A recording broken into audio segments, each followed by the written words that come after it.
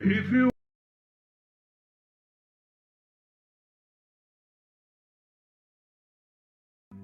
if you want news and rumors that appeal,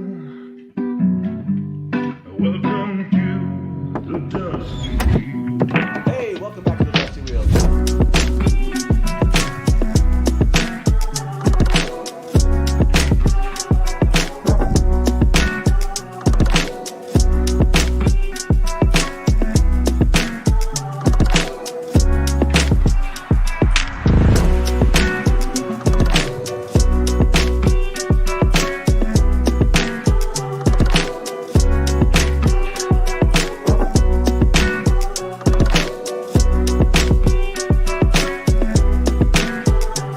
Goodnight from the Dusty Wheel. As we say around here, smash to black.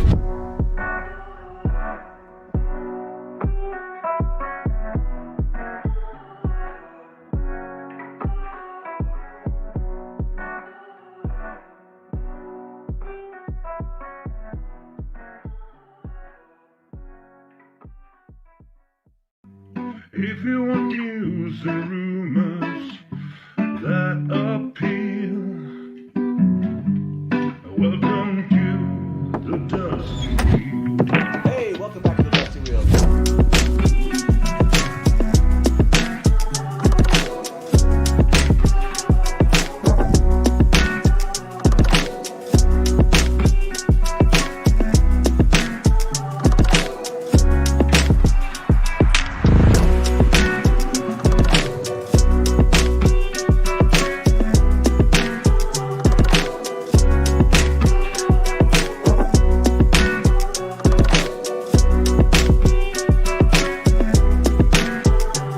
Goodnight from the Dusty Wheel. As we say around here, smash to black.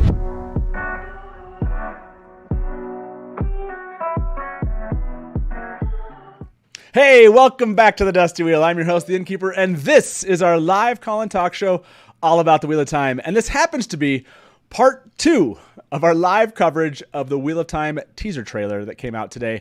If you missed it, there's like 6 hours for you to go catch up on. So do that. And as you can hear behind me, well, not like behind me, but like virtually behind me, there's a whole slew of people that are anxious to get into this conversation. We're kicking off part 2 of the Wheel of Time teaser trailer live coverage with all of the admins and mods of the Dusty Wheel. Let me bring them in today. Welcome. Oh, I was like, welcome. Wait, you're not there. Now you are. Welcome, all of my wonderful mods. How are y'all doing? Great. Doing You good. Good. So good. Yep, that's the energy I was expecting right there. Yeah. I think man. that's appropriate. I like that.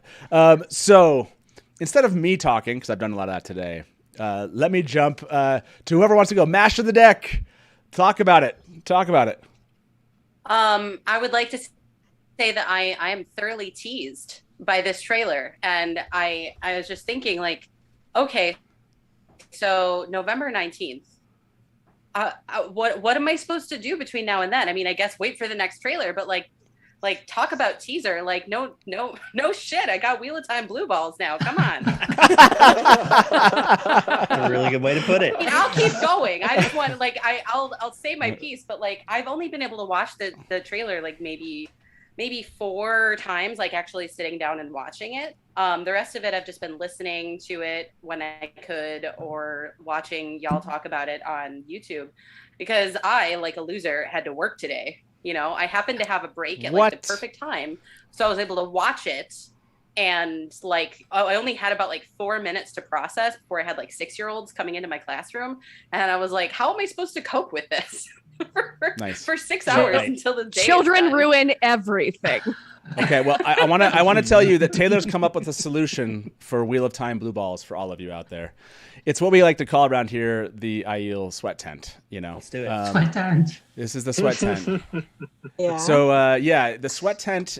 Hopefully, you're starting to feel this. If you can start to see some steam rise, a little more. Yeah, you got this. Yeah, that's why we have a little sweat tent feel to it. Let's just relax a little bit. Let's all kind of get into the mood. We're 6 hours in. How we all feeling right now? Stretching around. Delusions. Delusions. What is your reaction to everything that's been going on? Oh my god. I love everybody like wondering, like, we're not on fire. We're not on fire. That's just the steam. We're just steaming. We're sloughing it off. We're getting into it. Yeah, today's been a weird day. Like it's like the employment gods didn't know that it was going to be like a very important day for me personally. And so I kind of got screwed around with work in the morning and the afternoon. So I missed all the Q&A drama, which was unfortunate. I'm still behind on that. Oh yeah, we're going to catch up. By the way, if you're watching this, we'll catch up on all of the drama, if you will. I want to say, okay, I won't spoil it then. Yeah, don't. Yeah, because maybe I missed some drama. I have not been online, so. For those of you that are watching on Twitter and Facebook, we just sent this little message to you like, hey, we're back with part 2. But because we are going to be trying to play this trailer here for everybody, you have to come over on YouTube with us. This is just a note on Facebook and Twitter. Come chat with us. We're going to be live for hours because that's the whole point of our ridiculous fandom here at the Dusty Wheel. Ridiculously amazing.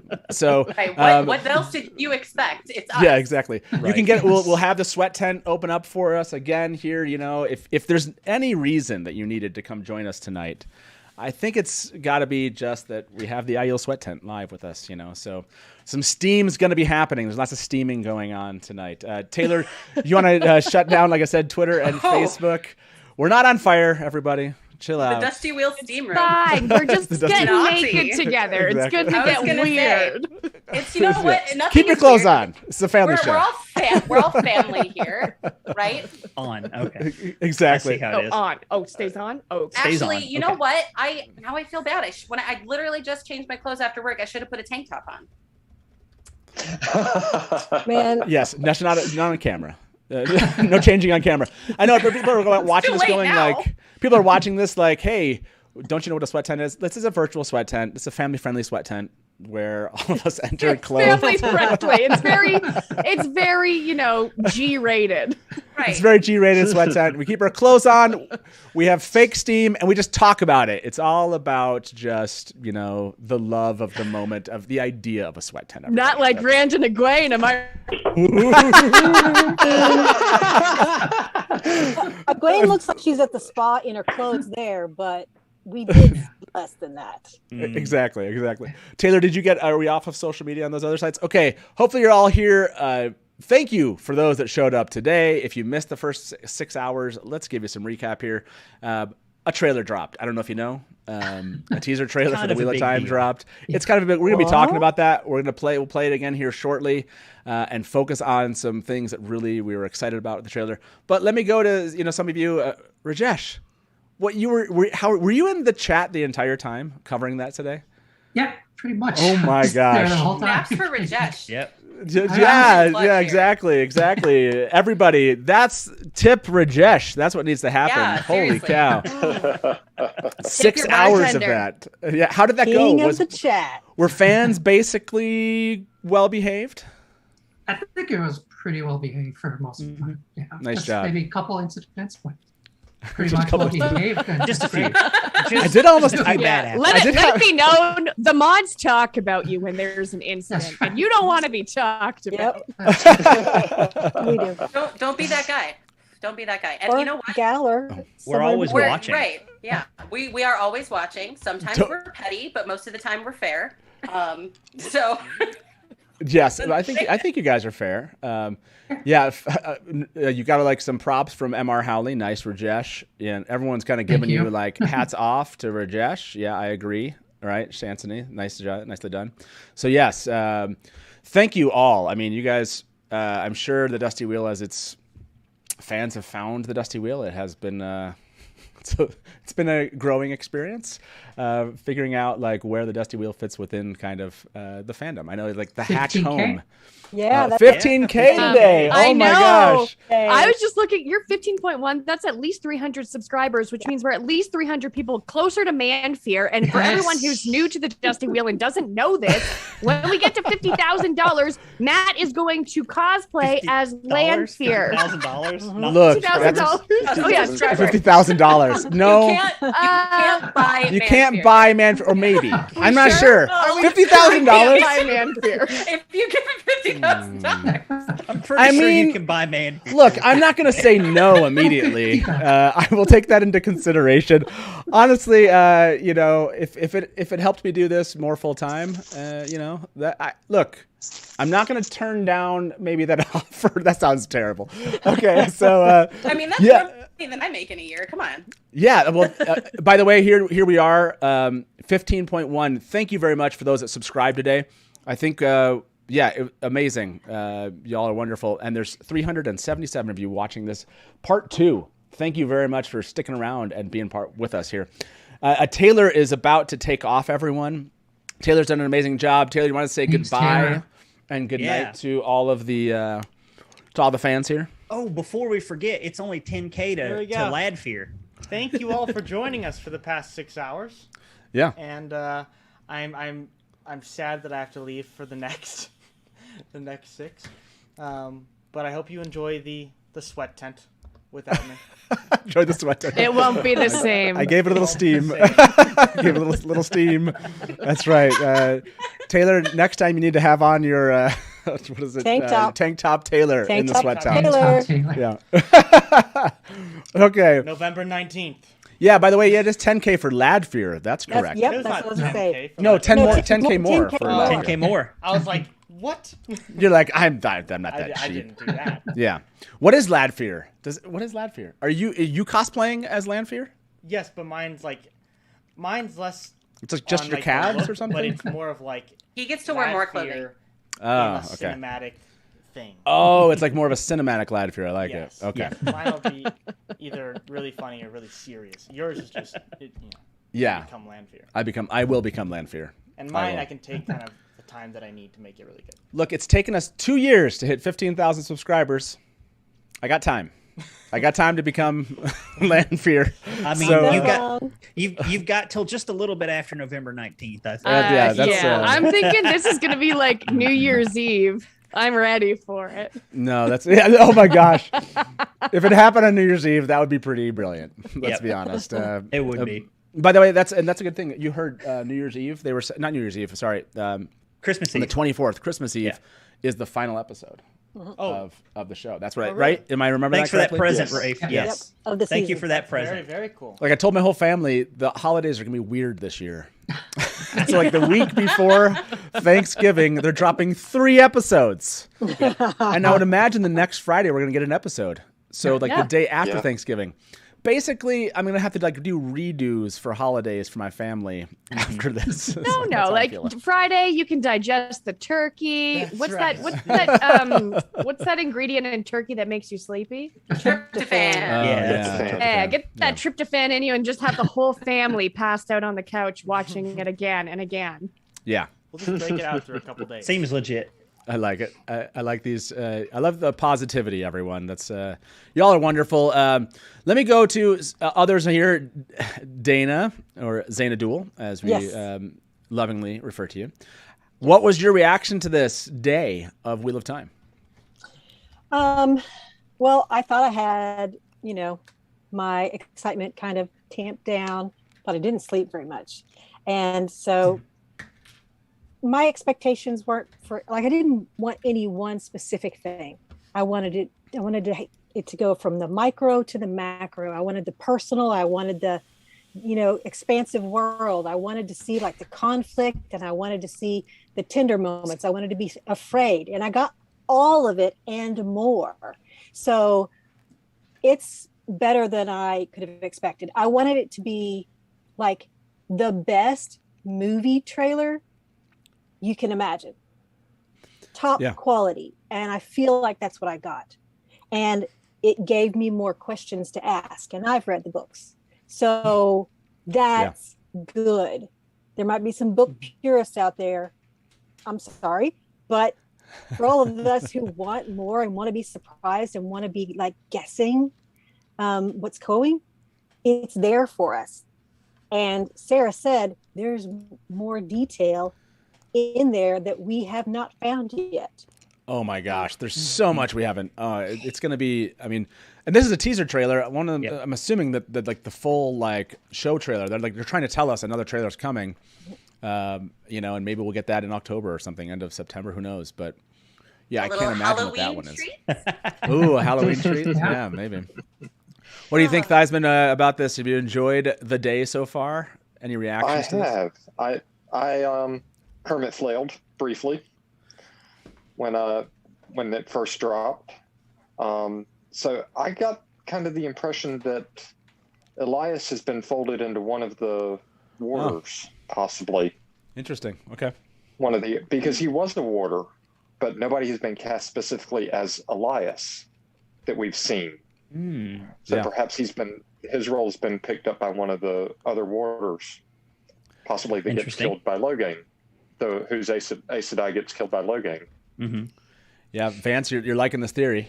Yeah. I was going through earlier and I noticed that you could see Karine Nagashi's body on the floor. And that scene with it's Steppen is her warder's name. Oh, correct? we're gonna have to go check that out. With the dual axes. Hold on. Yeah. While we're here, is it Karena Nagashi? Didn't we get a correction? Didn't she? I think that was didn't Takaranriad mention something like Sarah Takaranriad mentioned something at JordanCon. Yeah, JordanCon pronounced it. Yep. Like that. So Karena, yeah. So I'm gonna say it my way until the show comes out. So exactly. It was spoken like a true hardcore fan freak of the Wheel of Time. I'm gonna say it my way. Right. I love it. Yeah. This is the eternal debate anyway. But I mean, I noticed that, and I noticed he was jumping at Logain. So clearly that was his snap moment. The rage that hits when your bonded partner is killed, and I was just like, Yeah, that's the same. For reference, that's the same image where we think we maybe see the taint on Sidene, where Logan's shielded. So that's I don't know. I don't even remember where I was going with that. Today's just been awesome. Today has been awesome. Oh my gosh. Sarah was on earlier just thanking fans. If you missed that, she was part of the first part one of the stream. She quickly jumped in, really kind of her, just to say thank you for and talk about her experience of kind of going through this and being part of this. I think she's just really grateful for where things are at and how fans have been, fans that, again, you don't have to like the changes. That's not the point, at least for me. It's not about you like the changes. It's I just can't get around. I can't get behind dying on the hill of they made a change. Like I want to go watch a show about the Wheel of Time, and it might not be a perfect show, but this trailer today convinced me it's going to be a damn good one. So it's another absolutely. It's another turning of the wheel. Yeah. I mean, even like the scene behind me, because I managed to find 40 minutes today to record a reaction with my Never reader. And so he was asking, like, what are you excited about? And honestly, like the scene of like Egwene coming up from that pool, like, what is that? I'm so excited for things that we haven't seen before, and like getting more into the background, and really like I'm really looking forward to these changes, and what Wadon Prime and what Rafe has done. It just, like there's so much about the trailer I don't know. Like I have so many questions about the hall and Suwan and her stole. Like I know we'll get there, but it's just like there's so much unknown, I think, to even people who have been reading this series for 20, 30 years now at this point. Like there's so many questions I have. We got to jump into that. Let's play the trailer. I want to just make the note. Jay Diggity said, I think at 141, Moiraine is tracking Lan's movements from the 3 he kills to the next one they attack. And at 144, you can see 3 dead in the top left. And thanks to everyone for what you do. Thank you very much for that tip, Jay Diggity. I like saying that name. There was one other here I don't want to miss. I'm sure I missed some tips today. 3 hours for a poster, 12 hours for a trailer, at least 24/7 for the show by Jason P. Don't tempt me, because I will. A never-ending live stream. Yes. It never stopped. From November 19th to Christmas. That's right. Talk amongst yourselves. I apologize. 1 second, but yes. Sorry, Terry. Okay. Oh yeah, he should so- have him take that with. Oh no, that's for tomorrow. Go ahead. Sorry, I'm talking to my. Yeah. No, I know you can still hear me, but Yeah. Okay, we're just gonna talk Yeah, over got it. the innkeeper, right? That's just how we Sure. go. Drown him out. It's Drown him Right, out. just yell.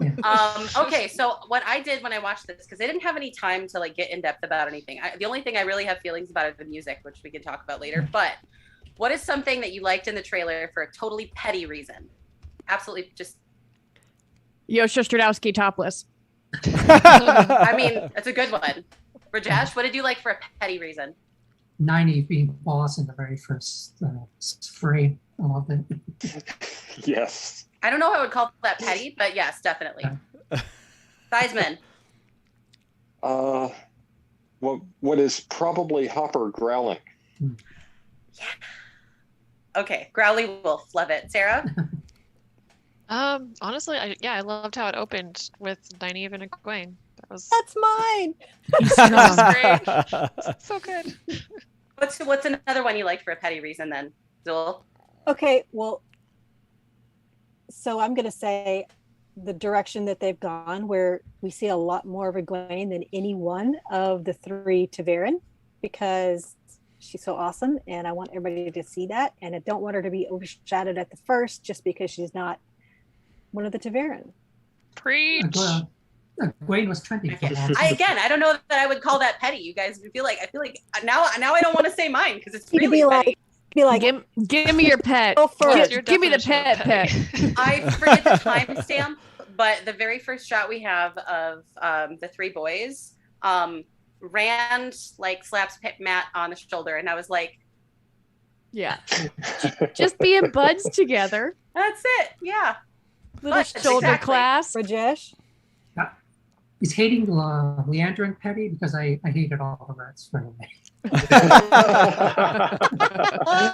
Okay, but her hair on point. Yeah. Talking about hair, Ooh. my second petty thing that I loved, Lyanna's hair. Yes. Oh, Yes. Oh my god, yes. that, when we So see her, beautiful. that look on her face and like, she puts the staff down, but her hair, oh my Loved god. it. I mean, I've been Yeah. obsessed with JCG ever since she was cast with the dragon tattoo and that amazing shot of her. Yes. But then her interview with Taka Ranriad, Yeah. incredible. Her interaction with the fans, her and Priyanka's relationship is amazing. And it was like the culmination of like my already obsession with her as out of character Lyanna to then come into the show and just get like that one extreme close up of her face and just like you see everything in her, like the determination that it took to be keeper, Yes. her passion for justice. Like she is such a blue in that moment, and I am like it blew my mind. Hey. We just Love hitting it. us with the puns. Yeah, so much. Matt, what is something? Okay, you've had 6 hours to talk, and I've only been able to see probably like total maybe 90 minutes of it. So, Yes. what's something that you liked about the trailer that's a really petty reason, just something small, totally insignificant, or maybe significant? I don't know. So one of the things, again, this doesn't matter. It's not like show related. I geeked out about all of the ridiculously awesome moments where you stopped a scene and there was the text of what was being said was right under. Like there's a part where Egwene, that's the shot I think that Delusions has Oh, there. become a legend. Become a legend. Yes. Like that is like, I know it's stupid and it doesn't matter. It's just that somebody Goosebumps. cared that Goosebumps. much to do that.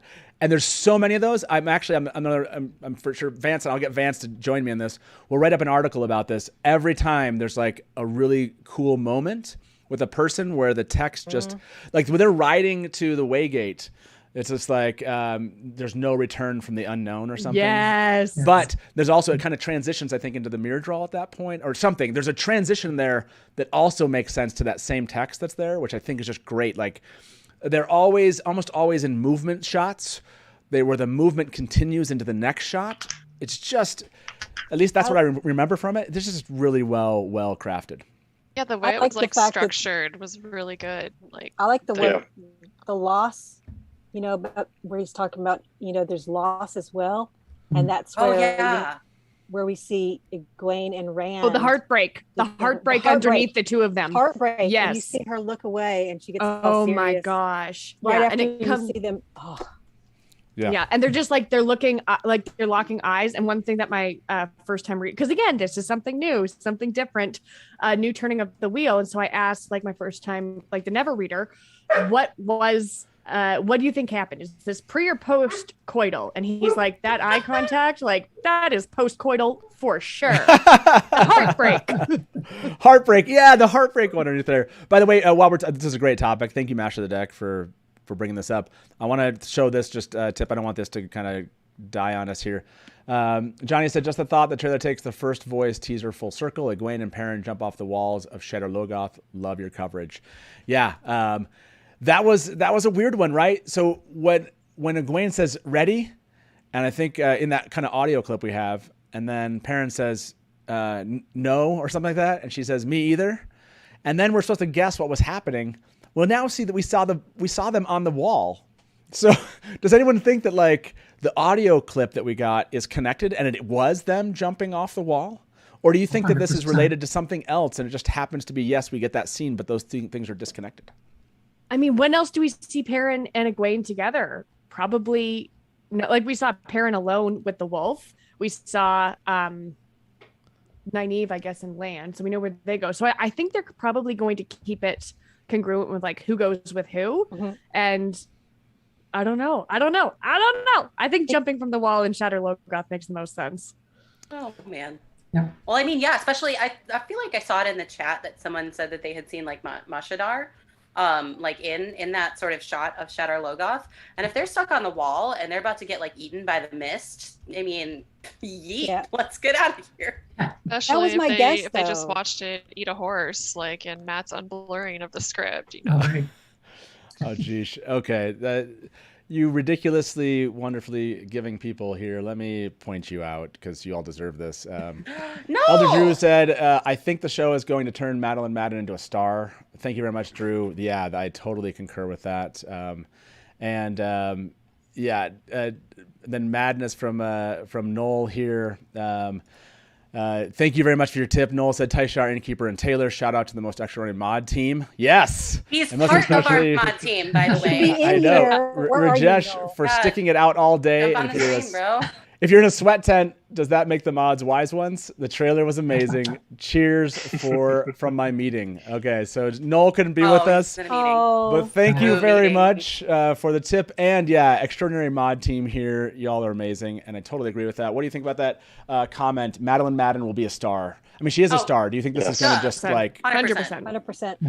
the Look at all stratosphere? three of us. Yeah, Same everyone's thing. like, yes, correct. That's like the little 100 reaction on Discord. That's just us hitting it every time. 100. Yeah. Okay, some mod speak here. Did we lose Vance? Did he leave us a message? I think Vance said he had to roll. He had to roll. Oh, He had to yes. roll? Yeah, Oh, he shoot. did. Sorry, Wow. Vance. We missed you, or that I missed that you left us. Okay, how about we do this?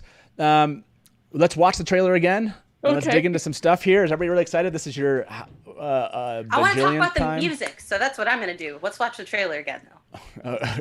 Okay, here we go. Let's do that. You always catch me off guard when people like leaves tip. I'm always like surprised. Omar, we'll have to get to that in just a second. Okay, so for those of the mods that are on, you won't see this. If you want to watch this yourselves on your own machines, just make sure to mute yourself on Zoom because I can't mute you, and then you'll get a reverb, and it'll be weird for people that are watching. Let's watch this again and see what you all think, and let's break this down again. We can actually stop it at a part. Maybe we'll do that. We'll watch like a first portion of it, and then we stop instead of just watching the whole thing because we've all seen it a billion times. Maybe there's a natural.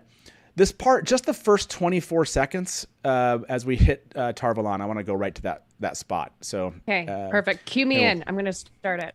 Okay, so just mute yourselves here on Zoom, and I will play this. We're just, like I said, we're going to do the first 24 seconds and talk about it. Here we go.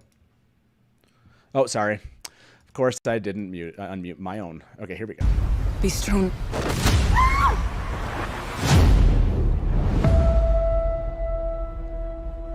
The wheel of time turns, and ages come and pass, leaving memories that become legend.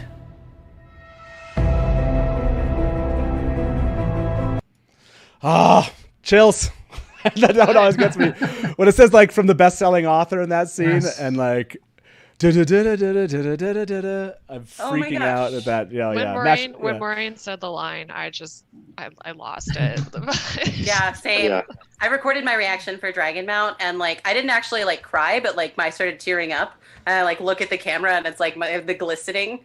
You know, that was what was happening. I recorded my reaction, and I put it on Twitter, and I did cry. Oh, I cried quite a bit. My whole video was just me crying and like just occasionally saying it's so pretty. I didn't have time to cry. Okay, 6-year-olds were coming in. Fair. Okay. Exactly. Fair. So what else? I mean, like those first 24 seconds. Obviously, that become a legend moment. It's a big one here. What else? Like they push so much into this. And this focus on Egwene right at the beginning. I'm just kind of curious, of these 24 seconds, is there a part that just really captures just the love you have for the Wheel of Time? The smile on Rand's face. The smile on Rand's face, yeah. Oh, it's not going to be there for very long. When Egwene walks in the door.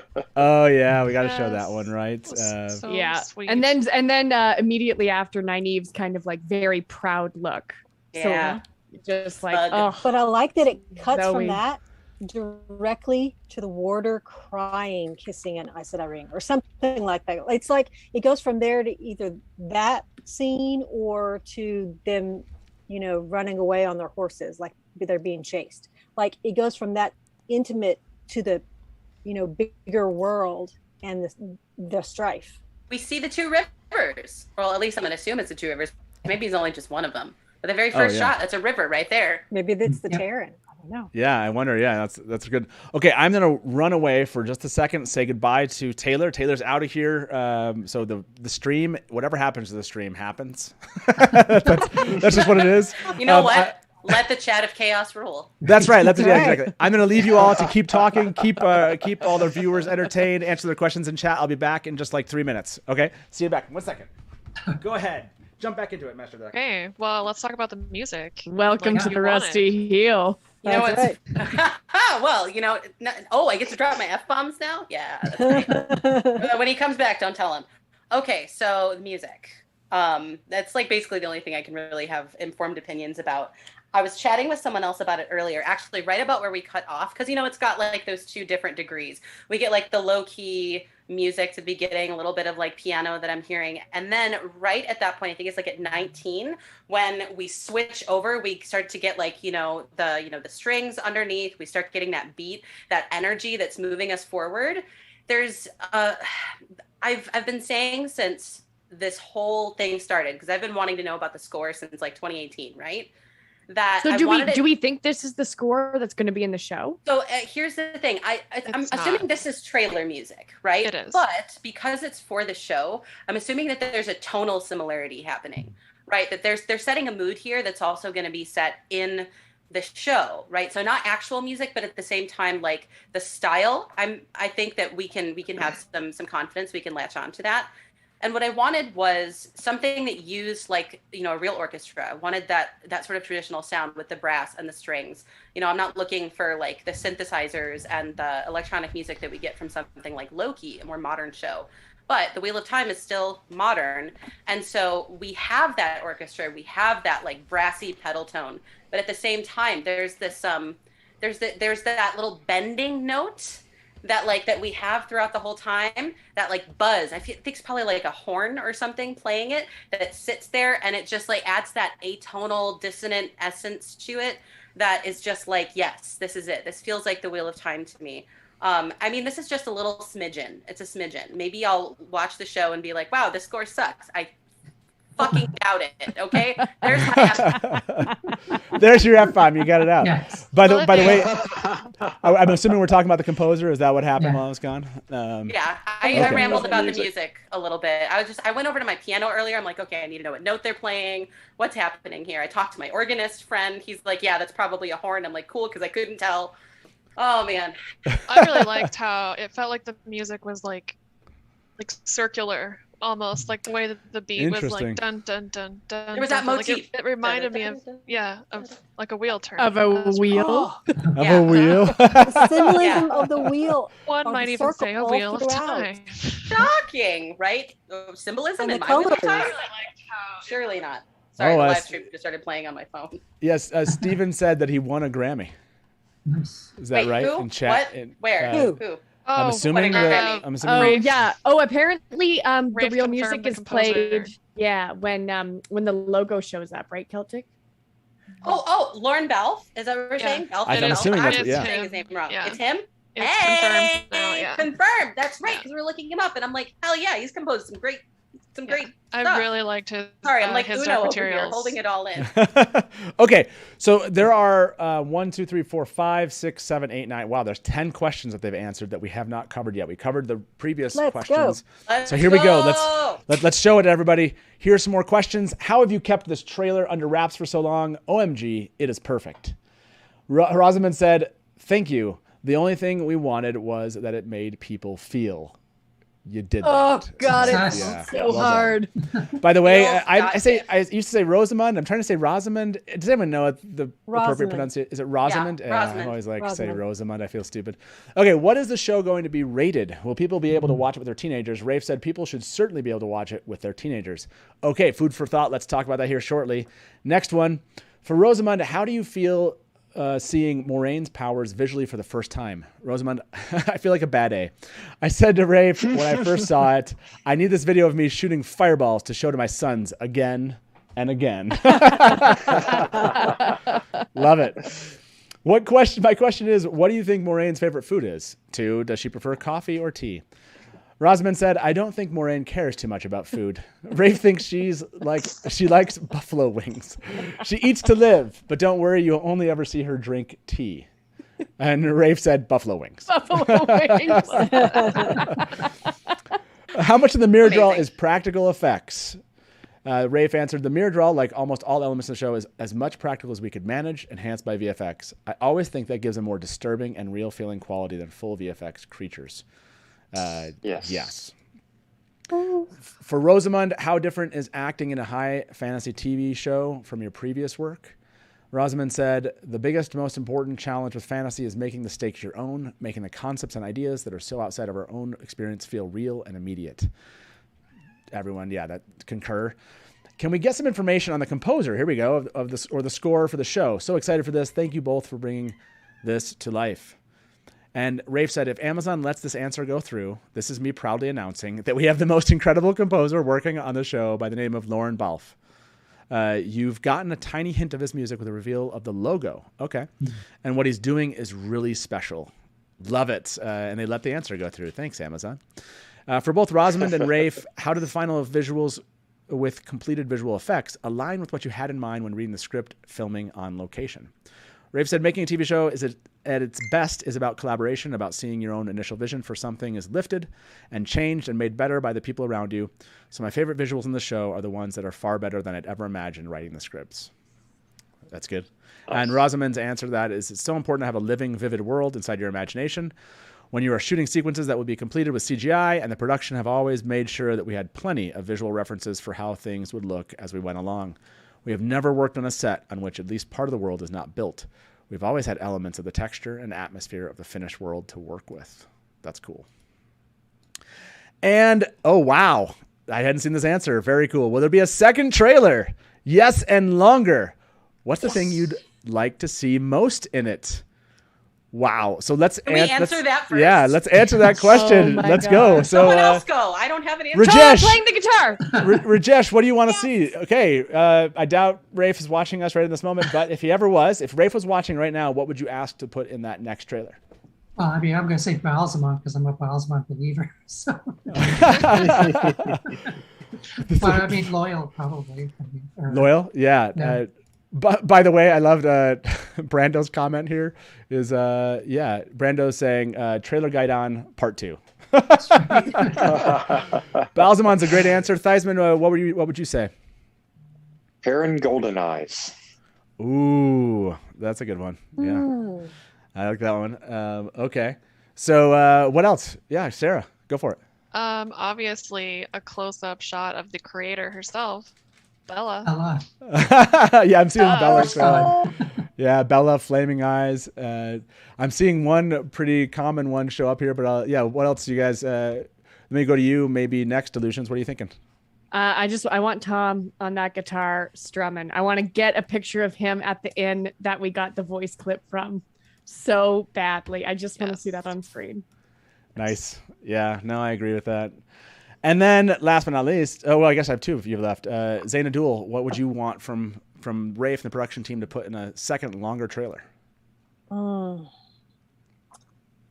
Maybe Fane. Pat and Fane, yeah. I just want to see him embody that character. Even if we get to see him before the true character comes out, I want to see that actor play that part and imagine where it's going to go.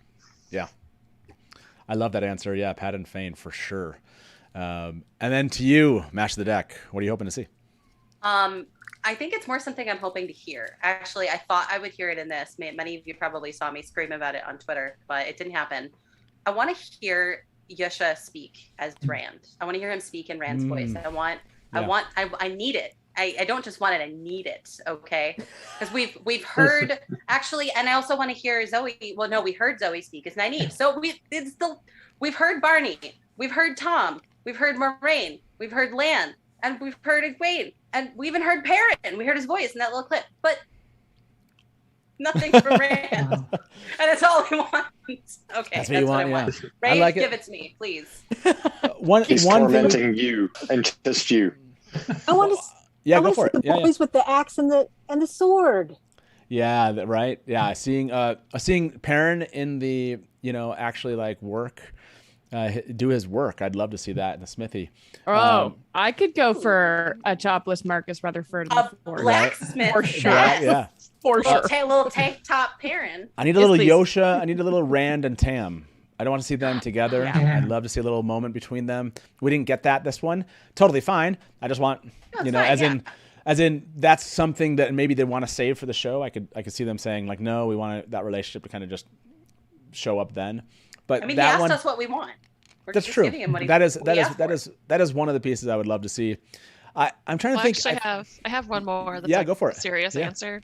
I mean, obviously Bella is a serious answer, but but I want to see a little bit more like of a story hook for the next trailer. Like this one that felt like more of a broad kind of here's this really awesome world, aren't you intrigued? And we didn't really get a good idea of the plot yet. And so I'm guessing that that's how usually this works is they'll have, different trailers will have a different kind of feature, whatever, but I'm guessing they're probably going to do more with the Dragon Reborn plot and so forth in the next trailer. So I'm really excited to see what they do with kind of that story hook. More Logain. Yeah. More Logain. Yeah. More Logan. I thought we got a good amount of him this time. Like I was actually surprised how much they did give us there. But hearing him like speak, like that, they give us the shot of the cage. Yeah. In that first look, and so hearing him hearing him when they're transporting him say something or somebody say something about him, or maybe before this happens, hearing him speak would be really interesting. I think.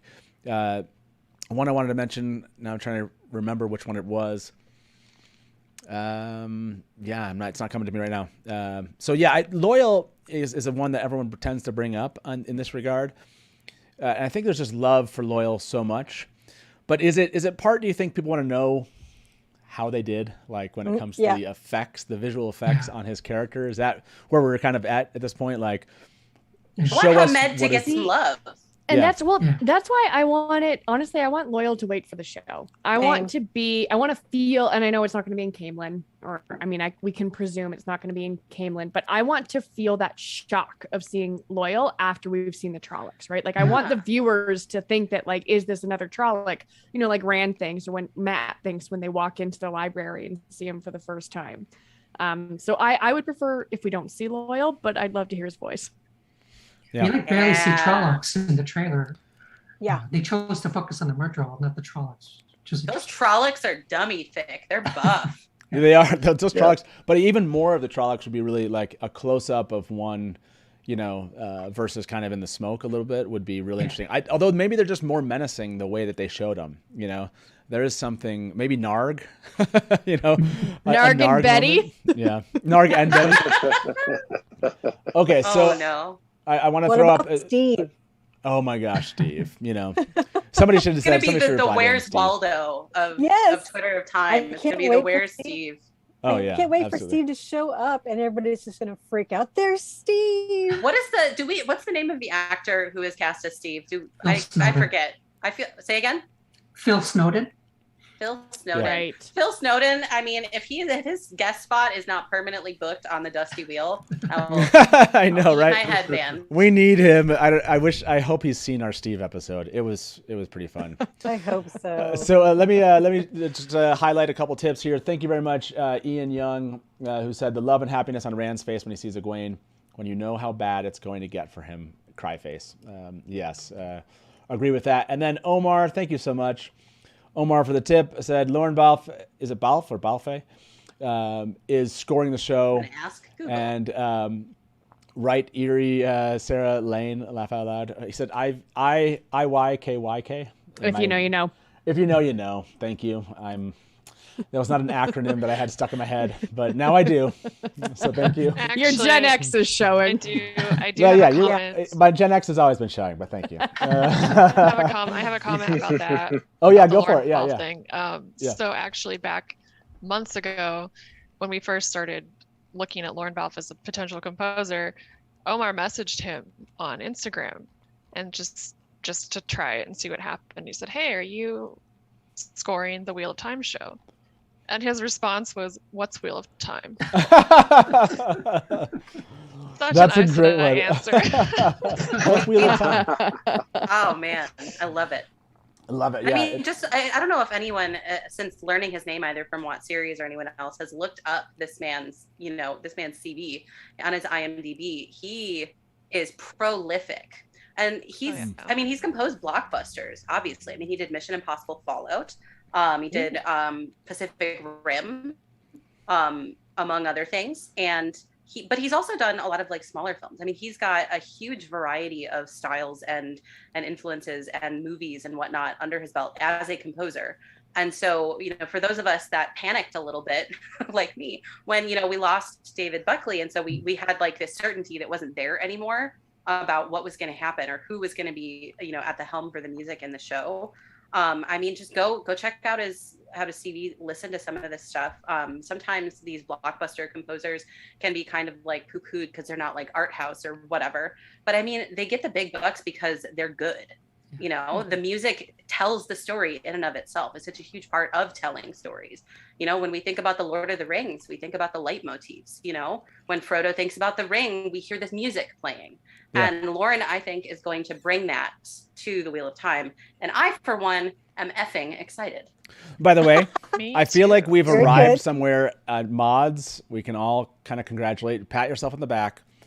We've gotten our first official spam today. Yeah, it was we earlier did it. In part 1. We got official spam happened in a live we got chat. a bot. A bot showed up and found us. That is it was like something about girls. I'll just go find and there was one that just showed up today. There was one that just showed up again today. I was like, hey, the bots are finding us. That's a great sign. No, it's not. And of course, Nebbles has to chime in with, does anyone know where I can find hot girls and boys in video chat? Yeah, exactly. Thank you, Nebbles. By the way, this tip is from Don Vineyard. Great day, Innkeeper. A blast chatting with everyone. Amazing job today. Thanks for all you do. Bring us together for hours and hours and hours and more hours. That's right, everyone. Thank you for being here. I'm seeing like all sorts of... I've missed, I'm sure, tons of comments here today. Stubble McShave, you've been giving tips all day. I'm going to watch some reactions from non-fans. Let us know what you see. Lumen, thank you very much. Thanks for all the coverage. Y'all rock. The trailer felt like a huge focus on the Aes Sedai, which was awesome. Do you think the next trailer will be more focused on the rest of the cast? Yeah, that's what the hope is, right? That we're going to get maybe some more Yosha, I love that. Was it Sarah who pointed out it'd be nice to get like the actual like more plot related, maybe just kind of quick dialogue of so people can kind of like get hooked around an idea. The world, I feel like they did some great world building, some world excitement, if you will, in this trailer. You mentioned the dark one, but that's about it. Yeah, that's about the only kind of hook you got. So how would they do that? I mean, what's the most effective way, do you think, for them to kind of accomplish that in this next trailer for the Wheel of Time. Have you seen the Cinderella trailer? That's like all over. Anytime you open up Prime, it's Cinderella. Like it's really, they really spell out the story for you, and like it's done with music, and they like really like there's words on the screen, and like they're the big emphasis. So I think they kind of guide you through it that way, at least with Amazon marketing for that. So I think that's what we can look forward to, kind of at the beginning of November, possibly. Is Amazon just it's going to be before every show they play. It's going to be in theaters because Cinderella trailer is in theaters now. And they're really just going to hold your hand and kind of walk you through, I think, some of the history of it. And it'll probably slow down. Like I think Cinderella is over 3 minutes long, but it really slows down like the quick cuts to action until the end. And they just like hold your hand. They walk you through. They give you more dialogue between the characters. And then, the world unfolds. Yeah, and I wonder if that's what we'll actually see them do. But for the I would think so. Like a focus on Moiraine, like I'm trying to find somebody and a little snippet of the dragon prophecy or something like that, and something. I want to hear the Aes Sedai like that are in that Logain camp, because I mean there was a shot where like Lan is in that shot with the other Aes Sedai as well. So I'm assuming that there's some shenanigans happening there. We'll probably get like some sort of like conversation around that, especially since it maybe leads into Moiraine and Lan like splitting off from that party to go to the Two Rivers. Oh no. Where you see that and they're together? I've only seen the trailer 5 times. He's in front of Nynaeve. That's what I'm trying to tell you. Oh, there we go. Nynaeve is with them, so it is after. Okay, it's after. There we go. Okay, you're watching. You're educating me live in real time, everyone. I got a request to hear the intro again, just the intro words. It is actually really chilling. Let's do that again. It's a really exciting kind of part to this trailer. So, all right, I gotta cue up the video again. Let's watch the. Make sure to mute yourselves, or make sure the audio doesn't come through. And here we'll play the intro again, right to that part, that 24-second thing. I think that's just I freaking love how this thing begins. So here we go. Yeah. Be strong.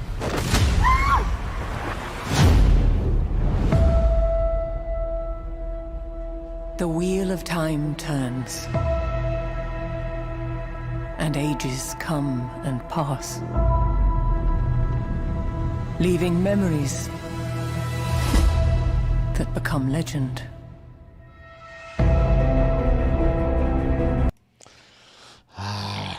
Gets me every time.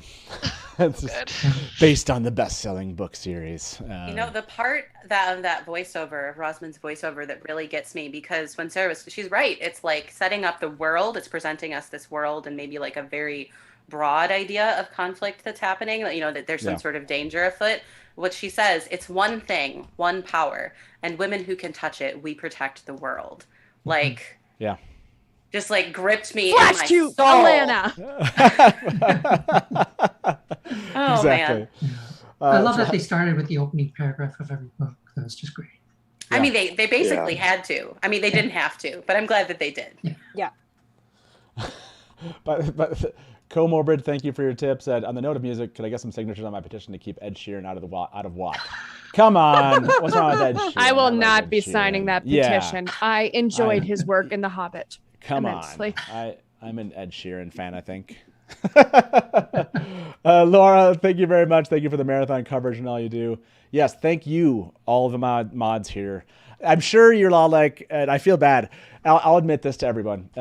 I did not go to my mods and say, hey, we're thinking about doing this, what became a 12-hour live stream. Are you cool? Are you in? You want to do that? I was just like, yeah, let's totally do this. That's great. We're doing this. And they were like, oh, great. What does that mean? I mean, we egged you on. Yeah, I think I egged you on. So. From the chat, I was making. Like 12 hours. Let's go. I heard no dissent. So. If it hadn't been the second day of school, I absolutely would have taken the day off. But it was the second day of school, so I couldn't. That would have been a dick move. Oh, look who joined us. Who invited this guy? It's Nubbles. Hey, Nebbles. Nebless. Hey, everybody, jazz hands. Yeah, we can hear you. Yep. Sure can.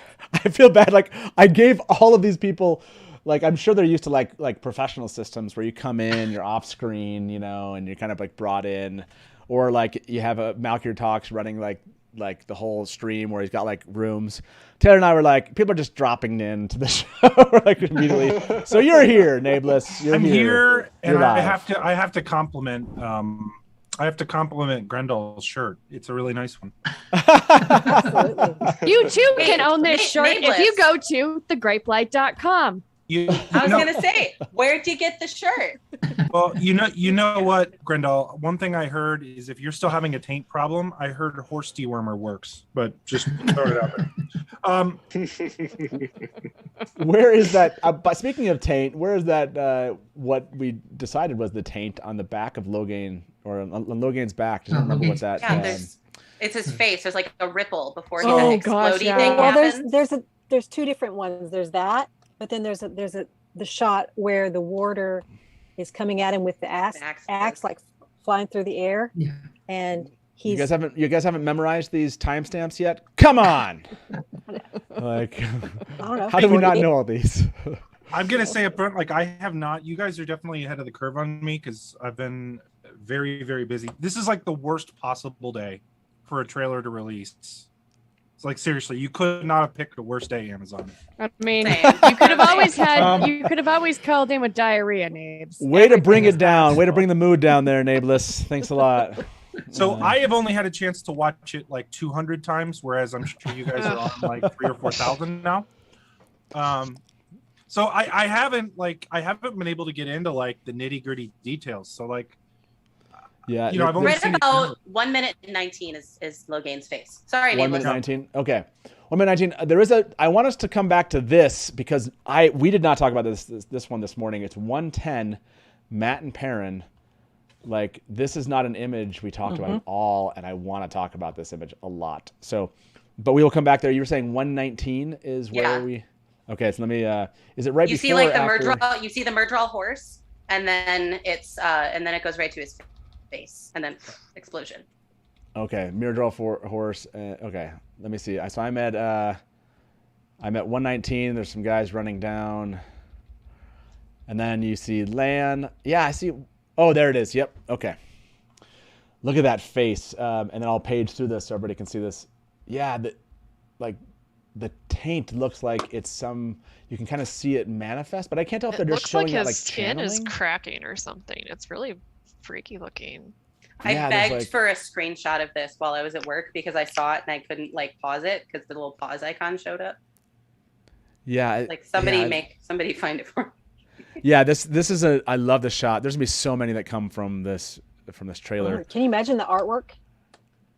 Oh man, this is a good. I love this. But yeah, he's definitely channeling at this point, and you see that just burst forward. Is that who you think that is? So people were talking about this. If we look at this, looks like is this Leandrin on our left here, the red that's sitting in this chair at 120. And then who's sitting next to her in the right? It's green. It could be Karena, and then maybe that's how she dies. Exactly. That's what I was thinking. Yeah, that we actually see her death as this in the trailer. Because it shows her like flung against a pillar or something. Yeah, exactly. Oh yeah, you can gonna almost see her face her better back. right here. Oh yeah. And the belief is from what we see with her warder that this maybe that's what they're showing us. They showed us her freaking death. Wow. I wasn't expecting that. Hey, We hardly knew you. when they announced a character who died in a prequel book. I mean, we had to know that was the death sentence. Exactly. Right. Well, I guess it's all This is speculative, exactly but what happened to her. yeah. Wow. That's what we think is happening is because we see her warder crying at the beginning and kind of kissing that ring and then going into berserk mode, basically. That's what I like. Vance called that out with the axes. So, oh man. Yeah. These are going to be so many like little animations that we're going to be seeing happen here. There was another one. There was another one of, or maybe let's jump back now to that 110, that thing I mentioned. I'm kind of curious about this. Matt is sitting here with Perrin, which this is one of those wonderful transitions that they do. There's not much that you see going on here. They're actually just, you have Egwene talking to Rand after what looks to be an intimate moment, or in an intimate moment, and she looks down and away from him, and then both of their friends are looking down and kind of away here in this photo. Matt and Perrin. Speculation on what's happening here. These do look like, Sarah, are these the windows that were in this kind of shot that from the, I don't know if it's is it temple? Is that the way you assume that this is related to?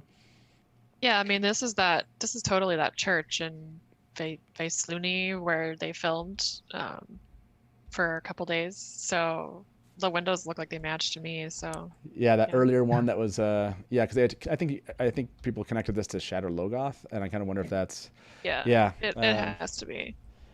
And I'm curious about in this photo too, just like that dark object in the back left. Oh, interesting. Yeah. It might just looks be a like pack. a garbage It could be bag. nothing. Yeah. Is this the GOT water bottle? Someone can bring the garbage out. But they're not actually doesn't seem like they're even moving in this. As I page through this a little slowly, there's no movement here. I can't tell if there's just like a still that they put here, and maybe that they. Yeah, they're not. There's nothing that I can tell is happening. You know, you're not seeing any kind of like their hands twitch or anything. Anyway, but just an interesting shot of the two of them also in that. I mean, there's not much to say about this photo other than they look very not happy, very sad. I will point out that look at the level of light here. If this is Shadar Logoth, and then think of the still that we got in Entertainment Weekly of Lan and Moiraine, where he's carrying her out supposedly to get on Mandar and ride away. So this must be before they go for their walkabout, or just Barney goes and finds the dagger. Yeah. Hey Matt, can you zoom in on Perrin? Tylen's toy in chat just pointed out that Perrin's wearing a ring.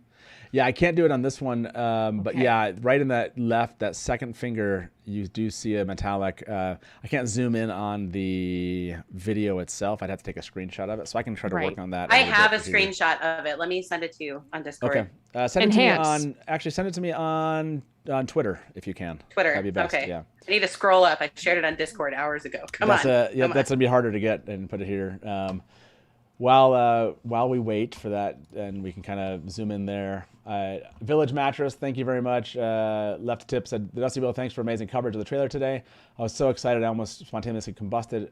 As was said earlier, I find it easier to breathe now. What's nice is that this is like over Nablus' face, so I don't even have to look at Nablus while I'm looking at this. It's great. Good for you. So Nablus, what is you said you haven't had as much time, only watch this 200 times versus 400 times. What's your reaction? I've heard everyone else's. How do you feel about what we got here with this trailer today? I legitimately, this is well beyond my expectations for what I thought we were going to get today. I'm very, very impressed. There's very little about the trailer that I don't like. Most of it I do like. I've seen a lot of people. I've only seen a little bit of criticism, so I don't know if you guys have been talking about all the people that are excited about certain things, and I've seen some criticism of Tar Valon, which is surprising to me because I think it looks amazing. Mm-hmm. And you remember last night I was talking about how they made the island smaller? Remember? Yeah. Okay, yeah. They did, but they also made the White Tower a lot bigger. The White Tower is massive. Steals the focus from Dick Mountain. Right. Well, sorry. To be frank, the White Tower kind of looks like. I mean, I'm not going to say. Look at. Yes. I mean, you're saying. Look at it. I mean, if I Would you wasn't just on the look Dusty, at it? if I wasn't on the Dusty Wheel, I would explain this a little better for you. But you know what? I got one F-bomb. You can say a word that starts with the letter D. I think we're gonna need a Nubbles map. Look, Matt Hatch. Matt Hatch has. Let's just say this: the White Tower resembles the Black Tower. Let's just say. That's right. I walked away at Dick Mountain, I think I heard. Well, that's right. okay, he said it. That's so now probably I enough. Yes, go ahead. I can say it now. The White So Tower, I wanted everyone to know exactly where I walked away and missed whatever was said after that. So, but the White Tower looks like a massive dick, is what you're saying. got you. That's what somebody said, huh? I really, really love the CGI of the city. I actually think I heard you guys say this a little bit ago that you're hoping the second trailer gives away more plot. I actually feel like this trailer gave us almost the entire plot. Interesting. I feel like I have a pretty good idea of what's going down from watching that. At least in terms of up until the episodes that we have. Right? After that, I mean, there's still certain climax that I don't think they gave us anything of. But I think in terms of what they're cutting and what they're keeping, I think we have a much better idea of it now than we did before. Oh yeah, I definitely agree on that. When I meant more plot, I mostly just meant for like non-readers. Yeah, the spell it out for them a little. From non-readers, it's like it looks cool, but I don't know like what the story is. What I'm hearing is we've been teased, but we didn't get a climax. It's just the foreplay, baby. That's what you're hearing. Yes, there you go. They haven't found the full North Harbor yet. By the way, I'm coming back to this because I said this and people were giving me crap about it. That was not North Harbor. That was South Harbor. Yeah, delusions. South Harbor. Hey, by the way, to my mods, thank you very much for all coming on. It's time for me to say get back to work. No, it's thank you I just all. realized It was awesome you have to like here. 75 mods, Matt. They're not all here, Nameless. Not even all. These mods are amazing, and they live chat is something that needs to be modded, and so like that is like the whole show is like live streams and live chat. Chaos. So it is like, wait, are you gonna be in live chat tonight? Phew, okay, great. I got something else I have to do tonight, or and then there's the after chat. Yeah, and then there's after show that's really like where all the admins are like, we could really use some additional help here. Let's be real. A real mod in the after chat is Dana. That's true. I'm yeah. just saying, if it was up to master the deck, there would be swearing and nudity even in the after chat. I mean, even though it's voice chat. I've cleaned up my act, okay? I don't believe that for a second. We limited her to one F-bomb a night. Yeah, collective round of applause for Dana Lou Zool, who is the moderator of champions right here. Love it. Yes, a great. Yes, definite round of applause, please. Much deserved to all of you. Yeah, maybe a round of applause for all of you everybody here. So thank you very much. I don't know how loud this is, but that's me clapping for you. I really appreciate all of you being here. And we'll see you back. Hopefully, probably not an after show for this, as in I don't think I'll be jumping into the after show. If I need to go check into work, I'll probably maybe say hi to anyone that sticks around long enough for that. But thank you all for being part of this. And these are the mods that you're working with. Please be nice to your mods in live chat. When you call, you're talking to my wife. Be nice to her. And then in the after show in Discord, please be respectful. Follow those rules. This is the Dusty Wheel Inn after all, and we really appreciate that. And everyone seems to do a pretty good job with that. We really appreciate everyone kind of being sensitive to that. So yes, I see all the claps in chat. So thank you everyone for being with us here, and you'll leave me with just Nameless. It'll just be Nameless. Just the nubs to Razmi. So perfect. Thanks for having us. Thank you all. Yeah, it was awesome. It was awesome having you. We're getting closer to Fanfear. I know. Yeah. I saw. Good night, everybody. That's there. Nameless. Thanks for being here, man. Appreciate that. Dude, I'm glad I finally got to come on. It's looks like you had a pretty crazy afternoon. I was checking in a little bit. Like you were like 2,200, 2,300 people at one point that I saw. Yeah, I think that's about where it got to. And let me go. I need to go switch something really quick, and I'll be right back. Or Terry, you know how to do the hide self view over there? So I was gonna do that, and so we can switch back to our normal format here. And Ben, welcome. Ben, good to see you, man. You are. Can you hear us? Are we good? Yeah, I can hear you. Okay. Can you hear me? We can. Yeah. I'm gonna leave you both to chat here just for a minute. I'll be right back. Hold on one second. Guys, everybody, the Dusty Wheel is over. No more Dusty Wheel. This is now the Nameless channel, the Nameless and Ben channel. I'm joking. Yeah, Matt hosted one of my live streams accidentally once. I got disconnected in the middle of it, and he just was like, "Welcome to the Dusty Wheel." So I am like totally. I did not get a chance to like spend the afternoon breaking all this down and talking about it, but there's so much I want to talk about. The hard thing, and I don't know, Matt, are you back? I am back. I am struggling because it's like I think I'm gonna have to make 2 videos. 200 videos. 200 videos at least. Yeah. No, but I'm thinking tomorrow, because my normal news video comes out tomorrow. Right. There's so much to break down in a 2-minute trailer. Oh yeah. I've been looking at it and I started writing down notes and I'm thinking, okay, tomorrow I'm just hitting the main points. My Sunday video is going to have to be like full like breakdown frame by frame, and I'm going to have to spend all day Saturday and Sunday on it. But oh yeah, happen. There's so much content here to talk about. So many things were happening. Ben, what was your opinion about this? What did you think about the trailer? It seems like it's been pretty positively received by fans. Is that where you're at on this?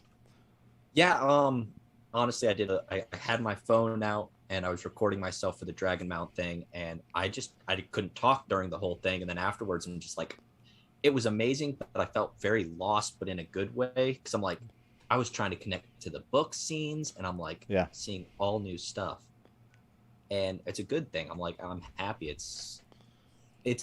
I was nervous because I'm one of those people. I just want the book 100% adapted word for word. And but this looks like a whole new show, and I think they're going to focus like completely on everybody but Rand. Rand will be such a side character almost, I think, from the way the trailer looked. I think they're doing that deliberately right now. I think Rand will still be a big focus, but I think from the other releases we've gotten that they're making a deliberate effort to make it not clear who the dragon.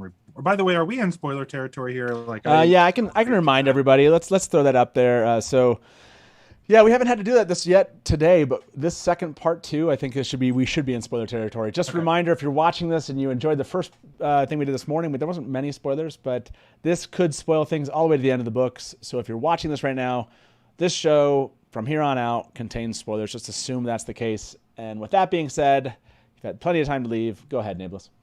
Yeah, I think they're deliberately trying to make it unclear who the dragon is, but because in the books it's really easy to tell. I mean, we're all from Rand's point of view, so it's obvious. I think that we are going to see other point of view. Like this trailer, I thought featured Egwene like crazy. Yeah, I felt like Egwene was the star of the trailer outside of some of the Aes Sedai. So I really truly think it will focus more on Rand than I think it looks like they're going to. I think they cut the trailer this way on purpose. I agree. Yeah.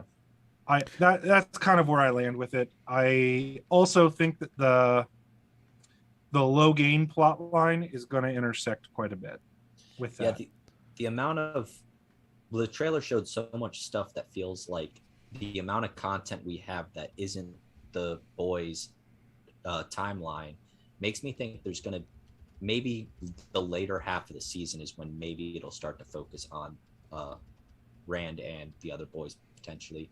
Where the first half is going to be a lot of this Logain, Aes Sedai stuff potentially. Yeah.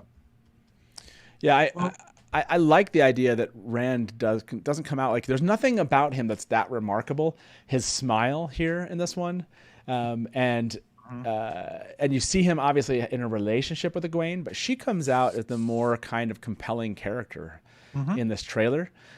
More interesting, and I think that was very much done on purpose. I mean, you think about what Rosamund was saying, basically, and the women are the ones that are basically protecting the world, if you will.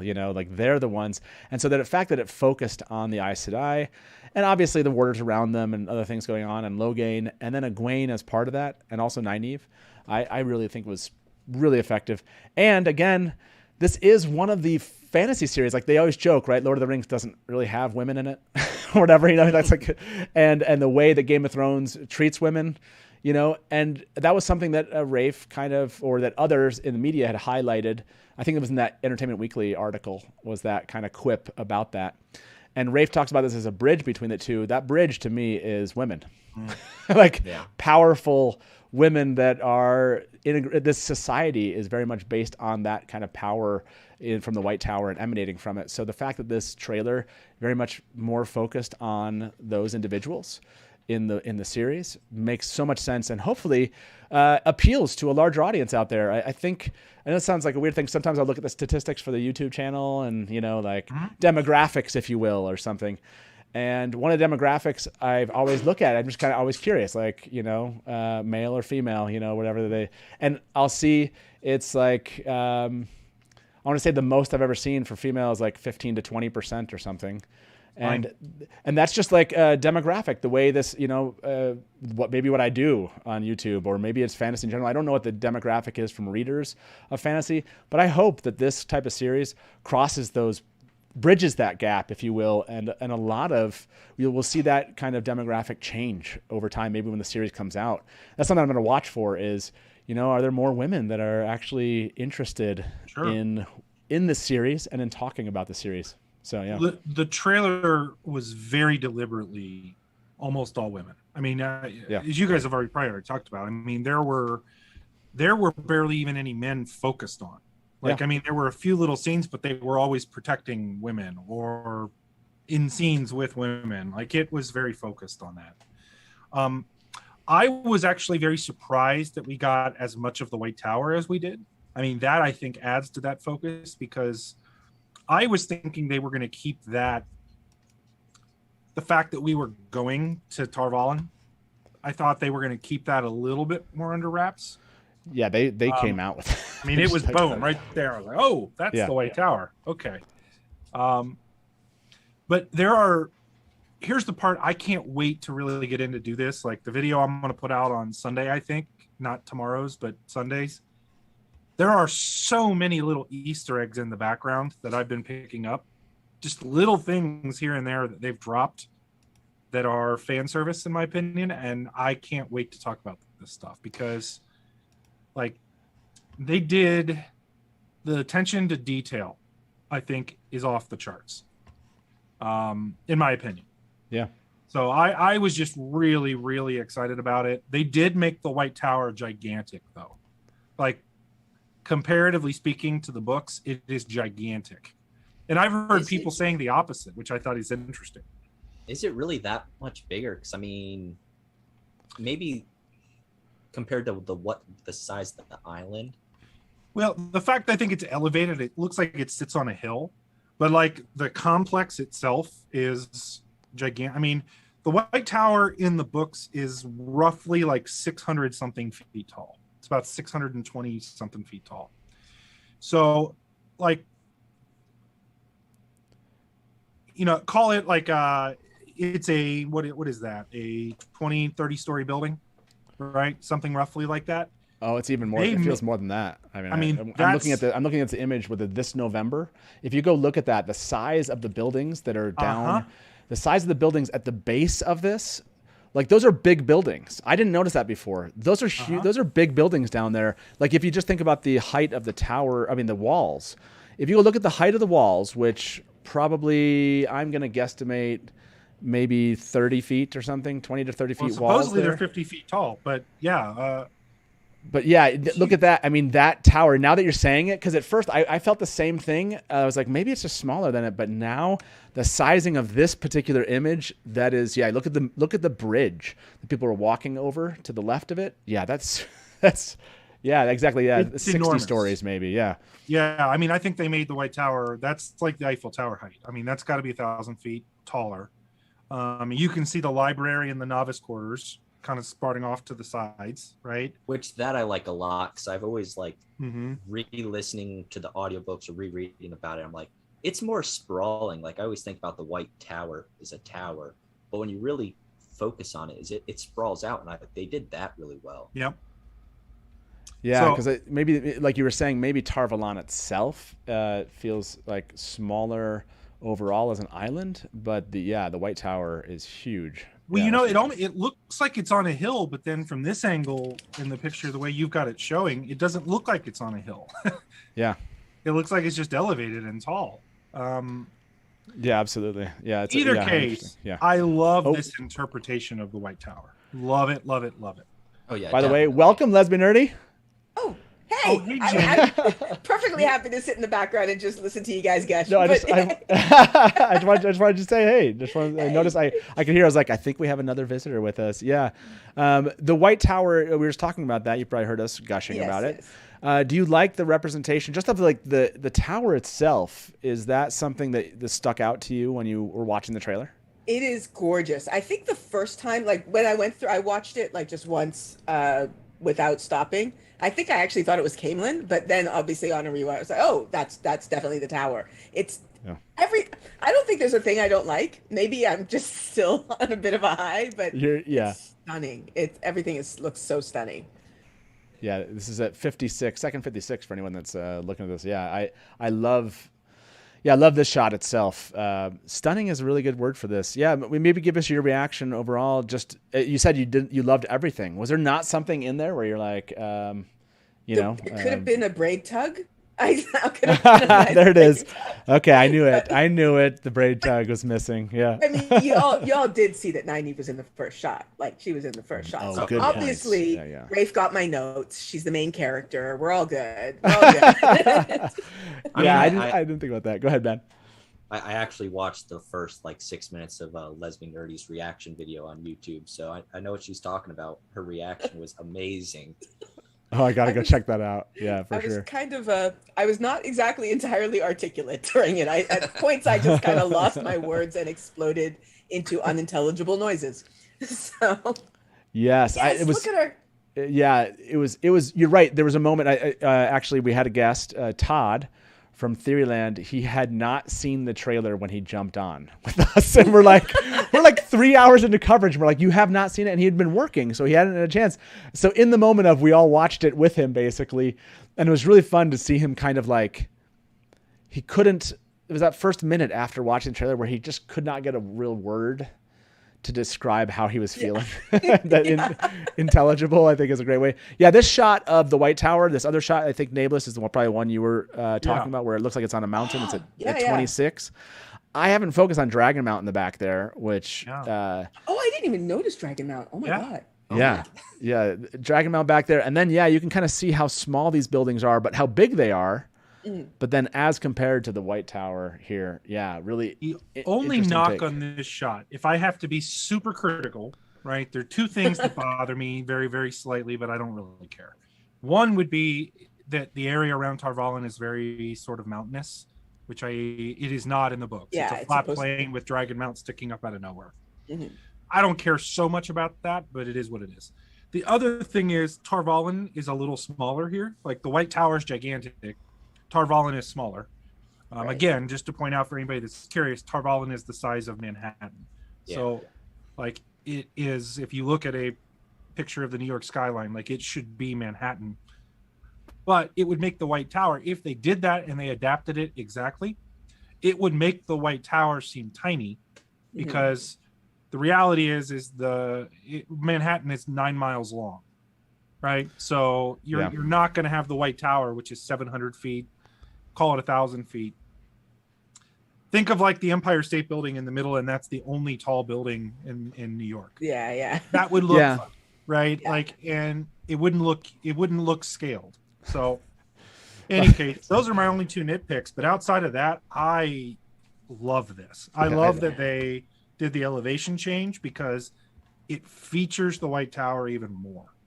Yeah, I absolutely agree. I have to post Shansany's comment here. Tar Valon said is Womanhattan. Womanhattan. Nice. Well done, Shansany. Well done. And Elizabeth Allard said, I'm not sure if this has been discussed. Is that Shadar Logoth in the background at 56, 57? We can take a look at that too. But I think that is what I think most people decided. I would agree with you on this shot, Nameless, you're talking about of the White Tower, that I wonder why the choice of the mountain, kind of putting it on a hill, other than again, the whole concept of the shining tower, the shining tower on a hill, right? That whole concept of trying to maybe communicate how people feel about the Tar Valon sometimes, and maybe the politics that are going on. So maybe they wanted to put it up on a hill for that reason, because it is It's one of those details where I'm sure fans were like, but why make that choice? Why not just not have it on a hill? Versus, and maybe they're just like, well, we gave it to an artist and we all loved it. This is the design we came up with and people thought it was cool. We didn't think the hill mattered. But yeah, that one thing did stand out to me. Dragon Mount, it's so hard to see because it's so far away from here, but you do kind of see some smoke coming out of it a little bit, right? Maybe if I'm wrong here, but. Oh yeah, it's definitely smoking. So you have a little smoke coming out of it, and it seems like it's really, really, really far away. But you get some clouds. It's supposed to be extremely. Do you know? This is something that feels like something one of three that you three should know. How tall is? Do we know how tall Dragon Mount is, other than it's really tall? It's Mount Everest size. It's Mount Everest size. Okay. Some usually I think 5 miles, something like that. Oh wow, yeah. Yeah, Catherine Evergreen said, my only nitpick would be that Dragon Mount looks pretty far away and not as big as its shadow could almost reach the island. Yeah, that's an interesting point too, as we talk about the shadow being able, it does, right? So it's kind of hard to see where the base of it is and how that might be, but maybe it's that tall. I have no idea. It's about 30 miles. In the books, it's about 30 miles from Toggle. Right. 30 miles? Okay, yeah. It does look further away than that. Yeah. But I mean, mountains, like I don't know, mountains are so massive that they kind of mess with your perspective. Like when you're near mountains. Yeah, and this perspective too, in that particular shot, is a little weird too, because that shot makes the tower look smaller. But if you go to the other one, the tower looks like it's enormous. looming. So a lot of that is perspective shot. Yeah. Yeah. I agree with that. Ben, what how when it comes to just everything that's been kind of discussed, maybe everything you've looked at, is there some kind of detail that you, whether it's on a nuance of the trailer itself that you want to focus on, or you like to kind of just, it's the thing you like to love about this or like to dislike, just some nitpick? I had two big things with the trailer. Okay. Go for it. One was a dislike. I'm not a fan of the whole Rand Egwene scene with them with him shirtless and stuff. Gotcha. You don't like how they've aged up that relationship. I didn't think of them as being physical at all, and I prefer the innocence of it, but it's whatever. Yeah. The one thing, I have a new favorite character from this trailer is what is it? Seven, the one warrior with the 2 axes. Yeah, is that you like that? Yeah. Everything about him in the trailer is just amazing.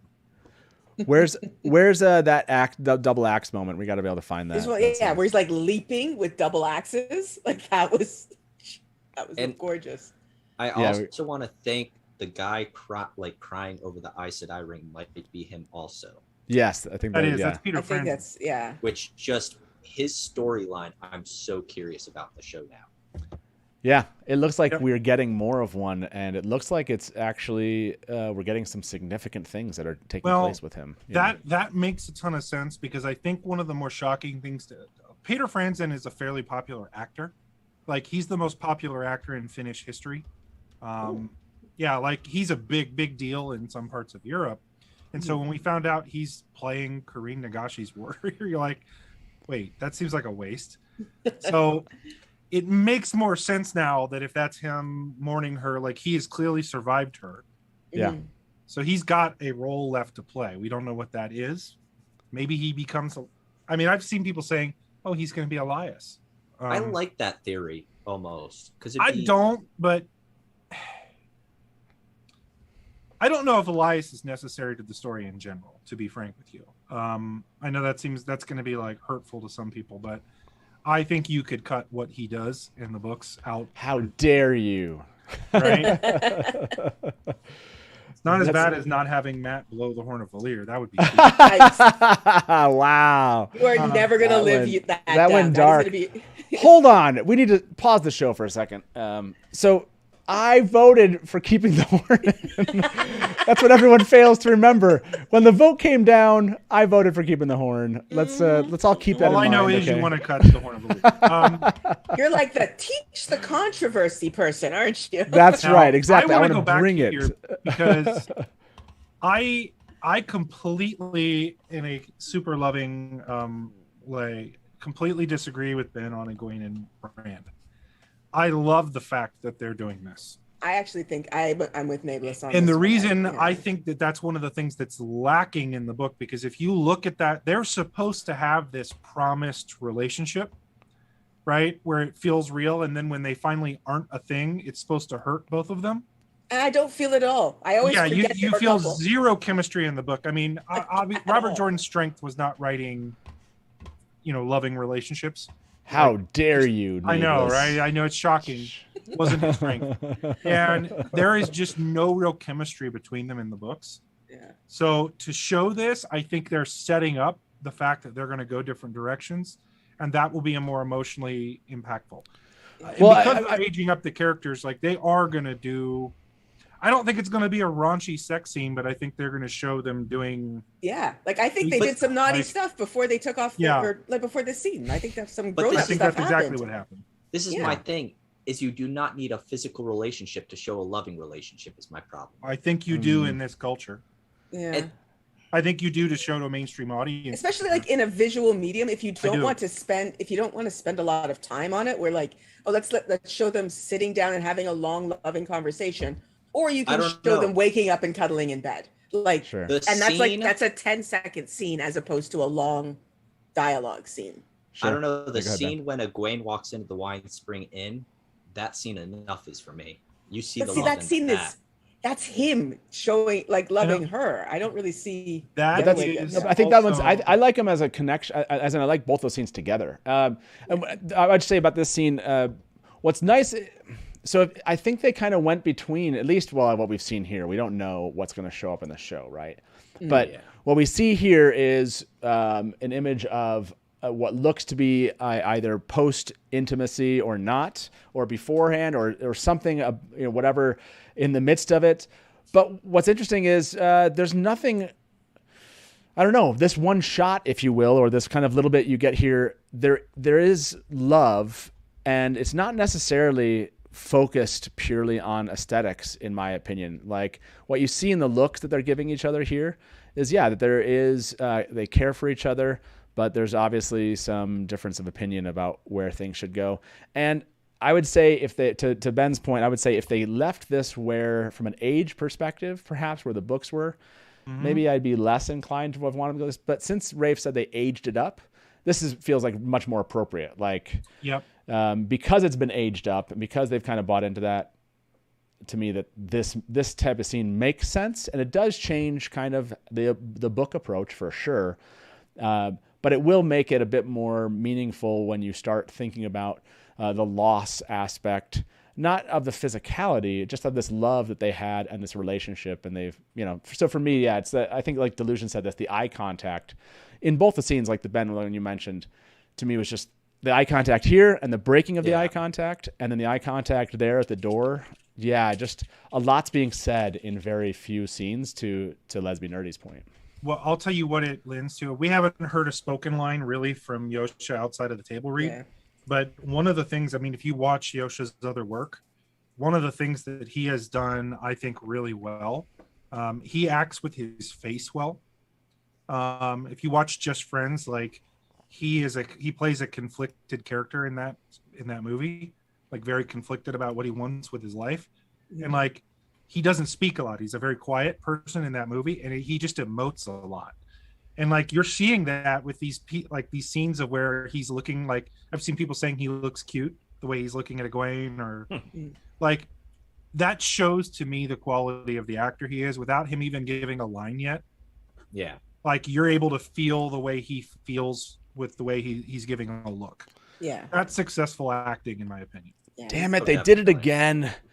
These guys with their text under the images. Look at his smile. Yosha's smiling here, and the text underneath it is "In ages come and pass." Man, they did this with the scene with Peter Franzen. If you go look at that one where he's kissing the ring. Sorry, leaving memories. Oh man, he's the really good beats for. And again, like just the text itself, obviously it's being spoken, but it being on the screen just makes it just that much more impactful. And I didn't notice, I got to stop it. I kind of stopped on this part of the screen where that ring is shining between leaving memories. Anyway, sorry. I'm also going to throw this out there. I love what we got of Nynaeve. Yeah, I was going to say, you have me on this channel. We need to be talking about Nynaeve. I'm not my favorite character. Let's talk about Nynaeve. Real quick. Yeah, Real go quick, ahead. I just want to say I can accept what you guys are saying with the Egwene rant thing. It's more a personal thing for me. Yeah, sure. Really at this side.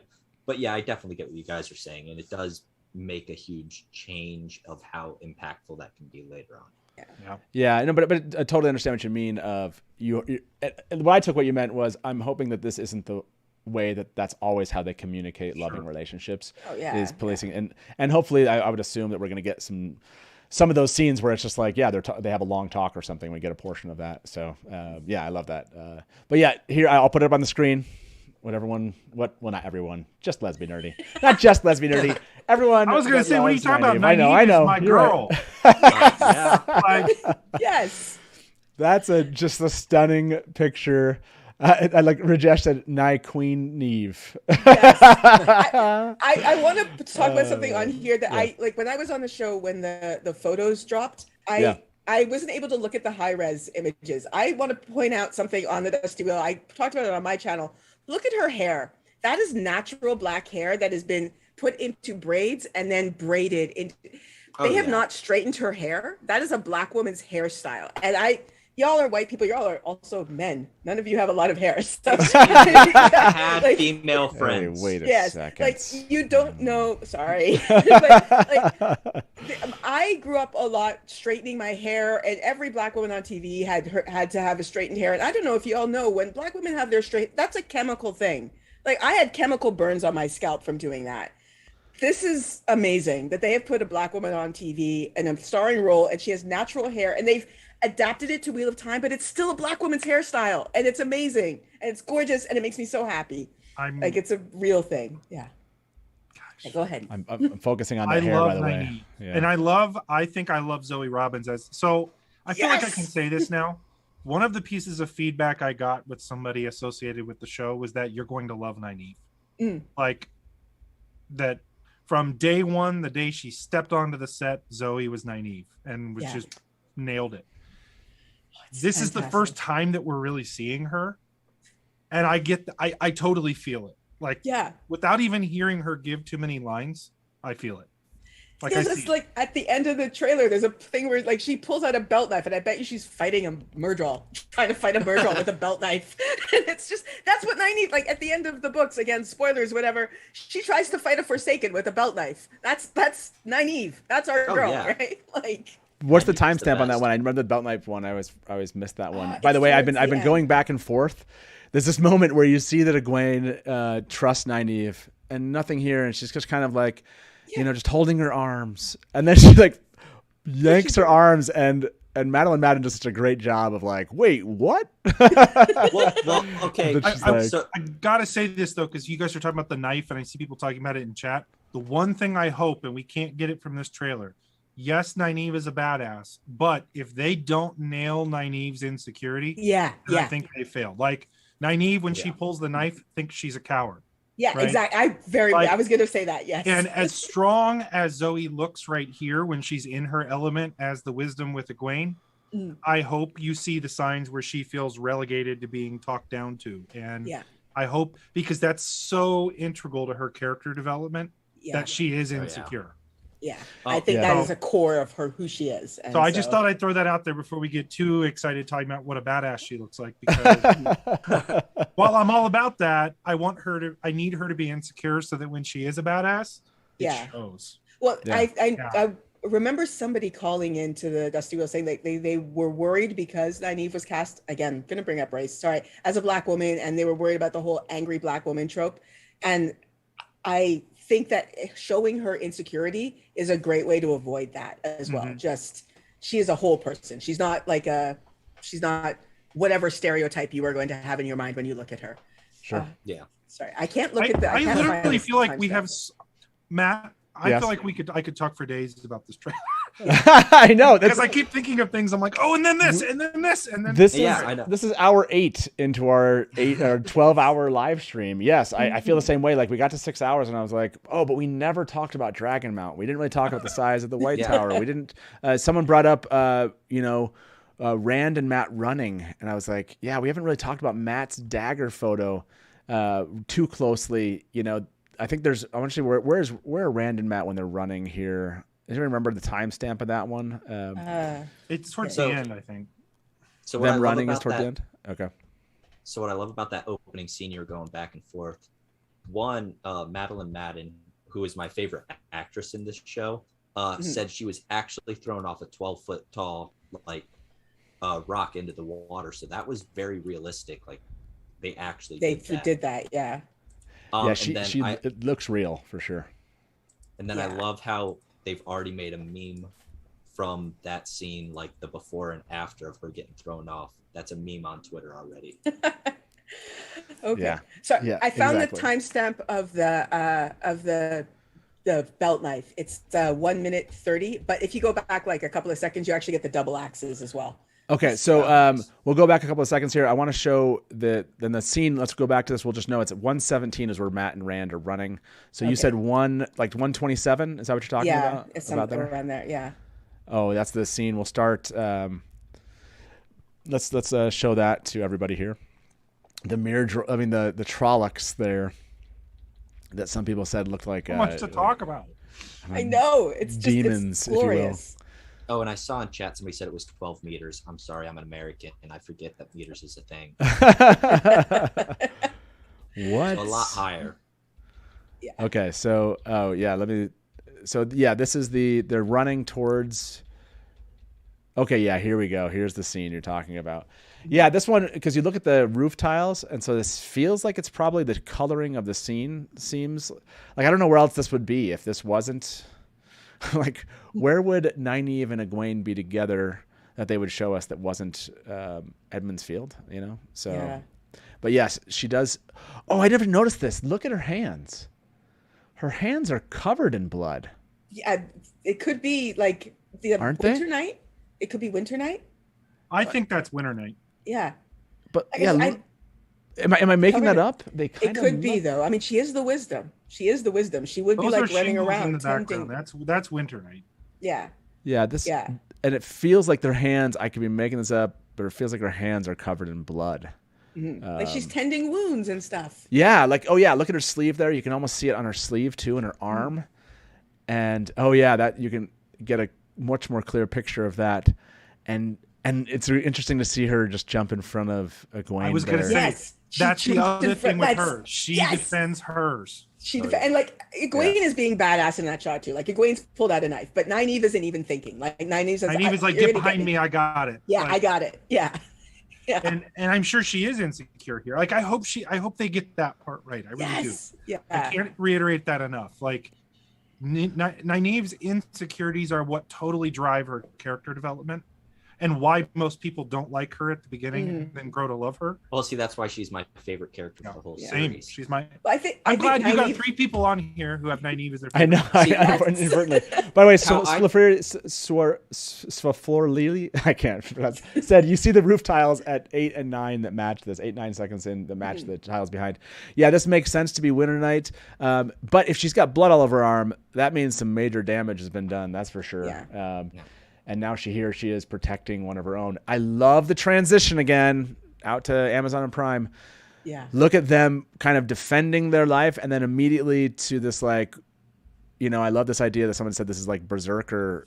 That's what it looks like. Because I think Kareen dies in the trail. I think she dies. Well, people because look at on the floor there.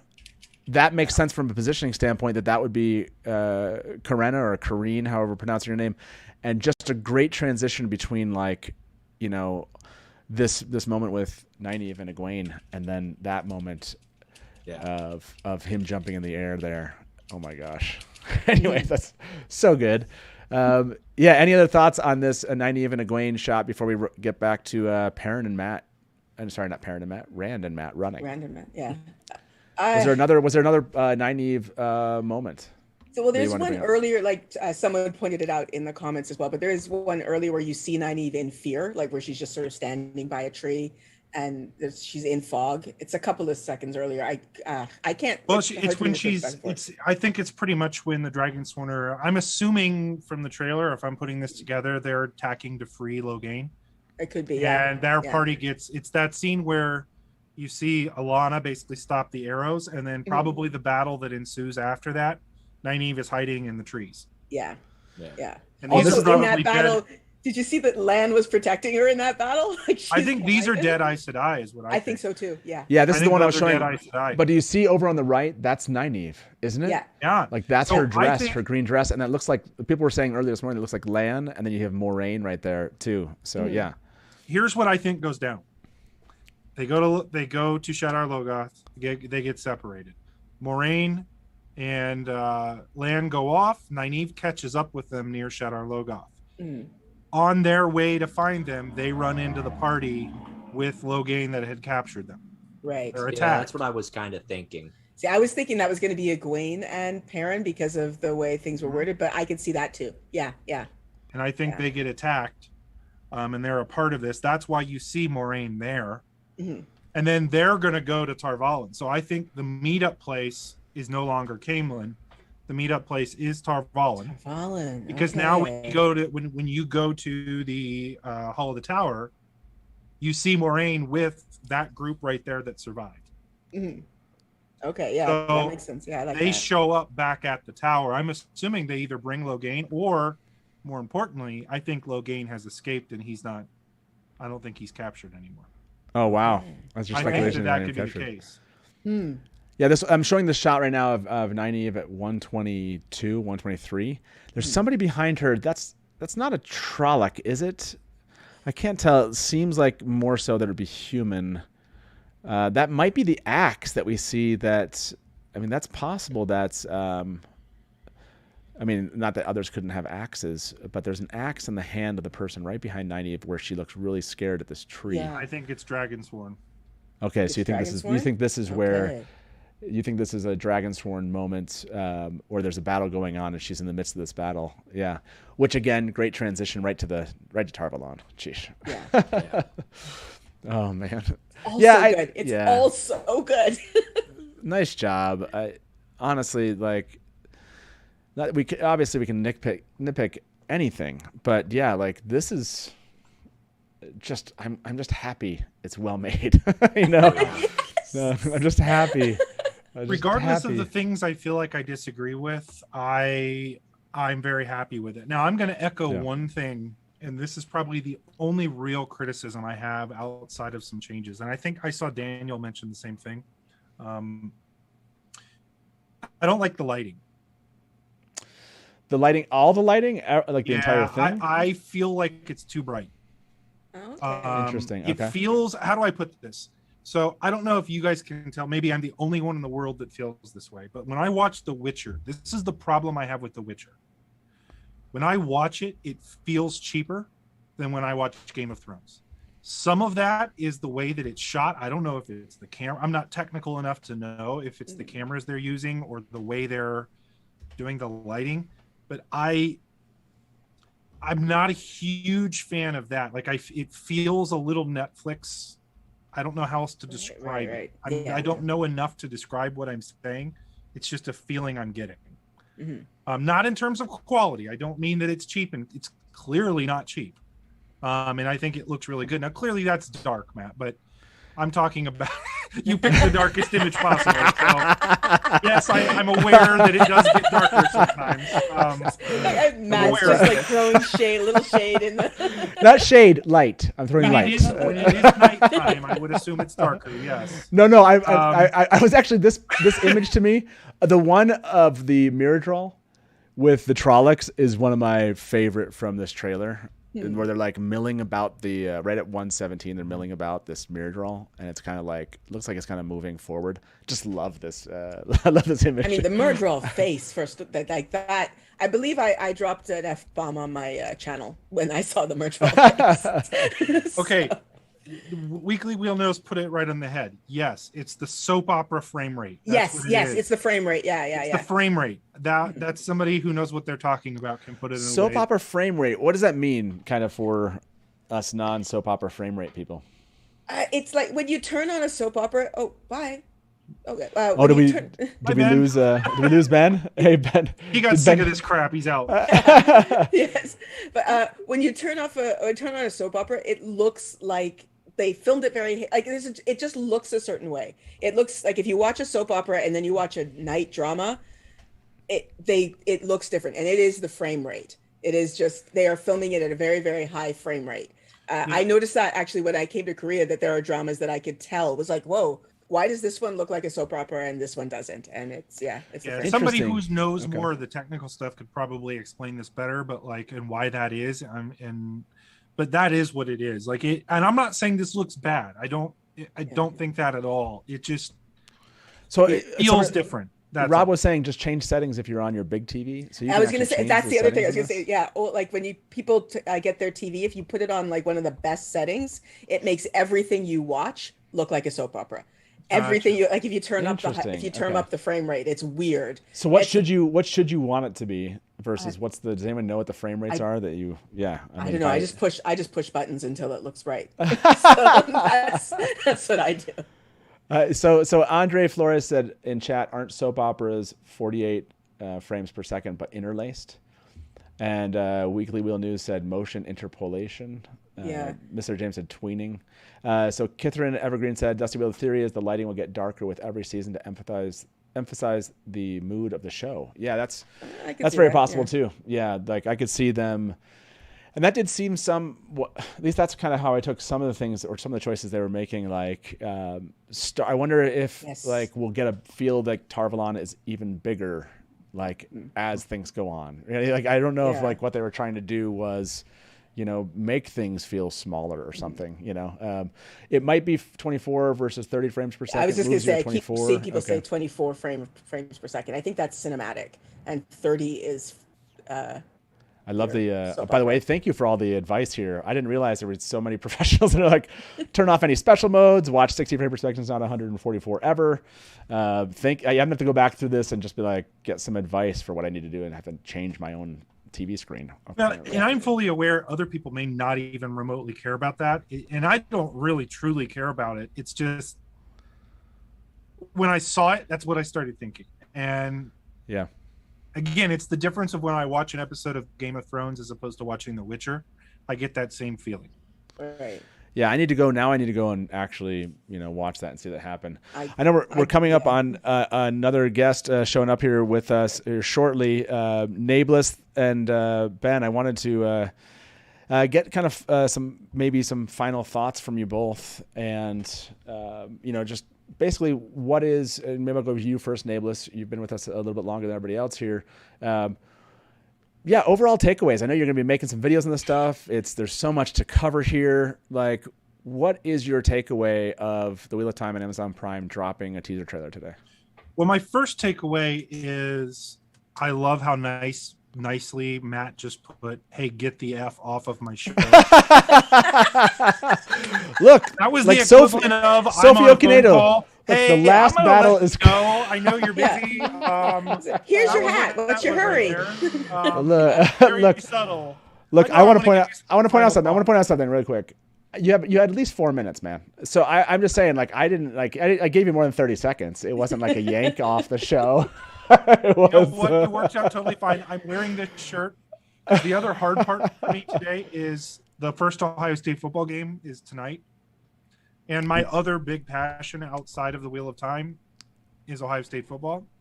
So like I said, not only do I have the busiest day at work, I also have this game. This is the worst possible day ever for Amazon to release this. Yes. Well, have a good sports. Right? Have a good sports. By the way, what's up, Ridima? Riddima's here. That's right. We're going to be talking to Egwene. You know that's going to happen. Yes. Hello. We're going to have a Nynaeve versus Egwene. Ridima, you have to come on my live stream sometime so we can talk about Egwene. Oh, yeah. Okay, let's do it. There's so much to talk about at this point. Yeah. Daniel Green, by the way, just said go Michigan in the chat. Daniel can die. Friends. Yeah. And no, my last thought. Change your live stream today so I can come on. But okay. Well, how about you just change your life? That's what's Amazon saying. Okay, now get out of here, Nablus. Okay, I do want to actually answer your question. Let me answer your question. My overall thoughts to kind of leave before I go on a serious note. I think we're in such good hands. I really truly think even if you were not a fan of maybe some of the changes, it's hard to watch this. And I always joke about this, but like the people that are like, "Oh, it's Shannara Chronicles all over again," like I don't know how you could watch what we just saw and think that. Yeah. Yeah. You can't. I am overwhelmingly happy with the quality, from costume design to the set design to all of that. And the acting, I think, is put this show over the top. I really think they're going to be superb. Yeah. No, I agree. And this trailer really makes me believe that to be the case. So, Nameless, now I'm kicking you out. Thank you for being with us, man. Really appreciate it. See you We'll guys. talk to you, I'm sure, soon. Bye, Nubbles. See ya. Bye-bye. Bye, Nameless. Bye. I gotta tag you in somehow. yeah, tag you out, tag you in. Hey, Joe, it's awesome to have you here, man. Yeah, it's good to see you. Oh man. I want to start off by apologizing for two things. Okay. One, all the expletives that are probably going to come out of my mouth in the next 30 minutes. And two, for probably repeating 1,000 things that everyone's repeated before. I have not really been able to watch much or like any of the coverage of this trailer. I managed to break away for like an hour to watch it a few times, and that's about all the contact I've had, except for maybe with a couple other people. Yeah. So I was asleep, That's so I also okay. missed a lot of the previous conversation. Okay, before I get your reaction, though, I want to go to Ben and just say, Ben, what were your thoughts here, man? Final thoughts before you take off. What is the summary for you for this trailer? You know, how you felt about it, what your either hopes or fears are for the future. Well, first I have to say Nynaeve left me with the 30 seconds, but exactly everything about Amazon Prime and what they've done, the fact that they gave us warning of the trailer, that connection they've had with the fandom, I hope it goes forward as the fandom grows. And also I heard mentions earlier today that with another trailer, is it another trailer guide-in? And no, trailer guide-in starts today and finishes November 19th. Yeah, that's true. Are you saying this live stream is going until November 19th? Yes. That's what he just signed. No. He just signed us all up for. That's what happened. This is one battle in the final war. I like it. Yes, because people said this. Rafe just said a longer trailer's coming, and someone's like, yeah. So this trailer is the guide teaser. on battle This is the part teaser. 2. Yeah, this is the teaser. This is the teaser 12-hour live stream for what's really coming next. That's what this is. But Well, have a good night, everybody. Thank you, Ben, Bye, very Ben. much for being here, man. We'll see you. Bye-bye. Bye, Ben. And yeah, I want to let me throw this up here to us. I think I saw there's so many comments. Y'all are wonderful for being here. People like actually spending this much time with us today. You're great. Let me throw this in there. This is from Red and Black Dog. Regarding the lightness, not just the mood, but the entire world is covered in storm clouds. At the end of the series, it's literally darker. So I think the contrast is important. So I like that. Yeah. Kind of starting a little bit brighter, if you will, from a world standpoint, and jumping, or it turns dark over time. That makes a lot of sense. Okay. Rhythma's here and Joe are here. How you both doing? Hi. Okay. So, by the way, this is for those of us that have been live streaming for a while. Hopefully everyone's stretching, and this will, you've joined us in the, what I like to call the Aiel sweat tent. It's a virtual one. Keep your clothes on, but everyone just kind of feel the steam coming in, relax, let's breathe. Wow. Let's take good care of ourselves this evening as we enjoy the 7th hour or 8th hour of coverage of the Wheel of Time on Amazon Prime. So yes, cheers to you. Cheers to everyone out there that's still watching this. You're crazy, and I love you for doing this. Rhythm, let's go with you first. Other than Egwene, what's your reaction to the trailer? No, I'm just kidding. So what's your reaction to the teaser trailer you've seen 321 times today? Oh my god. I just finished editing my reaction video actually, so it's very fresh in my mind. I said oh my god like approximately 50 million times, but oh my god. Yeah. Oh my god. Yeah, I'm like really tired because I just couldn't go to sleep last night. I don't know about anyone else, but I was just fully wired. And I just woke up at like 4:30, so I'm like really I'm just running on fumes right now. But yeah, I don't know, there's nothing about the trailer that I don't like. Like I just don't, there's nothing I don't like about it. I like every single aspect. I like the costumes. I love the set design. I love how intricate and beautiful it is, and how you can like just everything that we, and also like a lot of things that we kind of were concerned about with the photos, like kind of looking staged and whatnot. Like I didn't get any of that in the trailer at all. So I imagine you had the same reaction as me when you saw the first shot, though. It was just like, she's in the first shot.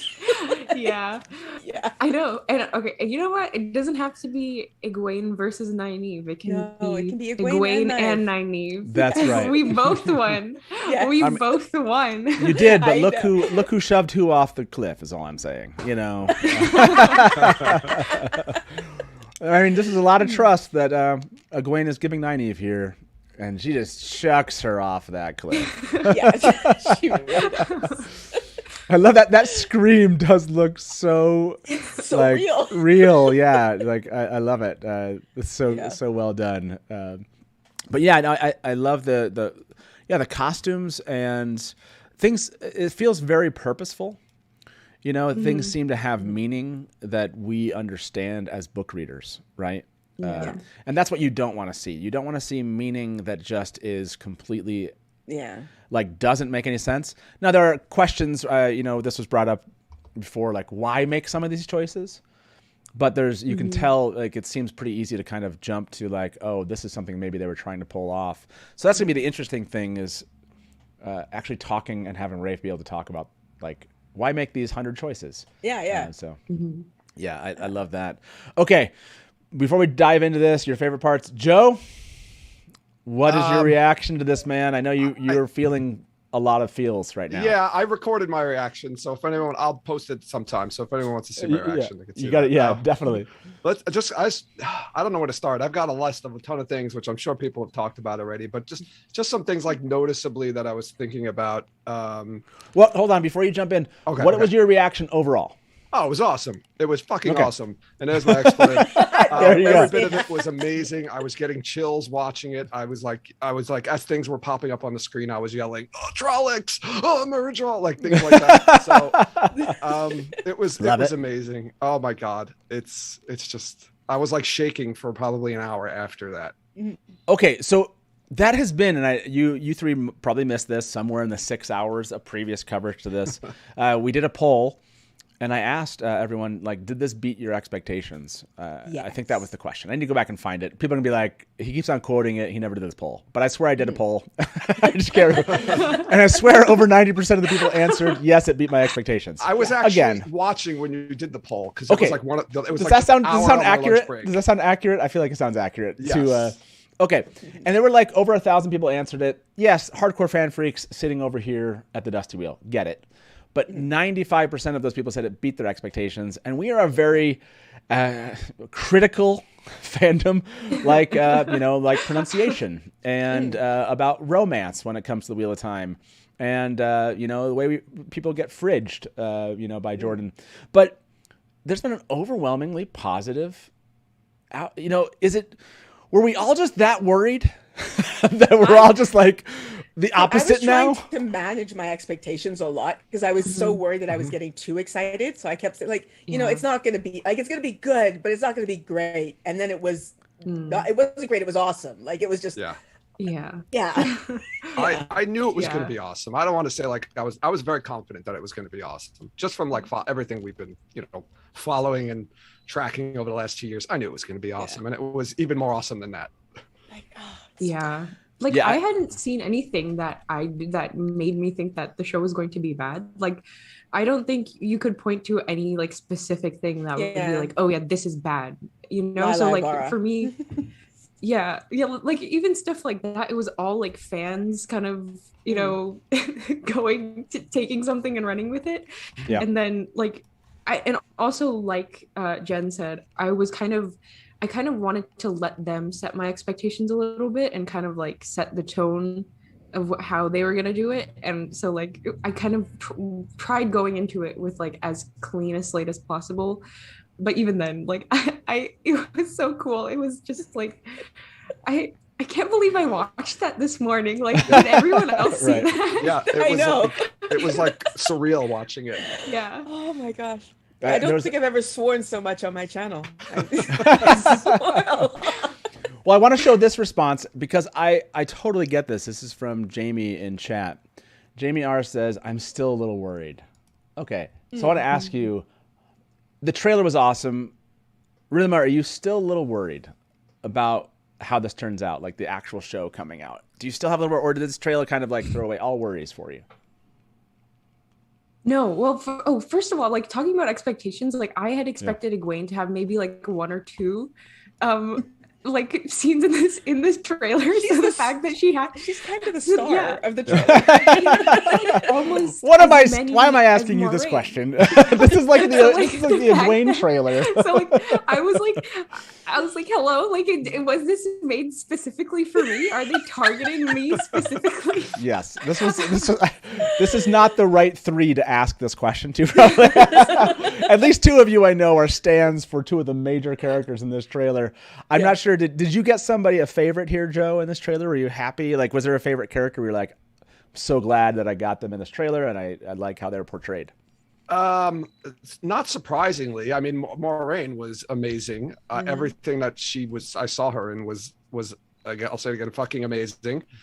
Just the channeling was like, I was like, oh my god, the channeling she was doing. Even when Alana, stopped the arrows, and when Logain burst, oh my god, it was so awesome. It was amazing. Everything was amazing. So no worries. I'm not hearing any worries here. Lesbian Nerdy, are you worried at all? I mean, there's things I have concerns about. But they're not like concerns, like real concerns. They're like concerns like when you get on a plane and you don't really get how the plane flies. Sure. Okay. And so you get that sort of like, I'm in a tube in the sky, and then you're okay because other people know how it works. Like that's the kind of concern that I have. It's like, I don't know. There are things I don't know how they're going to do. And so if I think about it too much, I get a little worried about, how are they going to do that? But like, I saw this trailer and I was like, I bet you they have a better idea than I could ever possibly have. So. Yeah, no, I think that's the concerns of not knowing how to fly this plane and hoping that people do. I think that's legit, I think that's totally legit. And I'm a little worried in that regard, right? Like, oh man, but I guess I'm worried. Like now I want people to love it as much as I do. Now that I feel like there's potential for that, like I saw the trailer and I was like, people could love this. Now it's like, now I want you to love it. You need to love this. And so there's a little worried. By the way, important poll. I just polled everybody. Do you enjoy Dusty Wheel live stream polls? 100% yes. Okay, so, you're good. You're good to go. 100% yes. Just want to know that's happened. Polls that are 100% always make me a bit nervous. I feel like that's that's usually the sign of a dictator. 95% of the people liked the trailer. That's close to 100%. I mean, this those fandom, are Kim Jong-un numbers. Some hardcore fan freak stuff. Ouch. Thanks a lot. No, I agree with the polls. Yeah, somebody said this might be biased. It might have been a biased poll. What can I say? Can we talk about Swan Sanche? I was not expecting her. She looks so good. That's all I have to say. Swan Sanche just looks amazing. Did she have tattoos on her chest? She has tattoos on her, like her clavicle, like her chest. Tell me where this is. Tell me where that shot is. I keep on forgetting how to get there. So I need timestamps. Okay, I gotta see if I can find it. I haven't timestamped everything out yet. I don't know if everyone saw, but if you go to watchseries.com's Twitter account, I believe Omar literally dumped frame by frame shots. There's like over 2,000 frames. Oh wow! Oh my gosh! Of every frame of the trailer in like a drive, a Google Drive, and he shared it. Oh my gosh! Yeah. That's gonna be fun to go through. That's who we are. Okay, 38 seconds, around 38 seconds. Okay, 1 minute 25 is the other shot of her. So let me go 38 seconds here, everybody. It's her on the Amerlin seat, on the Amerlin seat. Like, look at her go. Here we go. Yeah. Here's your shot. Yeah, I love that shot. First of all, of them all standing there. Come on, YouTube. I love her costume too. Like the design is so unexpected. Like that's not what I thought it would look like at all, but I love it. It just exceeded my expectations. Yeah, Yeah, it's that was very one of the regal. F-bombs that I dropped. Like when I like when they showed her, I couldn't like. It was just, she looks badass. I'm gonna ask everybody this. I'm gonna see our part 2 crew here with us. Do you like Swan Sanche? Oh, is somebody else jumping in with us here? We got a puppet on board. A puppet. Oh, puppets. A puppet and a floating head. The puppets might be a little bit early today, but yeah, we can. We have room for a fourth among us. Do you like Swan Sanche's costume? Here we are. Let's ask the community that aspect here. And this is, I guess, Swan Sanche's. It's a terrible. How about it's a bad poll. I made a bad poll, everyone. I'm sorry. End this poll. It's a terrible poll. Dang it. I hate it when I look, it's live and I sometimes it's like afterwards what happens is this. My brain is like dumb poll. And then I can't like get my brain to get off of the fact that I made a dumb poll and I'm like, do you like Swan Sanche? Help me out here. Swan Sanche's dress? What would you call this? Outfit? Her suit. Yeah. Her costume. I don't know. Her Swan costume actually Sanche's looks similar to Moiraine's costume. Here we shoulders. go. It's got the shoulders. Mhm. Yeah. Into the shoulders. There was, and this came up that this tattoo question came up, which was that this was actually, somebody mentioned this was like a Croatian, like the sun goddess or something. It was like in this tattoo. So yeah, I thought it was very interesting. Really, really fun. So yeah, that was not in the books, right? I'm not like tripping. Like I didn't forget like a huge part. They didn't have you think that like it's on her bosomy area? Do you think that if there were tattoos on a woman's bosom, that Jordan wouldn't have mentioned it? She crossed her arms underneath her tattooed breast. bosom. Yes, exactly. Well, and then someone mentioned like right in the middle there, there seems to maybe be a fish. Which is part of that tattue, which that would makes be, sense. you know, So on on point. brand. On brand there. Yes. Yes, I do like this. It is, I think it was Joe, you brought up this regal. Yeah, she looks like a queen. Regal. There's something very queenly about this.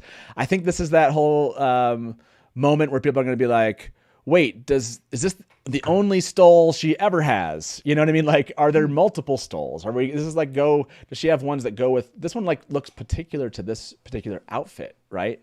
Yeah. And so I wonder, do you think that we're going to see actual stoles that are built into the outfits more versus they're just being one that she wears?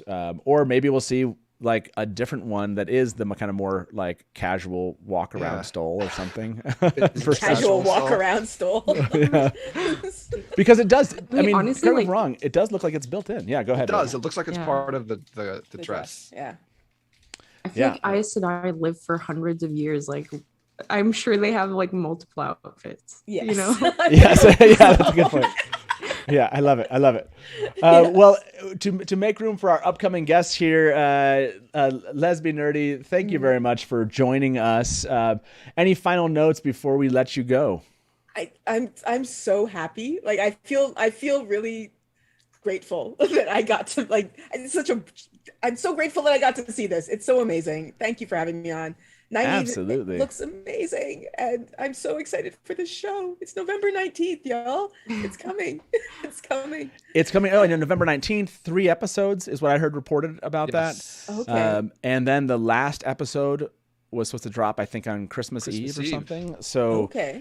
Yeah, Wow. we're talking like immediately given 3 episodes. That's gonna be crazy. You know Like, what's I don't know gonna what to say. happen? 50-hour live stream. We looked at this. We looked at this at Jordan Con. So those shows like Invincible and The Boys, they were dropped at midnight Pacific on Friday. On Friday? morning. Oh my gosh. So that means if you're doing a live stream or so live watch, it's gonna be at like 1 a.m. or 3 a.m. Eastern time. That's right. That's what we just do the work around here. That's well. Any final notes for you, Lesbian Nerd, before we let you go? Just the one thing that stands out the most, just a scene, a cut moment. I'm assuming it involves Nynaeve. Yeah, Nynaeve with her knife. Like Nynaeve with a knife protecting Egwene. Like, and Egwene is being badass in that scene as well. But like, that's just, she without thought. Like she probably Yep. saw it, didn't even think. Just went there and probably tried to kill a Murdral with a knife. And I love that idea. Yeah, I love it too. Yeah. By the way, do you like Swan Sanche's outfit? 300 of you voted out there, 306, and 91% of you did say yes. So Okay. it seems like it appeals to those we have among us here, among the hardcore fan freaks. So yes. So we have 8% dark friends in the chat. Well, thank you very much, Lesbian Nerdy, for being with us. Appreciate it. And yeah, this has been a crazy day. It's going to continue being that way until this ends. And we'll all be recovering tomorrow, sharing all sorts of screenshots, it sounds like, of our love for this trailer. What seemed to be like they've knocked it out of the park here. So please keep watching that YouTube. I think I heard it's getting close to 1 million views at this point. So go watch the Wheel of Time official teaser trailer on YouTube more. And make sure you share it with your friends. Hashtag the Wheel of Time. And let's keep this thing out there among the media talking about it. I can't wait to read everything that's been going on. I have not been on social media at all. Yeah. So, well, thank you, Lesbian Nerdy. Final thoughts before we let you go? I'm as happy as I can possibly be right now. That's all I got to say. It's amazing. All right. Well, Thanks so much. It's awesome. We'll see you soon. Bye-bye. Okay. Bye, Jen. Bye. Welcome the way of the leaf. How we doing, gentlemen? Hello, Matt. Thanks for having us. Absolutely. Thank you for can't hear joining us. Ryan. Oh yeah, Ryan, we can't hear you. You're muted. He's like, be right back. We'll check on that. Just two things I wanted to point out. Yeah, go ahead, Joe. Did everyone pick out the Perrin and Egwene the audio scene? Right, we got the. Did you guys spot that? Did we talk? Oh about yes, that we yet? talked about that. But that's the question. Do you still think that scene is from them on the wall? Is that what Yeah. you're? Oh yeah, 100%. It's the two of them on the wall. Okay, where's that? I know I've seen it like 1,000 times. At this point, you'd think I would know where the timestamp is on that scene, but I can't remember where it's at. It's around a minute or so, I think, somewhere in that area. While you're looking for that, Yeah, Joe, yeah, I it's am a minute. so happy for you. Thank you. I am so happy for you. You have waited so long for this trailer. We on all a have. visual. I'm especially happy for you. This is Thank you. Yeah. 100 episodes, right? Thanks, brother Dan. While we're looking at this, we got to look at this. Look at that. Look at that wolf. Oh my gosh, it's a nice shot of that wolf's grin. Anyway, it's a beautiful wolf. It's so cute. It's a cutie wolf. Exactly. Children in the background. Here There's it is. Kids yelling outside. I don't know if you can hear that or not. No, there's nothing. We don't hear anything. Okay, good. Sorry. Yeah, what's up with all the kids? I live next to a preschool. Oh wow. But that's Yeah, kind of so- late for preschool. Oh, I don't know where you live though. So I was about to say it's kind of late over here for preschool. So this is the one you're talking about, Joe. Yeah, it's at 104. This is where you see Perrin and Egwene come up this, and clearly, urgently, if we take the script I'm blurring, the assumption here is obviously Shadar, right? So, so yeah, this is that tied to that audio clip. Didn't we all think this wasn't the scene? Wasn't that what came out of this? Well, Like this people wasn't the scene said because jumping into a river but I think maybe it's different, right? Because they're jumping off the wall. So maybe that was the one word that was wrong. Oh, off the wall. No. Okay, we have to go back and now look that up. We have to go look at all of the responses. If you don't know what we're talking about, Rafe kind of created some impromptu contest where they released the audio clip of what we heard Perrin and Egwene, and I think it's Egwene that says, "Are you ready?" Or "Are you ready?" or something like that. It's like no, and she says, "Me either." And then Rafe said, "If you can guess what scene this is, then I will fly you out and we'll have dinner," or something like that. And so of course everyone jumped into that, and 700 people replied that it was them jumping in from Shadar Logoth. But I bet you're right. I bet you he said like you were one word off. Yes, he did. Yep. And maybe it was like off the wall. Is that the one word? Maybe. Yeah. Now I want to know. It's got to be it. This has got to be the scene. Yeah. This must. You're right. Absolutely. Well, now I want to hear, obviously, the way of the leaf, your reactions to this, and I know I want to get kind of your feel for this, but when it comes to this trailer and everything that's happened today, Rhythmite will.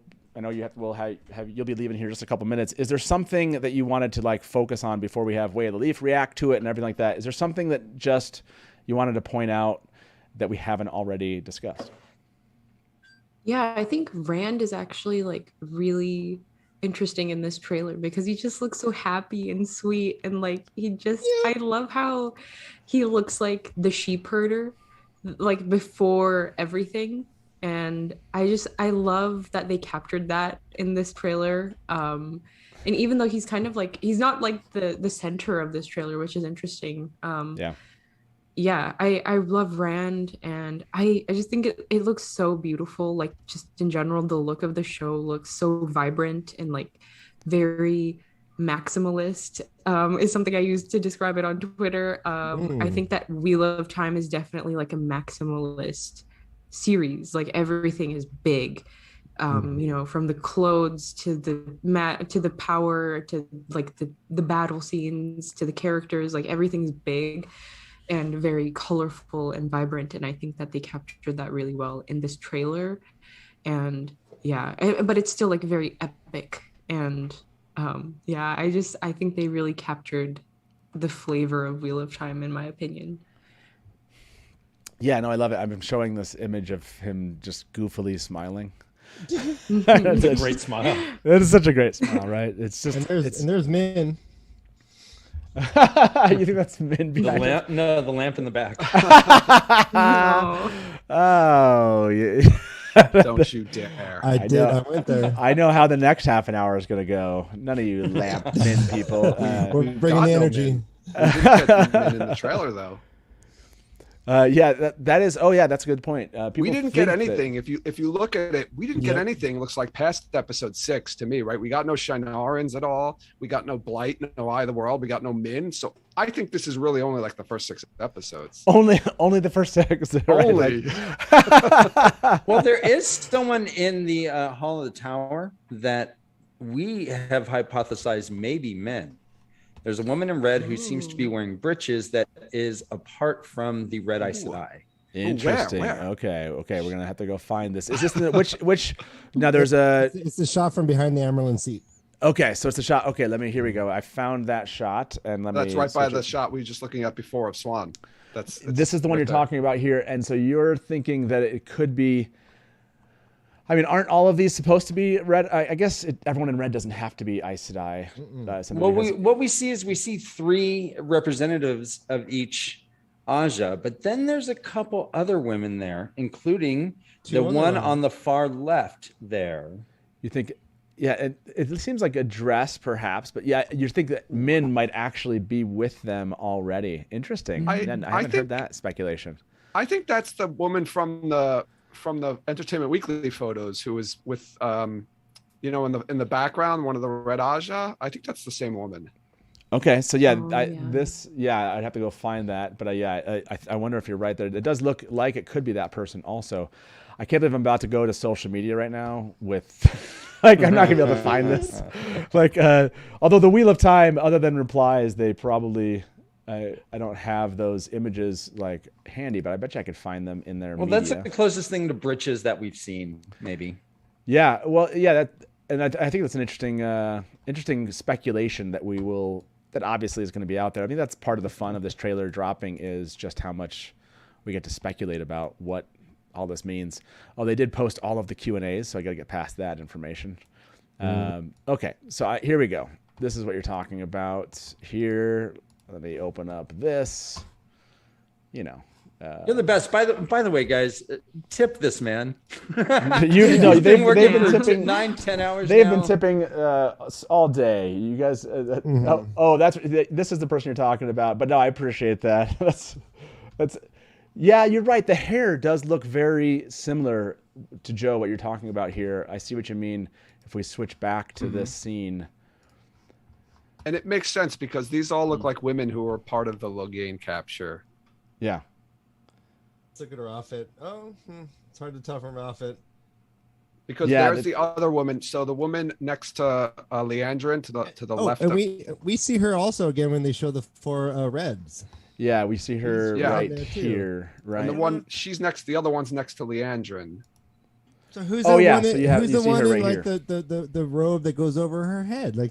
What culture is she from?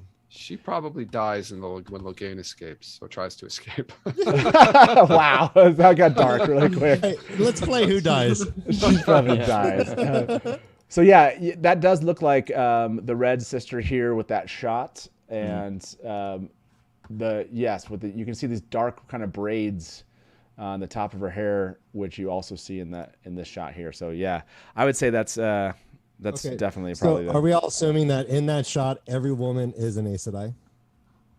It's the hall. You're not allowed in if you're not Aes Sedai, first of all. So I think that's probably right, unless it's. I mean, you have to. I don't know if you're not allowed. Well, in, yeah, but yes, but that's a good question. And Kai Alexander is 5. How tall? 5 1 inch. I'm not sure. What her height is, because that didn't make sense. I see 5'12", and that doesn't make sense to my brain. Like 5 feet 12 inches. I'm like, I don't. Kelvin? Like my brain couldn't do it. Oh, you're right. Yeah, that.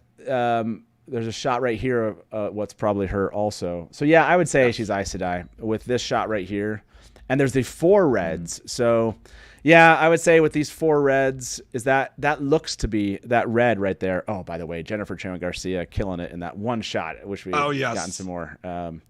So yeah, I would say this is the 4 we do see here in that earlier shot. So yeah, no, interesting theory. I loved going down that road with you there. That was fun. I mean, but that hairstyle is very different. No, that hairstyle is pinned back. I mean, unless she really changed her hair. I mean, look at that, and then look at the bob that this other woman has. The hypothesized Min has I think it's a very different hairstyle. Okay. I love that they're keeping the theory alive. I love it. It won't die, man. It's not gonna die. Okay, so to our 2 other guests, Joe, maybe you first. I'll let you. You'll be taking off here shortly. Give us a final note to you, just overall. Is this a 10 out of 10 for you? 11 out of 10? 9 out of 10? Where are you at? Would you rate this kind of overall? I'm going to say this is a 9.9 out of 10. There is one shot in it that I don't like, and it's that area. It's like a above shot of the White Tower. I love that shot. It does not look like a real video shot. It looks like a totally CGI created shot, and you see kind of like Swan like glide across the bottom. It does not look like it's an actual real video shot. And it looked really obvious to me, and I don't know if anyone noticed that. Yeah, that's interesting. That did get brought up today. Like I wonder if it's a painting. Yeah, that's what it looked like. It looked like it reminded me of the concept art that we saw. Yeah, and I thought it was just weird. It just stuck out. That was the only thing, but that's fine. I don't care. Yeah, this was one of the wheels that were part of the constant metaphor that we were seeing. There were so many circles, so many wheels within these 2 minutes, and this was the last of the third. We see this dancing celebration, we see death, and then we see the White Tower. Yeah, that sequence is crazy, because after the White Tower, then it goes right to the mirror draw, and if you notice, it starts to get darker around the edges as it kind of pulls out from the shot, and that darkness creeps in, and then it goes right to a mirror draw, which I think is great. I would imagine we should ask him if this is like a painting. Because it does just feel like a painting. Like it does. It feels like a painting. Swan moves across the floor. Does she? Yeah, it's hard. Look, she slides. Oh yeah, you're right. Oh, you're right. There's the movement there. Really weird. Yeah. Okay. Yeah, this one is probably the most kind of CGI'd, where it just feels like it is unreal. Yeah, that's a interesting call out. Thanks, Joe. Well, thank you for being here. Obviously, Talk Around Me Out podcast. Please check them out. Tom was on with us earlier. That was a blast. And Joe, you said you did a reaction video. You're going to post that for everyone to see? Yeah, I'm going to edit it down because it's like the whole length of the trailer. But yeah, thanks for having me on. Absolutely. One thing I'd like to call out: Rand and Egwene post-coitus scene. I called it. That's definitely what that was. I've been saying that since those audition tapes leaked. I love it. I'll leave everybody with that. Thank you. I love your post-coitus scene. I'm out. Thanks, Joe. See you, man. That was awesome. Thank you. I don't know if you can beat that, Rhythma. I don't know if you. I don't know. How do you follow? I called the post-coitus scene. I'm out of here. I don't know. I don't know how you leave. To be honest, I never call anything. I'm just here for the vibes, and the vibes are immaculate today. Yes. That I love the trailer. I was gonna say something, but it's completely the post coitus has completely just obliterated my mind. You're like, I don't know. That's wow. Okay. Yeah. Okay. Well, for honestly, you, was this a 10 out of 10? Where did you rate this? yeah, this was a 10 out of 10. I honestly, wow. I can't find anything in it that I didn't like. And there was so much Egwene, way more Egwene than I was expecting. Yes. And I'm really, really excited for the show. And yeah, I'm just, yeah. Thank you so much for having me. Absolutely. Goodbye, Dusties. I love you all. I love you too. See you, Rhythma. It's awesome having you. Bye, Rhythm. And yeah, Bye, congratulations. You got your Egwene and trailer, which I mean, honestly, it started with her and it was mostly about her. So that's awesome. Have a good one. We'll talk to you soon. Bye-bye. Bye. If I didn't know any better, I would think this entire show is her story. Yes. The dragon real. is reborn. How are you gentlemen doing today, Way of the Leaf? Hello, Matt. We're Good to see you. doing fine. We've had a busy day, but it's hard to complain to you right now. It's okay. You can complain. I'm enjoying this a lot. It definitely, what I've realized is this. I don't necessarily have the right bar chair for what I contemplated doing here. And somebody told me like, just go buy one. And I'm like, buying an ergonomic bar chair seems like, I don't think like you were ever meant, maybe you were meant to sit on a bar chair for a 12-hour live stream. I don't know. But, Bar chair. so yeah, I'm kind of, if you see me kind of adjust here, it's, Oh, it's you need circulate. Feel free to like some I'm calisthenics off screen. No, I may stretch. All right. I was going to start out by talking about this great walk I had outside where I got a lot of sun and I was moving my body a lot. Nice. Just to rub it in. I have not been anywhere online. Like I feel like I've missed everything that's been going on out there. Like what's online yes, right now. hello. Matt. Come on. Come on, man. There's nothing else going on. The internet is on pause waiting to see what happens. Oh, that's they're waiting for the end of this. Like Fart Vader just said, by the way, Fart Vader makes me say his name when he says funny things that I have to say. He said, Matt got the flat butt now. Thank you, Fart Vader. Yes. Yes, don't ever trust a flat-butted innkeeper. My wife over there is not disagreeing. Off screen, she's like, yeah. So we've done 6 hours before, and I bowed down to you because I got up after 6 hours and I literally had a leg cramp and I fell to the floor. It was really kind of funny and sad at the same time. Your body said, "How dare you? How dare you do this to me?" Yeah, this has been a blast. What's been both of your reactions? Either of you can jump in first to this. Just to this day, or just overall for everything you saw happening here among fandom and the trailer? Ryan, why don't you go first?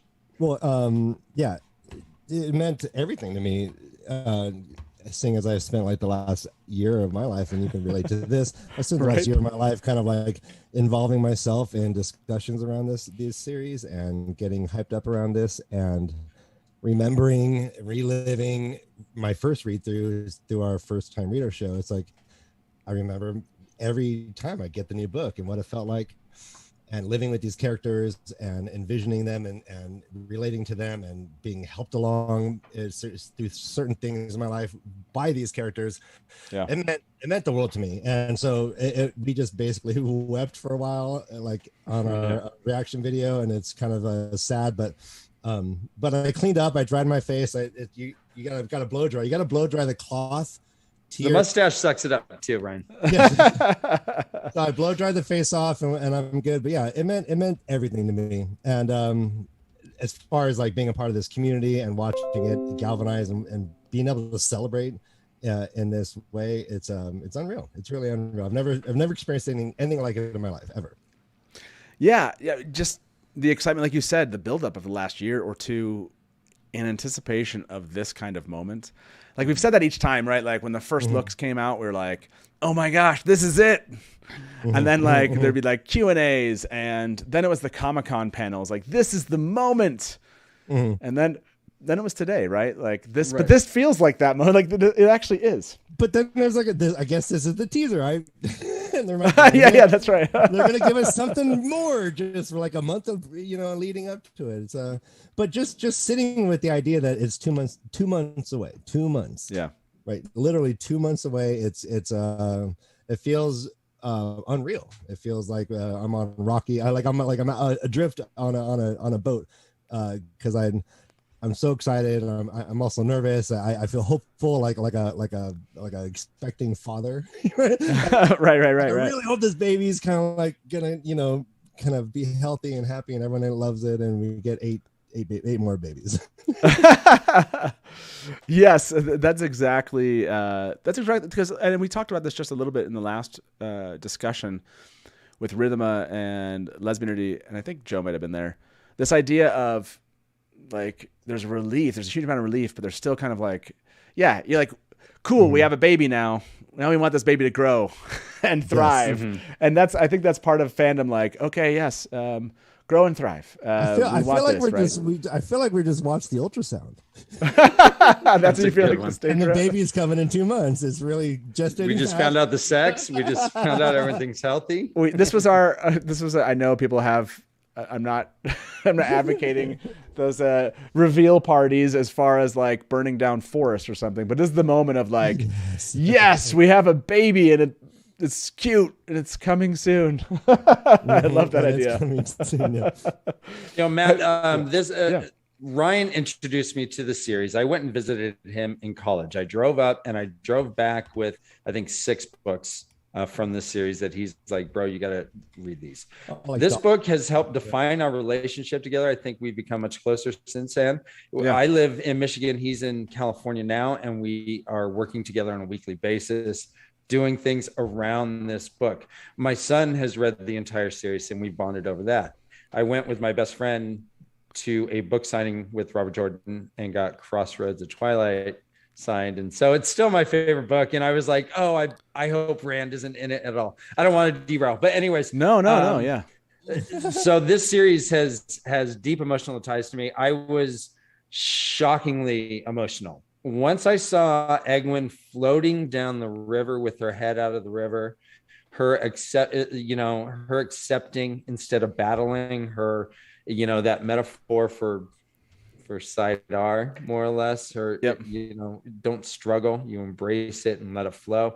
Like, I got a lump in my throat that never went away, and it was hard to talk for a couple minutes. It was, it was really emotional for me. Yeah, I haven't, and what's interesting is I haven't had that moment to just like I watched it for the first time live running the live stream this morning, and I haven't just like stepped away. This is what Katie Sadai said. You really should. You should go step away and just live in the moment of that. So I'll do that after the stream. I'll go with my family and just live in the moment of that, unrelated to all of the discussion we're going to have, because I want to have that moment, right? Like. I think I've explained this before. I started reading these books in 1990. I've always been a book geek. I know maybe I haven't read a ton of books lately, but I'm a major book geek. Yeah, you and me both. And one of my first jobs that led me into technology was because a friend of mine actually loved these books, and he found out I loved them, and all of a sudden he's like, okay, this guy's okay. And that's how I ended up in tech, and a lot of my career is based on that like twist of fate, because I was just having an internship. I wasn't really looking into technology that much. And then obviously Theoryland came after that because of that tech job. It was my boss was gone, and I spent 3 days doing HTML for dummies and got my first copy of Adobe Photoshop and made a button that was the foundation of Theoryland. And I built Theoryland while working at this company. Like that was like me You're learning. Gonna make me cry right now. No, it was like, it's crazy. Like, and then because of that, right? Like I built Theoryland. That's how I ended up meeting the Wheel of Time community. Eventually meeting Team Jordan. Eventually, the Theoryland ended up in books that you could buy on the shelves. It was like the craziest experience to go to a bookstore and open a Wheel of Time book and see the name Theoryland and Dragonmount and Tarvalon.net and some of these other sites in a book on a bookshelf, where 15-year-old me with the librarian that was like, hey, you should read this book. It looks really cool. And there's that big blue cover on it, right? And for that moment to eventually lead to beta reading, and the Dusty Wheel was built based off of Theoryland. Like the Dusty Wheel in Towers of Midnight came to be because a librarian pointed out a book to a book geek that showed up and wanted to read more fantasy because I had read a bunch already. And someone thought that book was cool enough to give me a job, and to be here in this moment with all of you, and everyone being here today is just really special.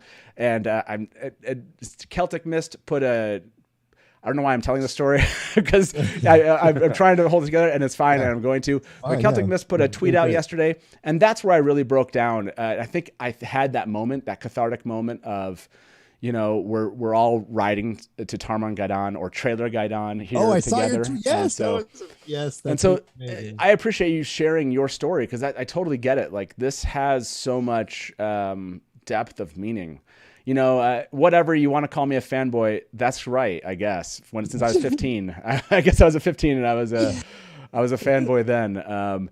And I've been a fanboy about this stuff forever. So I love these books, and we're here. We're here talking about the Wheel of Time teaser trailer for a TV series that's dropping in November of this year. So, fanboy is a personal thing, though. You have helped create this community that we have, Matt. And you've created fanboys. You created fanboys. Look at the community that we have. Look at the community in your own studio. Your family helps run this. This whole thing is beauty personified, as far as I'm concerned. You're a wonderful ambassador and a great introduction. I hope this channel blows up. I really do. I hope that so many people honestly come here now. I'll be honest, the just everyone showing up again, when Taylor and I had this idea of the Dusty Wheel, we should call it the Dusty Wheel. That's Theoryland, that's from the books and Towers of Midnight. That's where, okay, I won't say anything. I won't ruin, I won't spoil anything. But that's where some stuff happens and goes down at this inn. And my wife's in the book, and I was like, this should be a family thing, and we'll do a live call and talk show, because why not? That's ridiculous. Right. I don't think we ever were like, let's do a 12-hour one. That didn't happen. So, and by the way, people asked about this in chat. Yes, the call lines, we're going to open that up when just in about 15 minutes, we'll open the call line. Yeah, we're doing a love fest. Hold off. Yeah, exactly. We're loving each other here, would you? So I just want to say it isn't, and it's never been about subs to the channel. Your tips are just, look, they're amazing, and I really appreciate it. But the channel has always been, I just want fans to get together live and talk about, and you guys know this, right? You have a live show. If you haven't checked out The Way of the Leaf, you should. Watching puppets, watching puppets talk about the Wheel of Time is fun. It's just it's enjoyable. I love the take that you've both taken on this. So please do go check out The Way of the Leaf. Doing live shows like this shows a lot of passion that you all have, and that you keep doing it every week. So cheers to you both for also going down this road. It's surprisingly intimate. I did not expect that. I come from performing in just local bands, and that has an intimacy because I'm never in a big club. It's always a house party or whatever. But anyways, and they're really close to me, and that's intimate. But this is nothing like I've ever experienced in terms of people we can't see, people we haven't met, and we love and adore and are proud of them when they succeed. It's really odd. I've never been embracing an online community before this whole thing happened. These are my best friends. No, it's Theoryland was that and is that in my head. Theoryland's the much younger version of the Dusty Wheel. It was the 21-year-old version of the Dusty Wheel, where I didn't know what I was doing at all. And there's so much of that 21-year-old kid in that community, and I will always love Theoryland, and still love Theoryland, and love getting together with my friends from Theoryland. But yeah, a community, like you said, it's surprising just how empowering it feels to find people who love what you love and it's something like good and wonderful, and it can be shared with everyone.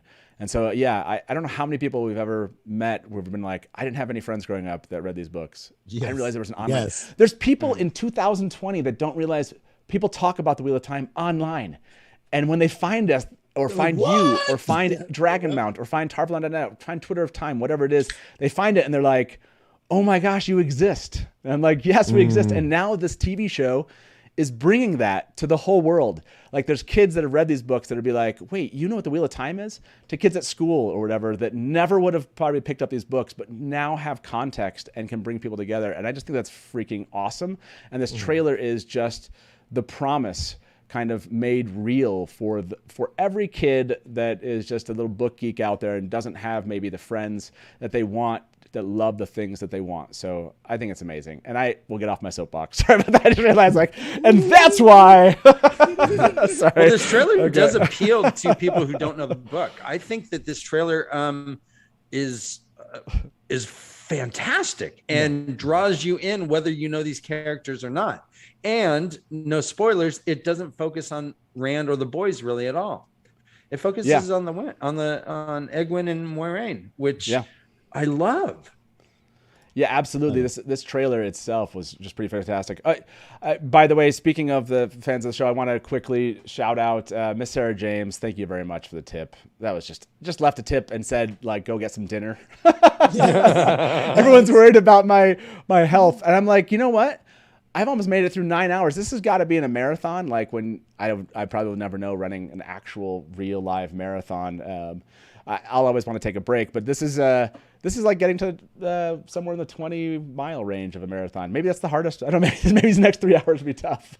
No, this is when you get that runner's high, baby. Yeah, exactly. Mandarb said, for everything you do, Matt, and the Dusty Wheel, and all your love for the community. No, I appreciate that so much, Mandarb.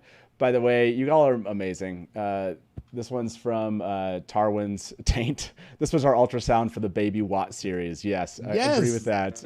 Totally agree with that statement. Yes. You all are awesome. I saw a question. Keep it coming, guys. Keep it coming. I didn't realize this was going to turn into kind of more like catharsis, community catharsis. But thank you very much. But to be honest, thanks for letting us show a different side of ourselves. We're typically comedy, but we are very soulful, empathetic humans, and we read these books with empathy. And I think through the humor is where we find the empathy. So yeah. Thanks for letting us show a different side of ourselves, even though we are just puppets. Yeah, no, I love hearing origin stories, especially because, like I explained, I can't believe mine often when it comes to the Wheel of Time. And again, it's maybe somebody else wouldn't care, but like when your name shows up in a book that you've been reading since you were 15 and that you've loved forever, it is pretty much like one of those like huge things that happens in life. And you're like, and other people would be like, yeah, your name's in a book. That's cool. But have you done this other thing? And so for all of us, I think that's, I love hearing other people's origin stories, how this series has affected them. So I appreciate you giving me that moment. Like you brought that up and I was like, oh my gosh. Now think about what the future holds. We're going to have a whole generation of children who are going to be exposed to this series and these concepts. And I think that is a show. That is a pro-social good. That's going to be a great thing for humanity. That we are absolutely these characters. Matt, one more little toss of love to you. Okay. So I met you first through this channel here, through the Dusty Wheel, but I was a lurker long time on Theoryland. And when I heard that you were Tamerlane, my jaw dropped, and I was like, I know that person, and I love everything they do. Oh my gosh! It was like a whole new level of weird for me to connect those dots. Just so you know. Yes, I know. It's funny, and even for people, I love it. My favorite thing is when people read Towers of Midnight, and they're like, "Oh my gosh." I now understand what the Dusty Wheel is. And I'm like, and it's fun for them to run into it and not like dispel it beforehand. So I love those moments for fans where they've seen what we've done and they had no idea. And then they read it in the books. And it's a fun moment for me. And I was like, yeah, it's really fun to and it's not something I talk about very often. I appreciate this moment to kind of, like I said, kind of have some fandom catharsis in what has happened all of today. By the way, I want to throw this one up. Master the deck. Thank you very much. Said Taishar, Hatch at the Dusty Wheel. Nobody rides alone. Thank you very much for that. I really appreciate that. I know there's a lot of places you can go to get Wheel of Time content, and you should go to them. I just appreciate that you also come here. And so thank you all that showed up today. It was adorable. I can't remember who it was. Someone left a tip and said, "Hey, I'm watching this over on Daniel's, but just wanted to come over here and say hi to you and tell you I appreciate that."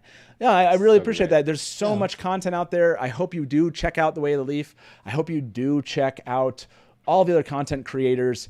They're a lot of fun. Find your community. Find who talks to you and kind of has meaningful ways of communicating with you about the Wheel of Time, and be part of that community. Make sure it thrives. Make sure you support it. I love that. I want to answer this question I saw come up. I lost the question, so I think it was Light Friend. Light Friend might have asked this. The connection between the connection between Brandon Sanderson asked a couple of fans from the community to help out beta read the books that he wrote. I was part of the last 2 beta reads. And that came about because of Theoryland. He had heard about Theoryland. There were probably many more qualified people. I'm going to say probably. Sorry. Let me correct my statement. There were a ton of demonstrably more qualified people to be part of that beta read. People that I would have been like, that person knows the books better than I do. And for them to have picked me, I was really honored for that. And because of meeting Brandon, he appreciated Theorylanders, and he met a lot of you. He met a ton of Theorylanders. He was scared of them at first. He felt like they were surrounded by a pack of wolves. But then he's like, but I love you. And he realized it just came from this passion for the Wheel of Time and how much they loved the books. And they were not after like pulling him down or they wanted him to get everything right and do it well. And so because of that, Brandon put Theoryland in the book, which is the Dusty Wheel in Into the Void in a chapter in Towers of Midnight. And that is what the Dusty Wheel, that sign behind me, that's what it's based on. It's crazy that we're here in this moment. So anyways, thank you. That I feel like I've talked way too much about myself for the last 15 minutes. Come on, Matt. No, this is what we're here. No, I know, but this feels like so many people have professions where they just see, like Daryl said, this is boring. I agree, Daryl. Come on. No way. Okay, let's look at boots. Fine. I love it. Well, okay, jumping back into I agree. Dark Friend. So jumping back into this particular what happened today, the trailer, I want to ask you both, as far as it comes to what we didn't see, we just heard from Rafe. If you remember correctly, we can show this. Hopefully all of you saw this already. If you did not, Rafe and Rosamund had a Q&A. Yes. And this is this. Oh, what's this? Oh, kind of they added some more things here. This is the one I wanted to focus on. Will there be a second trailer? And Rafe said yes, and longer. What's the thing you'd most see? What's the thing you'd like to see most in it? So that's a question I have for you too. Now you've seen the trailer at this point, and for those of you in chat that are here tonight, what would you like to see in the next longer trailer, if you will? And before we turn the call lines open here shortly, I'm kind of curious. So to you both, you go ahead and jump in and answer that question. Ryan, I'll go first on this one. The obvious ones to me are the 2 characters, Tom Marilyn and Loyal. I really wanted to see Loyal. And so like I was a little sad that we haven't seen his face. He should be a major part of this group, and I hope that we get to see him in the next trailer. So he and Tom, both I'm curious about and want to see on film. Yeah, that's Loyal. And I almost felt like it was purposeful. I've mentioned that a couple times today. Like they didn't want to give us that yet. Would you rather though see him in the show itself, or would you want to get a hint of what we might see in a trailer then? Oh, like, do I want the reveal to be really surprising? Do you want it to be like a surprise, if you will?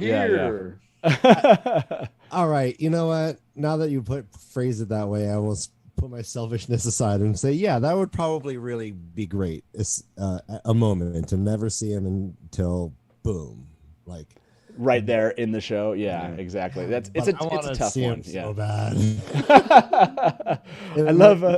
I love Rob Christiansen's answer here. Fane, yes, Fane was missing, and I was like, oh man, I want to see some Fane. I've got to see that. Yeah, go ahead and keep on adding to this list of what you would like to see. I want to see. Well, I definitely want to see Loyal petting a cat. Like, how does that? How does that work? I'm reading a book. These are tiny things in his big hands. Well, I'm Min. Okay. I definitely want to meet her, and I definitely want to possibly see visually what a vision of hers looks like in her mind. Like, what is she seeing? If we could see that without her just describing it all the time, that would be fantastic. Yeah. I want to ask everybody that question here. Good one, right? That's a great poll question. Do you want to see Min's visions? What'd you call them? Viewings? Visions? What do you want to say? Viewings. Here. Viewings. Or readings. In the scannings. next trailer. Yeah, exactly. Auras. Yeah, so here we go. I'm kind of curious how much kind of people really want to see that in a trailer versus just it showing up in the show. Like, do you want to see the longer trailer? Is that would that be a key kind of component for you? That's really good. I love that. My daughter is off the side. She's saying no. My daughter read the Kate show is over to the side here. She read read the first 2 books now, and she's answered this one no. She doesn't want to see. She doesn't want to see that. So. Well, not in the trailer. Not in the trailer. Okay. Well, in the show? Yeah, in the show she wants to see it, but not in the trailer. Okay. She wants to kind of leave. Is it because you just want to leave that for the moment in the show itself? Yeah, I want that to be like a surprise. Okay, she wants to like the suspense of not knowing how that's going to be. I get that. Yeah. You know, they do a study where they put 2 candies in front of a child and they say, hey, you know, or they'll give you 1 candy and say, hey, if you don't eat this candy for 5 minutes, I'll give you 2 candies as a reward. And then they see like they test kind of like the little kid's mettle, right? Like, is this kid gonna stand there and like wait for that secondary reward, which is better than having 1? And obviously your daughter passed that. Yeah, Kate's a 2 candy kid. She's a 2 candy. Yeah, she's going for that. Wait, you raised some strong kids there. This is an interesting question. I didn't know there would be this much disagreement. I'm seeing a lot of people in chat that are saying that maybe that would be, or not a lot, but there's people like Scott pointed out, I think it would confuse people potentially. You know, like, what is this from the vision standpoint? Like maybe water, like new readers, like out of water in colors all over your face. Isn't confusing enough? You mean this is you mean you're confused by this moment here? Yeah, should we show that moment? You don't know what this what this means? I'm kind of disappointed that you guys. Yeah, no, I'm really disappointed you don't know what this is. Like, how can you not know what this is? Just I do like this as obviously it feels like some type of initiation to something. Interesting, the colors. People said this. You know, you see some whites, some grays, some blues, yellows, reds, greens here. What's that? Is that like a light? Like a aqua. What's it behind? What's the one coming behind her? It's like a velvety. Oh, is it off? You mean off to her left? If you're looking at the screen there. Yeah. It looks like a darker black, perhaps. So I wondered if interesting. the black. Yeah, maybe brown. Yeah. Brown. Oh, that could be brown. Yeah. I'll give it brown because right by her shoulder, that's a bit more brown. Yeah, I like it. Andrew Berenson saying here in chat, he thinks this is a prophetic dream. I am 100% on that train. The entire thing is a metaphoric dream that no way Nynaeve would just shove her in the river. Well, there's 200 votes in the last 2 minutes on this poll, so let's end that one. I'm kind of curious. So I've heard a lot of this foreshadowing dream thing. They don't think this is a real scene happening. So let me ask everybody in chat. I'm really curious about that. And so this answer was 67% of you want to see Min's viewings in the next trailer. Not 30%. Not 32% of you did not. So Dark Friends. Yeah, Dark Friends. Okay. What do you want to say? No, your daughter's not a dark friend. Sorry. I take it back. Kate's not a dark friend. Is this scene of Egwene? Let's see. Okay, is this scene of Egwene coming out of the water a prophetic dream of some sort? How about that? Is that reasonable wording there? Yes. Okay. So again, what we see from what it looks like is she gets pushed into a river. She is flowing down and struggling against it until she yields, accepts the flow, and embraces the water itself. And to me, this is a straight analogy to Shadar, right? Yeah, that's like a direct analogy of it, right? You see this very cool poetic. river shot of her. But see, some people are saying that they don't think that the river of her, like she doesn't, that this looks like it's something somewhere different. Are you both of the belief that the stepping out of the water, that where this paint is directly tied to those other notions of her getting kicked, pushed off the cliff, and is also and going down the river? Do you think this scene is also directly tied to it, or do you think those are totally two different things? No, it seems like she has the same clothes on. Ryan had pointed out. Oh, that's a good point. Okay, so yeah, let's look at that. You see as she's stepping out here. Yeah. So that blue dress, to be honest, Rebecca from Reading the Pattern pointed out on your very show about 6 hours ago. Oh, you think I'm going to remember that? What? No, I'm helping you out. I just want to claim ownership. Yeah, I think she's claimed that they're the same clothes. Okay. Oh, by the way, look who's here. He didn't even say anything. He's just stealthily just watching out. What up is here? Hey everybody, how's it going? Oh my God. Okay, so let me close up with the way of the leaf here first. This poll almost has 200 votes. Kate shows off to the right. It sounds like she has a theory. Kate, what were you going to say about this scene with Egwene? I was thinking that there's also, and I saw another person in chat say it, what if the paint in the water are the Aja? Yeah, so the paint in the water being the Aja kind of colors. And the question of that's why I think a lot of people think that there's something prophetic around this. Yeah, that just about 200 votes again on this one, and this one kind of ended right about the same way. So thank you all for voting on that one. This post is is the scene of Egwene coming out of the water a prophetic dream of some sort? 63% of you believe it is. Little hardcore fan freak moment this evening. You guys think 63% of you are wrong. Oh, John! Ouch. Okay. Bring the heat. Let me before John starts chucking bombs like that. Let me go back to Ryan and Brother Dan here. Before we let you go, just final thoughts. Thank you for that cathartic moment. I really just appreciate it with 9 hours of coverage here. It was fun to kind of just pull back a little bit and just talk about fandom in general and in my personal fandom. So appreciate you giving or kind of providing that moment. It just felt like the right moment to do it. And I saw that a bunch of people were actually grateful to kind of hear the story. So except for the one guy who was like, this is boring. Whatever, one guy. So be the third thumb down. I don't care. So Brother Dan and Ryan, final thoughts for us before you take off for the evening. Ryan, you go first. Oh, I just this is a work of art in terms of analyzing, just stepping back. If I didn't know this series, there is so much beautiful imagery and symbolism and like consistency throughout. It has this great feel, like we got J.R. Tolkien Hobbitville in like 2 seconds. You get the feel, everything's great. Boom, you get the writers coming in. It's ominous, and then everything the SHIT hits the fan, and then everything. It just the entire little promo was, I thought, just really superbly done, and not let alone all the things that they're doing for the fandom and the Easter eggs, whatever. If I just for the non-fan watching that, it was pristine. I was very impressed with it.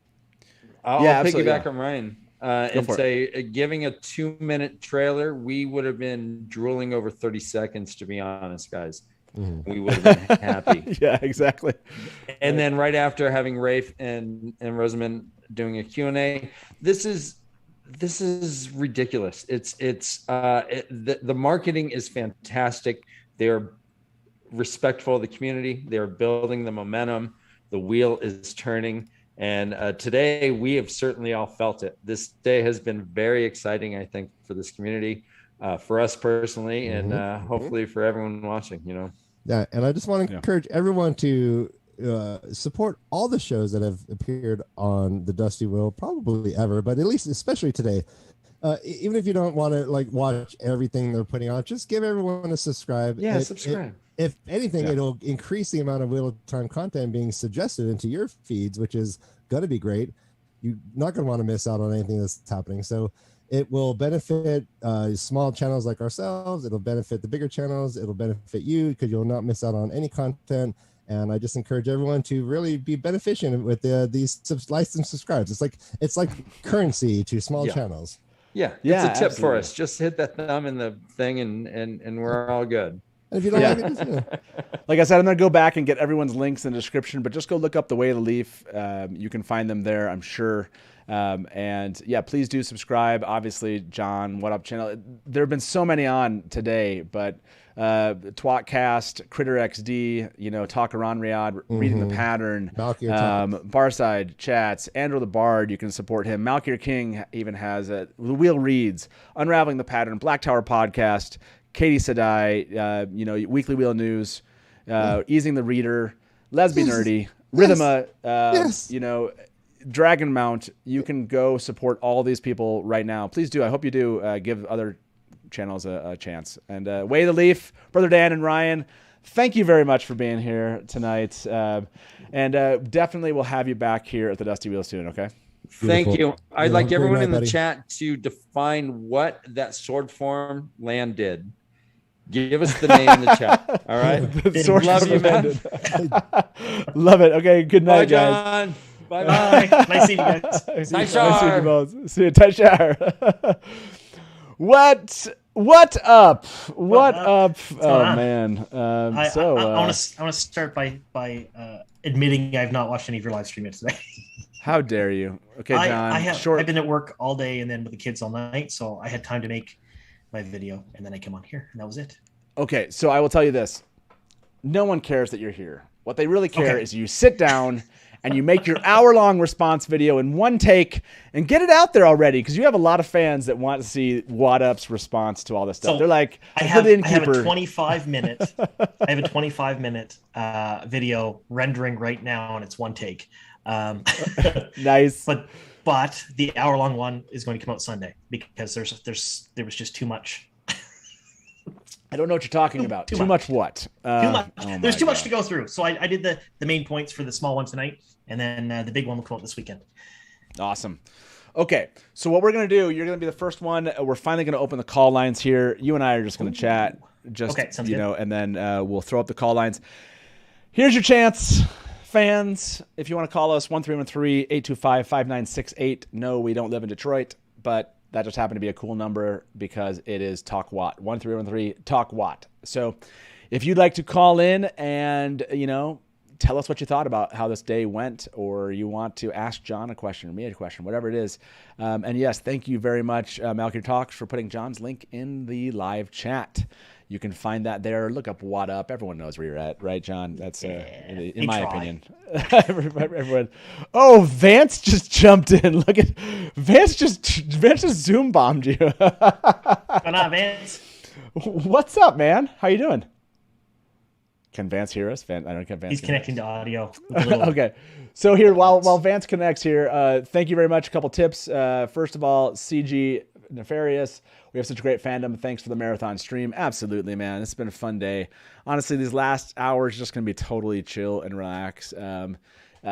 Sarah Lee, the person said to be Swan Sanchez only named Aes Sedai on the cast list. Any chance she is Tamara Ospena? No, I think no.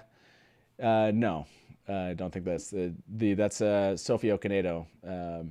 If I understood the question correctly. And then Guy Jean, 1973, also left a note here, if my system will work, and said, Taishar Hatch, thanks for working 20 plus years, making this fandom community something worthy of our time and love.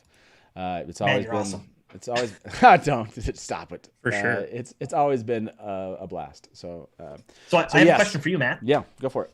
How's your butt feeling? So honestly, it's my back. Do you see how this is like, I kind of turn like this? So there's definitely, you'll see me every once in a while, kind of like, just kind of lean into the chair a little bit. And then I'll be like, that's not a really good posture over there.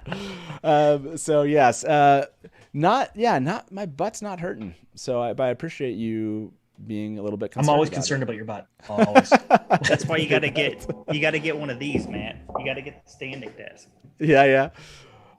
The standing desk. Yeah, I do. Yeah, well, that would be fun. Like a little bar where I can just kind of like stand up with it. Oh, I could see that. Especially for these long streams, right? Like we all know sitting all day is not the best for you. Okay. Yes, that's true. If we do more of these, which apparently there's a longer trailer coming out, so this has got to come back. I'll get some feedback from everybody. Okay. This is an anonymous poll. Did you enjoy trailer Gaidon? And would you want us to do it again? That's right. I'm asking you 2 questions with a yes or no. Therefore, if you didn't enjoy it, but you would want us to do it again, or you did enjoy it, but you wouldn't want us to do it again, too bad. This is basically, how about this? I'll be nicer. Do you want us to do trailer Gaidon again? There we go. That's the question we're all asking. That'll make it easier. People always tell me I make the questions. They don't make sense. Here we go. Okay. So, John, dude. Yes. What's up? Like, how excited are you? Like, you've been doing this almost as long as I have been doing this. Yes. My anniversary is coming up in a month. In a month. Yeah. Like, and you're getting really close to 10,000 subscribers. I am, the name What Up is, I'll be honest. I remember the first video I did and I was like, what up? That is like, what up? Like, come on, you know? And then it was like, this guy sucks. And then I got to know you and I was like, yeah, what up? And all of a sudden it's like, what up? And totally respected name out there. John, you break some of the biggest news stories or biggest speculation stories out there. Oh, so yeah. So can I plug myself here for a second? Yeah, do it. Plug it. Make sure if you're not already subscribed to my channel, do it, because this weekend I have another exclusive, and it's another casting leak. So I hope you all enjoy something nobody else has just yet. That is when is it coming out? When is this coming out? So everybody knows. We'll say Sunday. Sunday. John's committing Sunday for another casting. Sunday. Would you call it a casting leak? Or is this a casting supposition? It's a leak. It's a leak. Okay, casting leak coming out Sunday. It is a real casting. I just can't say where I got it from. That's all. I love it. So yes, hopefully the admins see this. Make sure you put a link in the hopefully there's a link out there. Make sure you go follow What Up. Obviously, my guess is they already are. But if you're not, please go follow What Up. I love seeing your success. Love following what you're doing.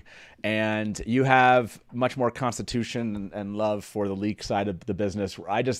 Speculation's my gig, and so I love it because you get to leak things, and then I get to like build some speculation off your stuff. Oh, I know you do. But that you tend to be breaking so much news out there. It's like a story every week at least. It feels like it. So hopefully it continues the trend. Yeah, right. Nobody gets too scared to talk to me. There's a lot of love. I go check out the comments of your videos, man, and that's not the same people making comments or showing up at my shows. There's a group of people that love every moment of what you're about to show them. So yes, the shorter amount of time. They're awesome. I love all of them. They're all really cool. Yeah, absolutely. Vance, thanks for joining in here. We opened up the call lines, gentlemen. So we're gonna bring a caller in. We'll be talking about the trailer. I want to get your feedback here, but let's take this first caller into the show. This is Ro. Ro, welcome to the Dusty Wheel. How you doing tonight, man? Ty Shar, Innkeeper. Cheers. I've been in it since the beginning here. This is an awesome show so far. And I glad you've been enjoying it. You know, glad you've been enjoying it. Yeah. Not to rewind, but I always do to add to catharsis. Okay. Same thing. Wheel of Time books. Seriously, I wouldn't have my 3 kids if it wasn't for these books. So it is very, very like you're invested in this. Like I wouldn't have met my wife if it, you know. So I mean, like 3 people wouldn't have existed for this book. So yeah, I love it. I love what we all. I think ahead. a lot of us, a lot of the hardcore fans here have an origin story, as you call it, like how we got into it and why it means this much to us. So this trailer dropping, yes, is like seeing an ultrasound on your first kid, and you're like, it's got all 10 toes, you know. It's got all 10 toes. That's a great. Yes, that's like we're all like, yes, it's right, yeah, exactly. That's what my expectations were such, but I was cautious. And then this thing dropped this morning, and I actually saw it the first time you streamed it, so or second or 12th or 900th. And like, that's the first time I saw it. And I'm just like, this sigh of relief came over me where I was like, okay, it's not going to be another Sword of Truth crap. You know, I mean, like, I was so, And then, the focus on the ladies and stuff like that. That's awesome. All that kind of stuff. But the big thing I'm actually impressed with is that you have been able to sit in that chair for X amount of hours. Why haven't you just thrown the chair away and streamed from a treadmill? I probably should be standing up. That probably makes more sense now that I think about it. Just like stand up in front of it. So we would all fund you. However many miles you walk in 12 hours, you know, then we give to the, you know, what was your Save the Orphans Foundation? Ooh, that's an interesting take. Yeah, sure. Oh man, we could have done some charity today. That'd be like, how long can we go? Like they do on the politics where it's like how long they can filibuster or something. That'll be like, how long can we keep Matt? Right. How long can we keep Matt going? It's like if you donate a certain amount of money every hour, I'll stay here. And so it's like every hour there's like $1,000 worth of donations, I'll stay. And so it's like, how long can we keep Fandom donating to keep me going? Yeah, you're going to be up for a while, man. Exactly. I mean, do you have a box of tennis nearby? Yeah. I love it. Well, you just, sponsor you how many miles you walk in the 12 hours. Exactly. I go in for like X amount of money per mile. And then by the time it builds up with Fandom, it's like, oh, we can buy the Dusty Wheel at Jet. I mean, dang. So Ro, I know there's other callers jumping in here that want to jump in. I want to ask you about the trailer. I love that it's meaningful for you. What was your takeaway? What's your kind of one scene, one shot that really made the biggest difference to you here? Was like the most memorable? Well, I would love to say it was Perrin because he's my boy. Okay. I'd love to say it was Perrin because he's my boy. Facing down the wolf, but that really wasn't the focus, and the spectacular focus that they had on Egwene and her coming out of that pool and the opening scene where Nynaeve's like, just get off this cliff. Like, that the interaction and the camaraderie between the EF5, like, I got to say that just like sucked me in. I couldn't speak for like 3 minutes. So. Yeah, no, I think the camaraderie is a great one to point out. And I want to ask my panelists about that one. Ro, I appreciate you sharing that quick story about how this has also kind of affected you, kind of touched your life. I really appreciate that. And as always, man, maybe I'll get in Discord after this and just say hi to everybody. If you're still around, we'll do a little after show, and I'll just thank everybody. You're still in person, around. So. Good Lord, how much caffeine have you been drinking? We only got 2.5 hours left, man. I drank 2.5 a gallon hours left. of caffeine just watching you. We got this. So hey, Ro, have a good one, man. We'll talk to you soon. Bye-bye. All right, great job, Lee. Oh, and Ty Shard to my beard brother there, my ginger beard brother. Sounds good, man. See ya. We'll see you guys later. Okay, bye-bye. Take care, Ro. Okay, John, everyone wants to know your take on this. I think, do we have yes, we have a third guest with us. Who is with us now?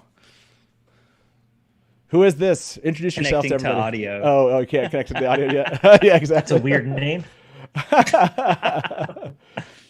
I'm wondering if this is Brick Ninja who's joined us. I believe this is Brick Ninja. Yes. So, Brick Ninja, can you hear us? Yes. Excellent. So, Brick Ninja, before I start asking you questions, I want to ask John. John, what's your reaction to just this trailer? There's been a lot of positivity. Are you over the moon? Or are you somewhere in between? Yes, 100%. I'm always pretty positive about anything deal with the show anyway. I don't think I've said one negative thing about it, but the trailer blew me away. It far exceeded all of my expectations in every way, shape, and form. The effects, the way the characters interacted with each other, the scenes, what they teased with. They were really very smart. Showcase a few changes here and there, but in such a way that you couldn't really tell too much, which was really cool. I was really, really happy with it. Yeah. Yeah, it's. I think that has been kind of this maybe the surprise. I don't know why in my head it's not a surprise. It's. I was afraid that maybe all the things that have ever been said about this thing, which is like, no, maybe all the haters were going to be right about this or something. They're never right. And I was so glad that they were proved wrong on this. this trailer, regardless of what we see in the actual series, this trailer does prove that it's got some good bones moving. Yeah, 100%. So, looking forward to what that is. Anything that you can noted that kind of stuck out to you that you want to kind of bring up here as far as just like highlights for yourself when it comes to this trailer and things you're going to be mentioning? Like, give us a sneak peek of what the video is coming up and what you're going to be saying. Okay.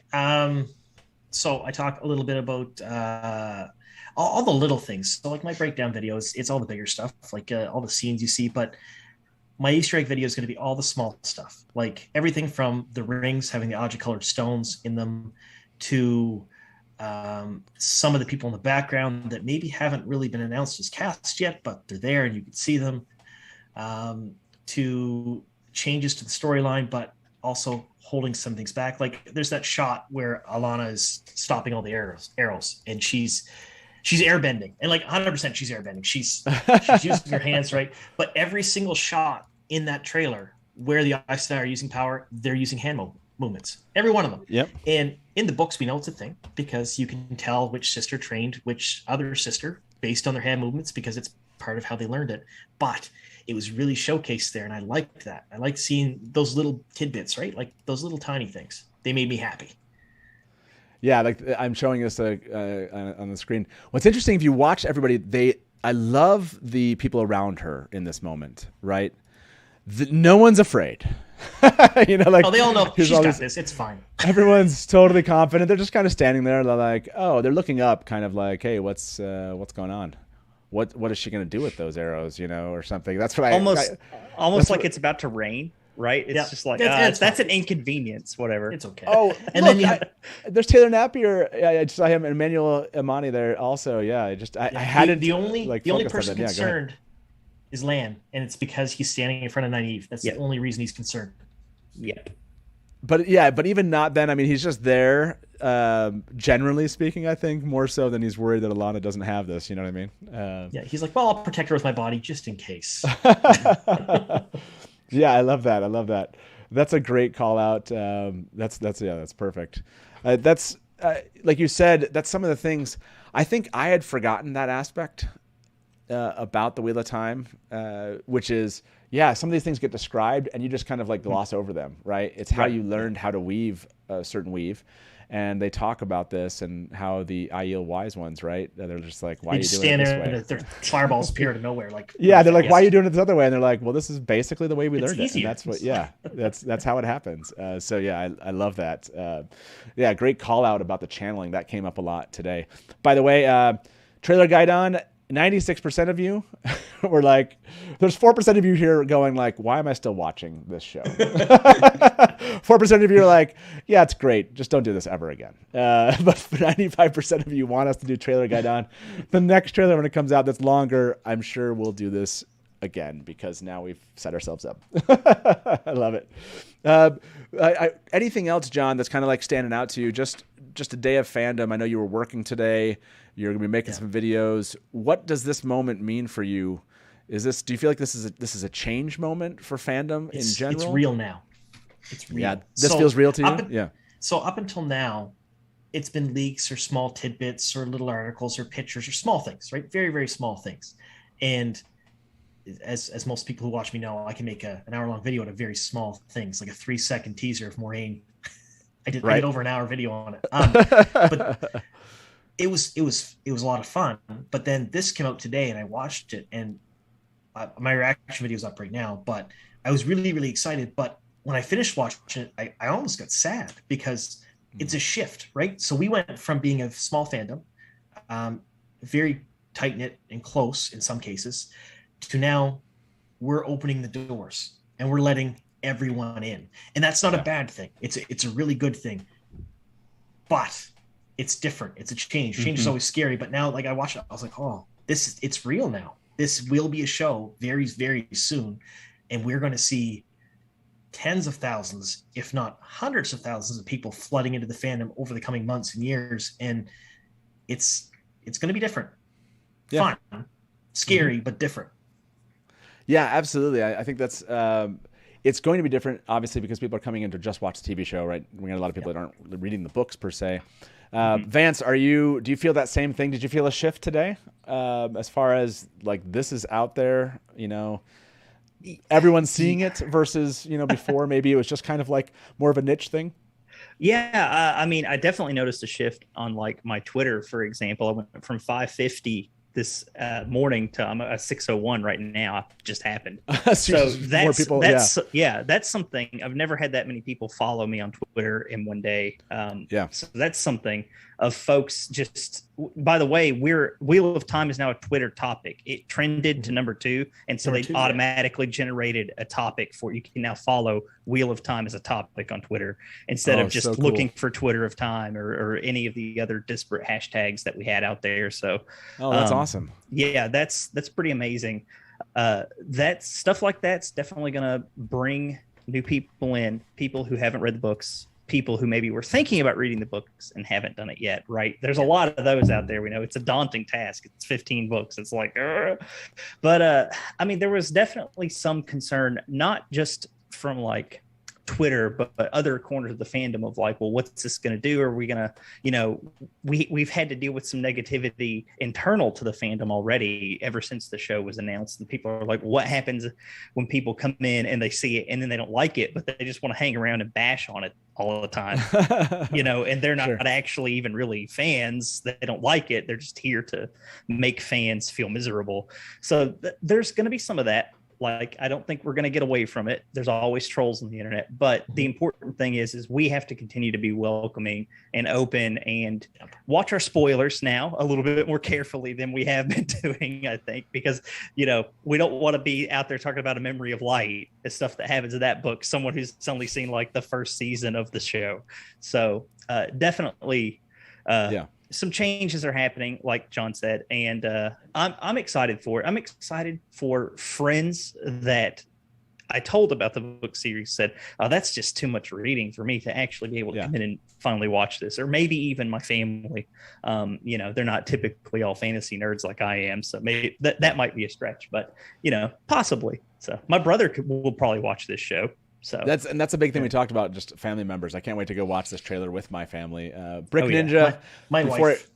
Your wife, yeah. Before I pull in some more callers here, I see Jessica is waiting on, and Andrew's here. Where there's a couple people that we want to weave them in.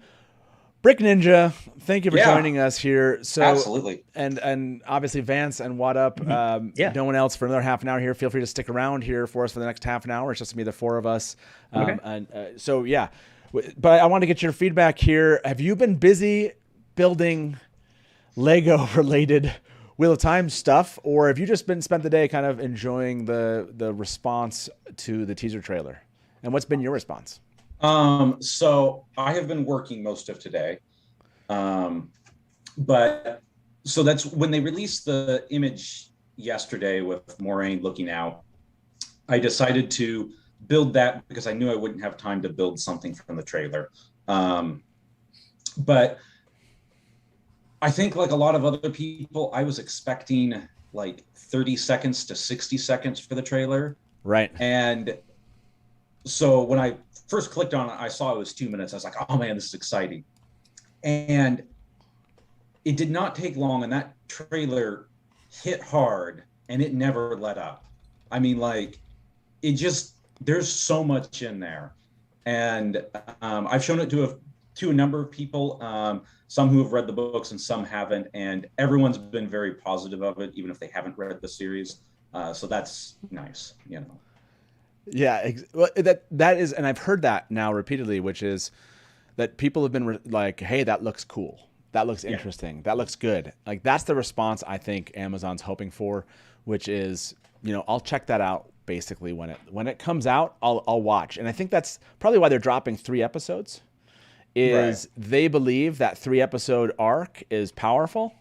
That's the only thing I can imagine is it's like, give us 3 because that's going to hook. They believe that there's a 3-episode arc here that's going to hook people. Otherwise, why release 3 on the same right on that same Friday?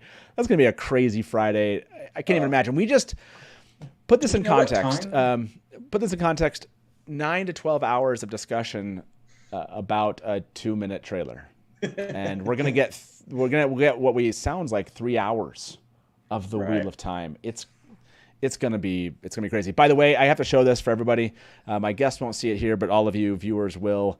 This is Brick Ninja's image from last night. If you were not around seeing it, the recreation of the image that was released, the teaser image of Moiraine in Tar Valon.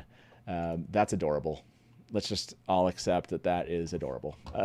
I love that you do this, Steph. It's crazy. Okay, go ahead.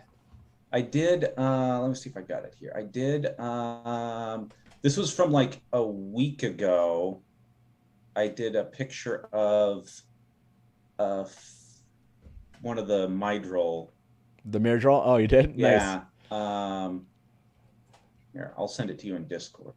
Send it to me on Twitter. That's easier for me to pull it into the show. I was on a. Oh yeah, go ahead. No, go for it. I was just gonna bring our next caller here, and then we can see that once. No. So go ahead. I'll just drop that image in there. Okay. So let me bring our caller onto the show. Jessica, welcome to the Dusty Wheel. How you doing? Hey, I'm doing great. So what you question? Holding up? I'm holding up good. I'm holding up good. You got a question for our panelists, or just general reaction to what was going on all day today? Just some general reactions. I've been following most of the day. I know you mentioned Matt in a couple of his scenes. So the ruby is on both sides of the dagger. Oh yeah, you can see it when he flips it. That's a great point. Yeah, I like that.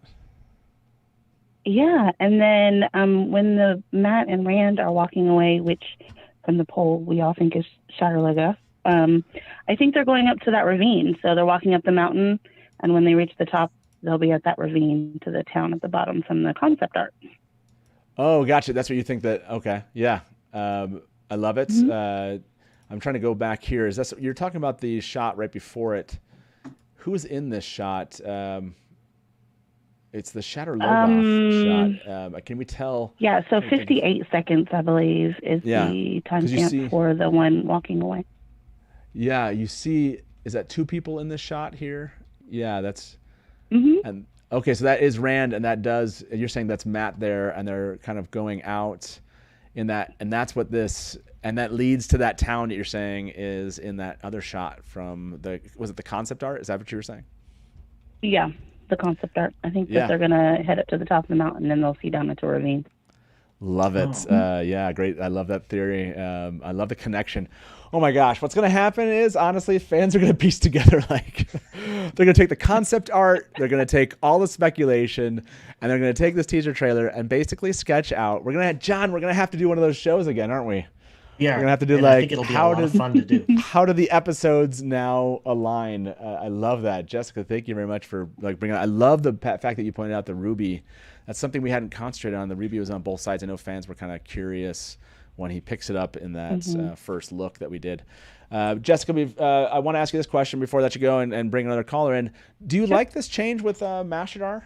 So Shadar kind of has this dark in the unblurring script that we did is. Like they called it like an oily substance, and in the books it's more of kind of like like more of like a white fog, if you will. Do you like this kind of what you've seen here in the trailer? Yeah, from what I've seen in the trailer, it does look really ominous. I can only imagine being there and just seeing it like rot before your eyes. I mean, if it's in the fog, you can sort of hear it, so it's more of the audio, but like just seeing things start to rot, like, and just what happens when it touches me. So I think visually it's more striking that way. Yeah, I love it. John, were you going to say something about that? I don't know if I heard you. No, I just noticed that it was you could see it coming over the whole city. I think visually it'll look a lot scarier than a white fog, personally. Yeah. But I liked it. I really enjoyed it. I think it's a smart change. Okay, I got to point this out again. Yep. No matter what happens is the text that sits on the screen when Matt is looking at the dagger. I love that. No matter what happens. Not that there's anything that's going to happen with this dagger and Matt. No, it doesn't do much. It doesn't do anything. Come on. No, but that's what I love. For a while. These are the Easter eggs that I love, right? From this whole thing is the text, like what they're telling us as fans, where we're just like they're winking at us, like legend when Egwene comes out of that water, no matter what happens with Matt and the dagger. There's all sorts of moments like this. I love them. Well, Jessica, thank you so much for watching today's live stream. Appreciate you calling in, bringing up Matt's dagger. This is a great, moment here that I love this. No matter what happens, that's going to be Vance. We got to write this article. This is a fun one. Just all the Easter egg comments. Yeah, 1,005 things that you didn't catch in the trailer. Exactly. We're gonna be up. Exactly. We're gonna be up for 7 days writing that. Yeah. Okay. So it's not gonna happen anytime soon. I hear what you're saying. Hey, Jessica, thank you so much for calling in. We'll talk to you soon. Okay. Bye. Yeah. Thanks. Bye. Yeah. That's. I love these little and maybe let's jump to Easter eggs for everybody here. Feel free to throw any out. Did you see any, John, Vance, or Brick Ninja? Did you see any Easter eggs that you think are really fun to point out? I'll let these two go first. Yeah, I'll have to go. I kind of need a refresher because I've been a little unplugged for the last couple of hours. So it started to fade from my memory. Went and ate dinner and grabbed some ice cream for dessert with the wife. So I was like, what happened in the trailer now? But no, I mean, I think, not so much Easter eggs, but just going back to what you said about like the words on the screen, like Tam's little speech. I'm assuming he's giving it to Rand. In a moment where like he's talking about how like life is going to change and stuff like that. Father-son moment that everyone wants to see from Tam Althor to Rand. We're going to get it confirmed. But just the way, like you said, they paced the scenes and then overlaid it at those specific words or phrases was just, it didn't hit me when we first watched it, but throughout the day you've been calling it out. I'm like, man, they really constructed this trailer just phenomenally. This is one of the best trailers I've ever seen.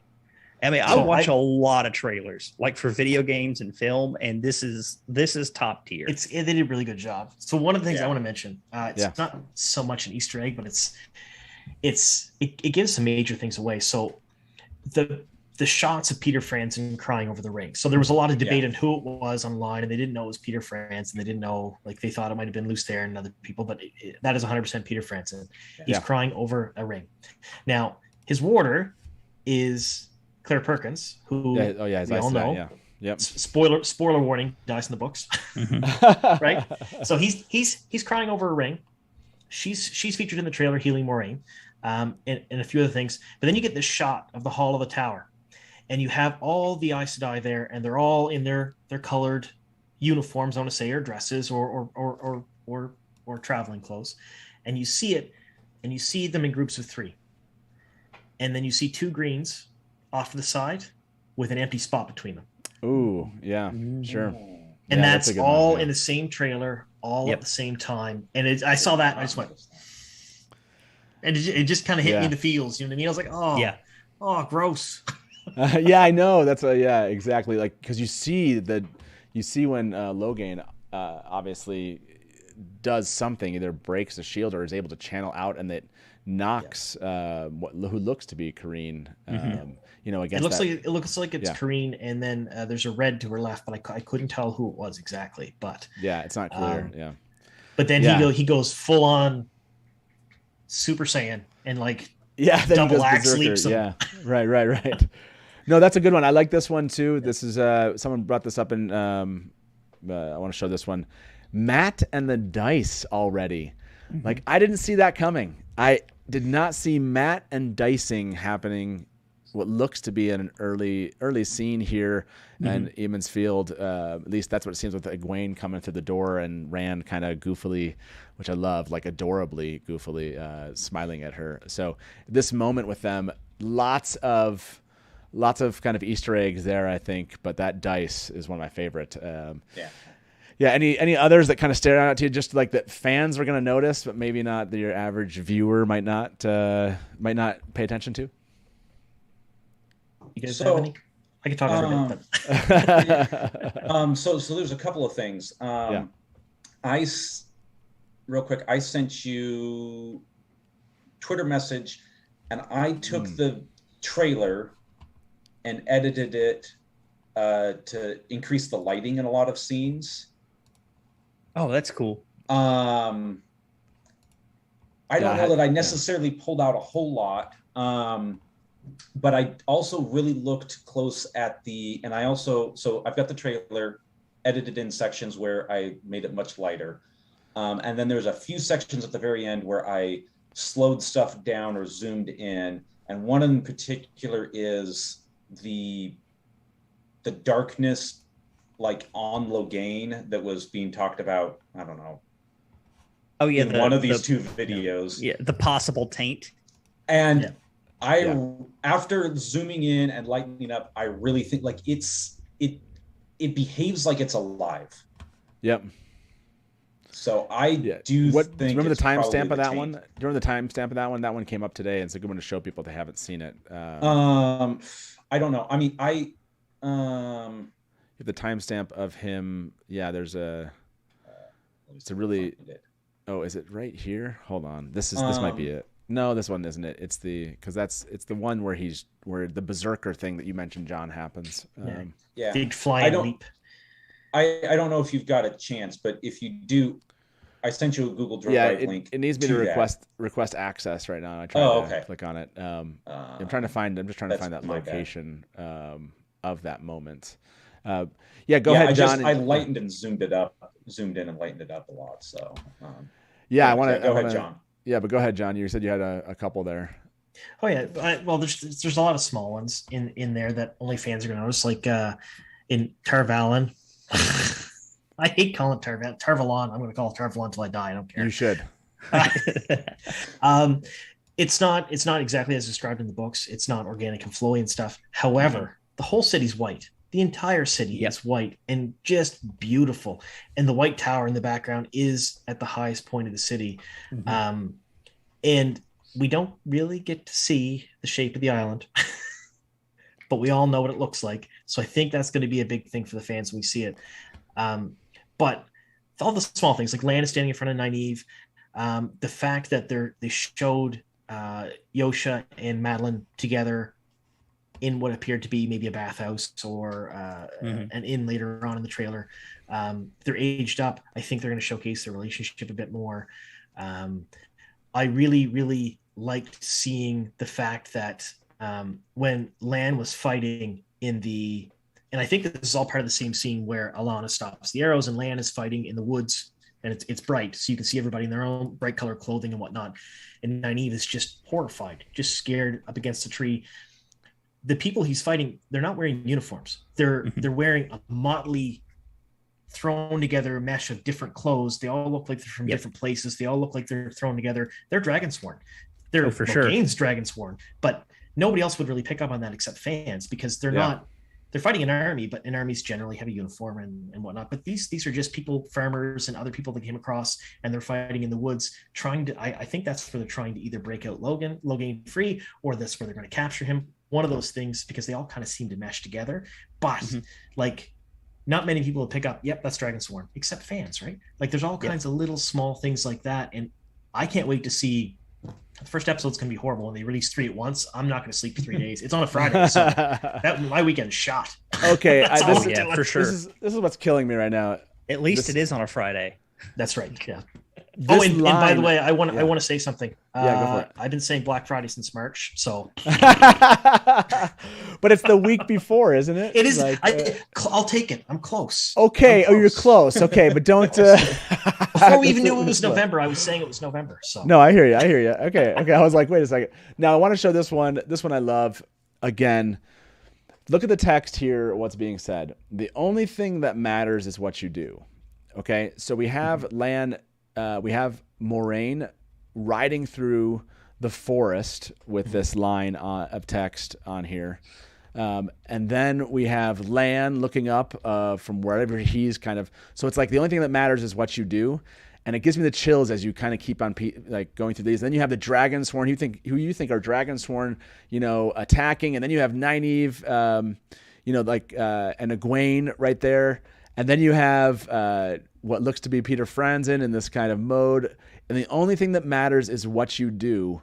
And I love that phrase is what carries through this portion, which right, the Wheel of Time is, it's, you know, the only thing that's important is what you decide to do with your, you know, with your life. And I love that it shows like variations of those choices that people are making. And so the wheels showcased throughout the entire trailer. There's circular patterns in everything from when they were dancing to the bodies wrapped on the ground to like where the Aes Sedai and the Hall of the Tower, everything's a circle. The whole thing, it's all a wheel.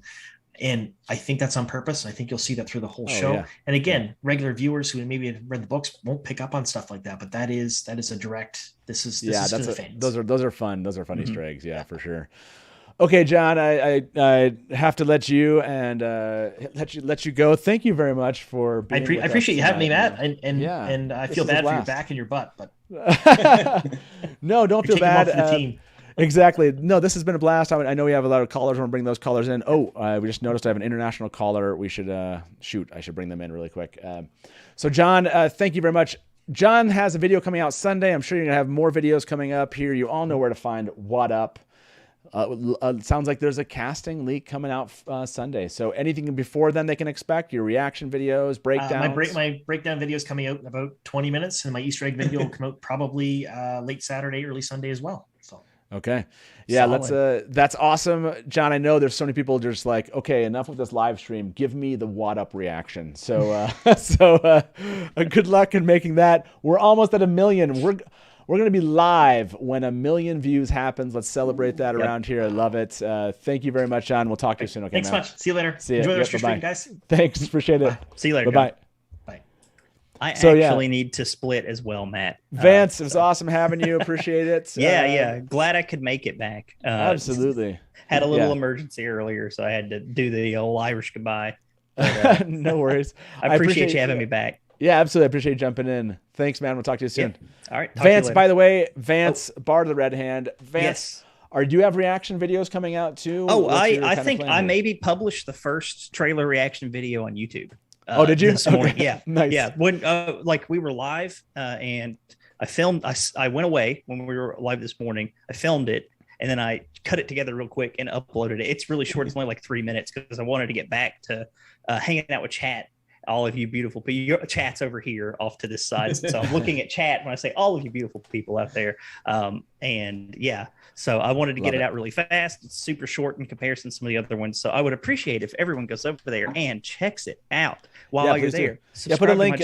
Please do. Yeah, please do put a link in chat for those that are interested in checking out what Vance does. Vance, always appreciate it. You had some stuff on metal and the Wheel of Time recently. Yeah. Vance helped me piece together the 34 things you may have missed from the Entertainment Weekly article. It's actually really comprehensive. So you may have missed some things you didn't know. You should go check that thing out. We spent a whole weekend just crafting that article. It was insane. I mean, it's constant back and forth of like, all right, there was this thing, then there was this thing, and we've got 24 now. Well, now we're up to 29. Now we got 34. It's like, what's happening? Yeah, it kept on going up. I love it. Yeah. Yep. Vance, thanks, man. We'll talk to you soon. Okay. All right. Thanks a lot. Have a good one. Yep. Bye-bye. And then they were just us. Brick Ninja's awesome having you here. We have some callers. Let's bring them into the show. Let me go to our international caller, and we'll get everybody else in. Welcome to the Dusty Wheel. Who's this? Hi, good evening, Innkeeper. This is Diljit. I'm calling from India. Diljit, how you doing? It's awesome to have you here with us. What's going on? Hey, I always feel you give preference to international callers. Maybe all the callers should just pick up a country, and every time, you can just make it up, calling from this country and that country, and you can... That's right. That's right. People just it's like... almost not fair, but I don't mind. No, people try to figure it. Yeah, I love it. That's like a secret. Use like some VPN ability to make it look like you're coming in from an out. I love it. So what was your reaction to the trailer? Hey, I loved it, and I must say that right when the stream started this morning, night here in India, but started this morning over there, I saw a fan from Pakistan. Then there were people signing in from Ireland, Spain, Australia, like people all over the world were joining in. And this just shows your reach, and the awesome work that you're doing, and that you sitting on your butt whole day and then doing this for us. I really, really appreciate that. And thank you so much for doing that. I appreciate that you've enjoyed it. That's the fact that people were on this morning, and we had over 2,000 concurrently with us this morning. Yeah, I didn't see what the number was. All I know is that people said there were over 2,000. watching and discussing, and I think there were like 1,100 still on with us 6 hours later. So, like I said, you're all crazy, and I love you for it. That's awesome. What was your reaction to the trailer? What did you think? Hey, I would, compared to all of the panelists that you had and some people in the chat, I would say I'm just a casual fan. I didn't cry. I didn't have tears of joy or anything of that sort, but I absolutely loved the trailer. I may be a recent addition to the fandom. I mean, I finished the books last year, and I started in 2012. So I'm not as invested. I was listening to your stories and, how the Dragon Mount came in and how everything that you have done and so many years that you have spent, being a fan for more than that Daniel Green has been alive. So stuff like that. And obviously I'm not invested as you guys. And to be very honest, I always skip trailers. I always feel that trailers always have spoilers. And whether I'm watching a DC movie or whether it's a Marvel movie, I absolutely avoid trailers. And this one, I joined in because I was expecting it to be a 15 seconds thing. Like this would be a 15 seconds, a treat. And it turned out to be a 2-minute, extravaganza. And I enjoyed it. But again, I think the next trailer will be dialogue heavy, and I might skip that one because I just want to be surprised when the show actually drops. But still, loved everything about it. No disappointments whatsoever. There are people, who would be very specific. This location doesn't look like that. This location doesn't, or the costumes don't match up, or the height of this person is not up to the mark. I'm okay with all the changes they're going because this, for me, I want the show to be sort of a second experience of the series that we have enjoyed. Someone in the comments pointed very aptly that for book purists, there are books always and they won't change. The show is just a different medium, and this is age turning again. So I'm okay with all the changes, and I trust the showrunners to have a good story to tell despite the changes. I was one of the or a couple of things that I would like to point out. I was really impressed to see Sohan and Lyanna there. Two of these women, along with Morghese, are some. These three women I feel that they don't get as much love as they should, and Morghese even gets a lot of hate. But I've always enjoyed them in the book, and I was really, really happy to see both the Amerlin seat and her. What is the title for Lyanna? What was the title for Lyanna? Oh yeah, the Keeper, right? Yeah. So I was really happy to see them. Maybe this is just the first season, but I am really, really hoping to see more of them in the show because I've always enjoyed their interactions. To me, they're both of them are bros, although they're always at odds, but they're bros that I really enjoy their chemistry. So really love their interactions. And I remember a stream few months ago, we were discussing on things that I want to be done really well, and I wanted the wolves to look really good. And looking at that one scene, 1 second or 1 microsecond of shot of which I assume was Hopper, I think the wolves will be done really well. So there's that. Yeah. That's and I love that you were saying that you were like, I don't think, like you were saying, I know that it was really intense for some and they kind of really were emotional about it, but I love that you still regardless, you enjoyed you enjoyed the actual trailer itself. So that part's really cool. No, for sure. Yeah. The only thing that I noticed is did you happen to see any white cloaks? No. So the white cloaks were we didn't have white cloaks there. We didn't have Tinkers. I want to say Tinkers, Pat and Fane. Tinkers. Yeah. So we didn't have a couple with us. So that's we did not. And Adalorna, by the way, Adalorna Sedai is here with us. Thank you for joining in. We'll get with you just a second. Hey, Dajit, thank you so much for calling in, man. I really appreciate it. Looking forward to kind of Rafe's next trailer, and hoping that we see, some of these things that maybe we're kind of fans were hoping to see that maybe. Yeah, and before I sign out, I just you were asking people about things they would like to see in the next trailer. And again, as I pointed out, I might skip the next trailer because I don't want to get spoiled. But some people pointed that they would like to see Loyal. I would rather see him directly in the show. But what I would love to see is that if there's a like for the background music, if there's a tree song playing him or some other Ogier singing it or humming it, I think that would make a great sound effect. Oh yeah. I absolutely love that idea. That's a great idea. Yeah, that's it'd be really interesting to see if instead they embedded in the Ogier and actually gave us more than we thought we were going to get. So yeah, I love that. Hey, Dajit, thank you so much for coming on and calling in. We really appreciate that. We'll talk to you soon, okay? Will do. Thank you. Thanks a lot for having me. Yep, bye-bye. Yep, bye. Okay. Sorry, I needed as I was moving around here, I needed to check into work while I do this. That's just part of what we're doing here. So, Adalorna, welcome. Hi. So you're running a new Wheel of Time podcast, right? I am. The North Harbor Wheel of Time podcast. Yes. And it was you and Rebecca Sadai. Is that correct? That is correct. Yes. Okay. So when did you guys begin your podcast? We have about 5 episodes out now. So it's been about 5 weeks, dropping every week. So yeah, it's been a little over a month. Awesome. That's fantastic. This podcast journey is a big one. What made you guys want to do this? To be honest, it was a little spur of the moment, and I thought of the North Harbor, and I was like, that's a little tongue in cheek. Let's go with that. See if there's one out there already. And there wasn't one. So I posted on Twitter and asked if there was anybody interested in joining for the North Harbor podcast, and she jumped right on it. So it just escalated from there. I love it. I love that you, and it's fun. I mean, obviously fans get, it becomes, what I realized was I can't really write you tweets without like me wondering how it's going to be taken wrong. That's exactly the point. So I love that. So I love that it puts me in because it takes me forever to write actual tweets. And that's, I think I stopped writing a couple tweets because of that. It's like, I can't send it. I don't know. So I just was like, no, it's okay. But North Harbor, that's cool. So tell me, what was your reaction to the trailer? Oh my goodness. I was absolutely floored. I was mesmerized by the entire thing. I think I might have squealed a little bit when they showed the Murdral.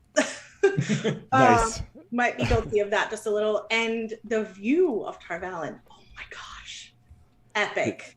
Epic, right? Yeah, I agree. That's and that. I mean, is that what you expected? What you hoped for? Kind of where were you at? What did it come down to when you saw that?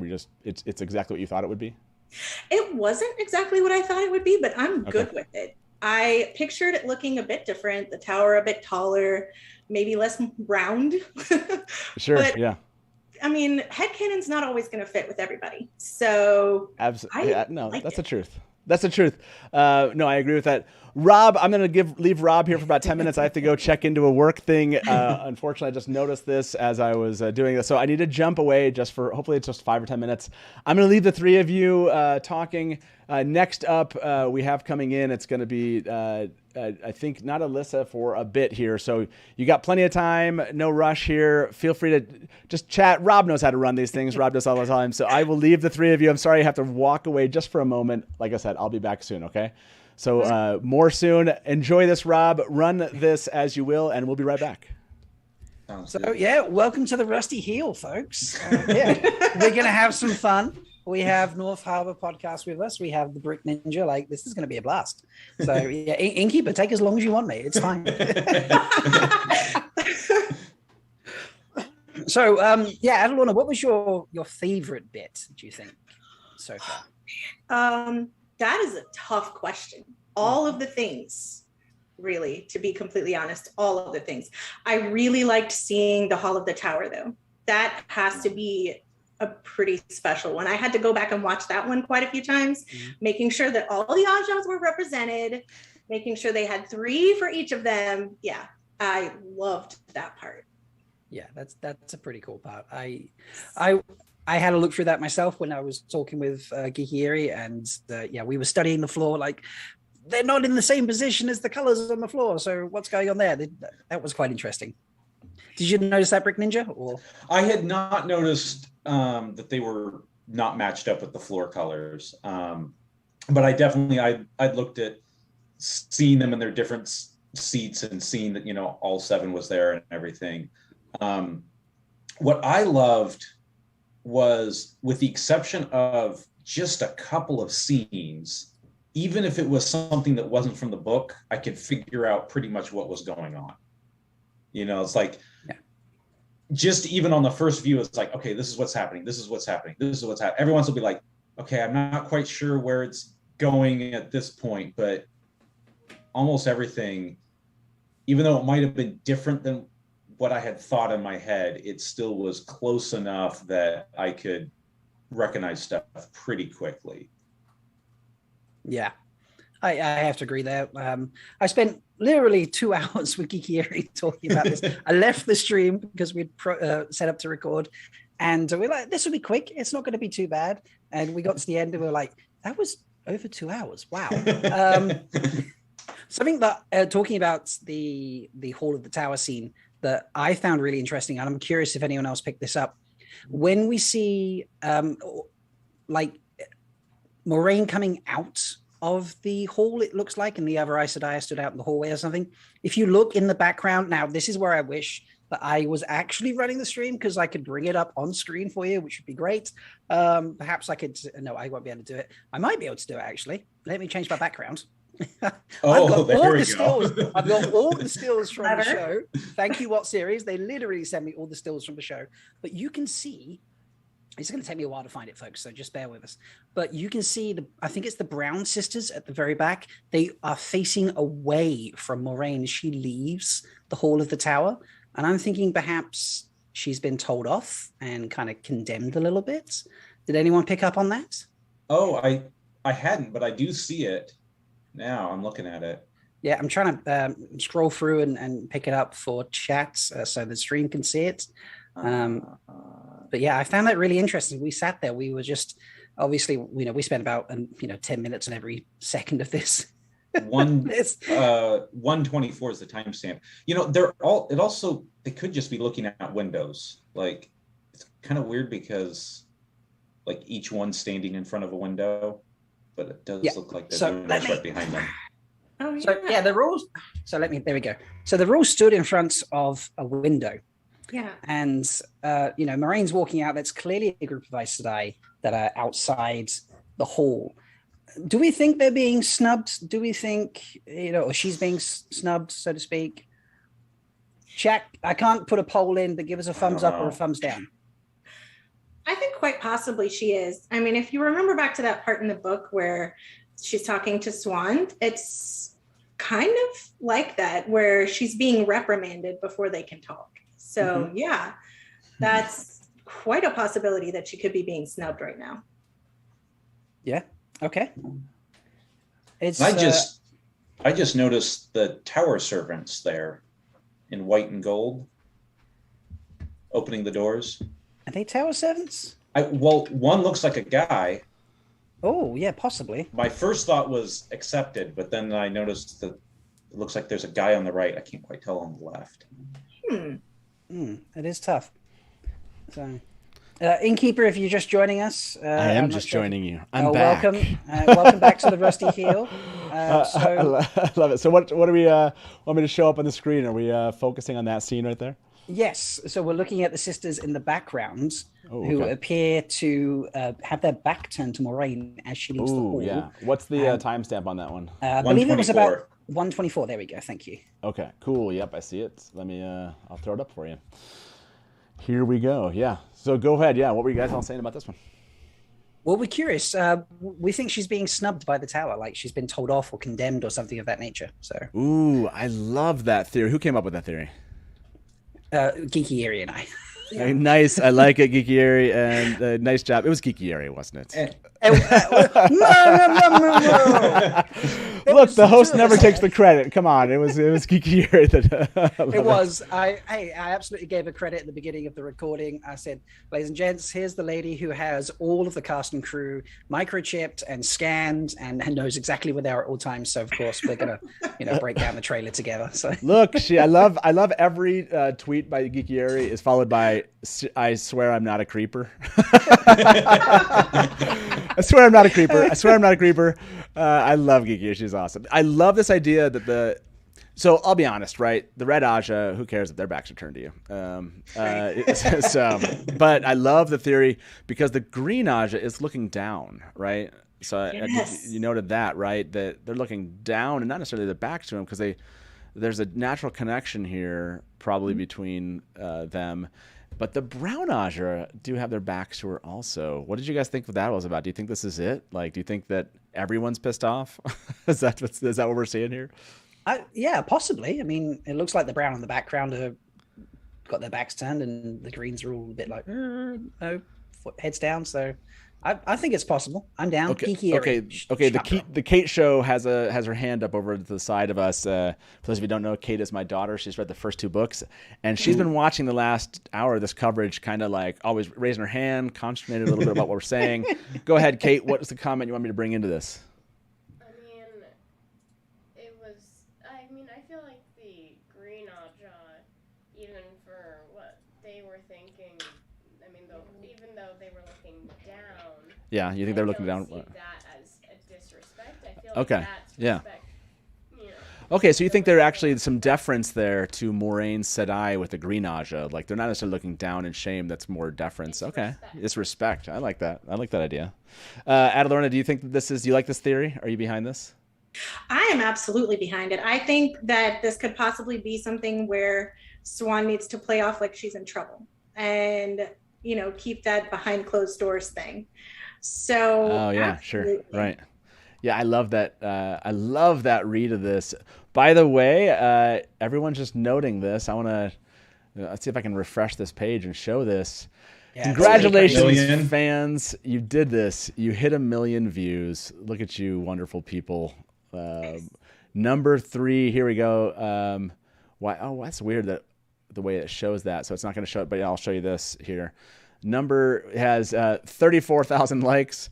What's up with people disliking this thing? Come on. Number 3 trending here. And I guess we just back out this one version. There it is. That's a beautiful shot right there. Number 3 trending. And it's 1 million. There we go. It's off the side a little bit there. So let me back up. But yeah, number 3 trending. What do you guys think about that? 1 million views, number 3 trending. Is this exciting? Yes. I could not be happier for the fandom, for real. Yeah, right. This is awesome. Yeah, you guys going. You guys are awesome fans. Way to go and making this happen. Yeah, the Kate show has her hand up over there. Yes, Kate. This is due for another one of our confetti cannons. Oh yeah, too bad we don't have a confetti cannon right now. That didn't work.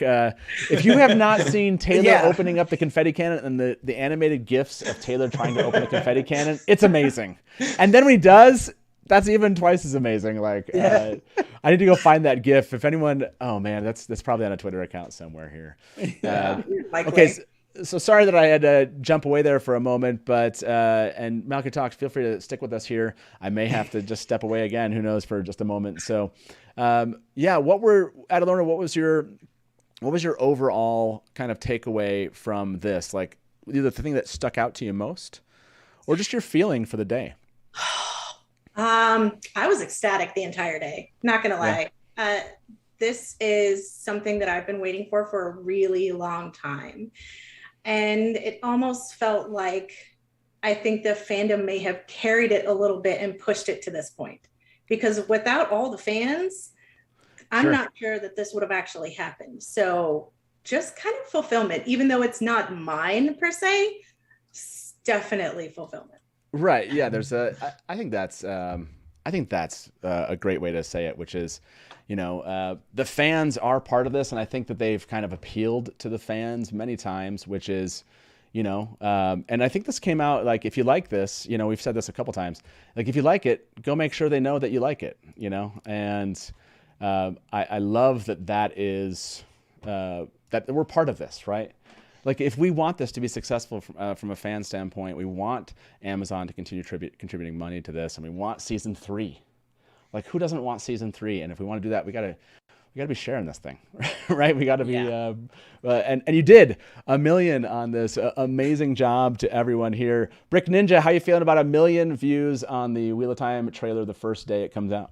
That's pretty good. I mean, looking at it, the next video that has 1 million is Welcome to the Blumhouse trailer from a week ago. So everything in the last week hasn't hit 1 million yet.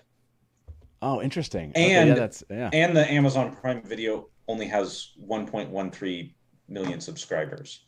It's honestly not like an enormous YouTube account. Okay, yeah, like that's a good point. Like, it's already had 1 million views. I love it. Yes, I mean, this should go without being. We shouldn't have to say this too much, but please do go and keep on retweeting this. I know we've actually had people waiting online. By the way, you guys are great for holding on.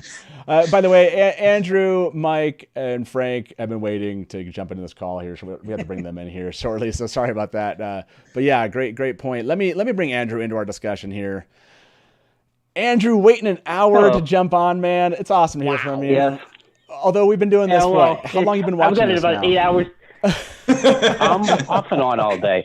Honestly, I had, like you, I had work to do too much, so I watched the trail when it first came out for about the first hour or so, and then I do a lot of work, and then now since I'm home, I can able to watch the second round.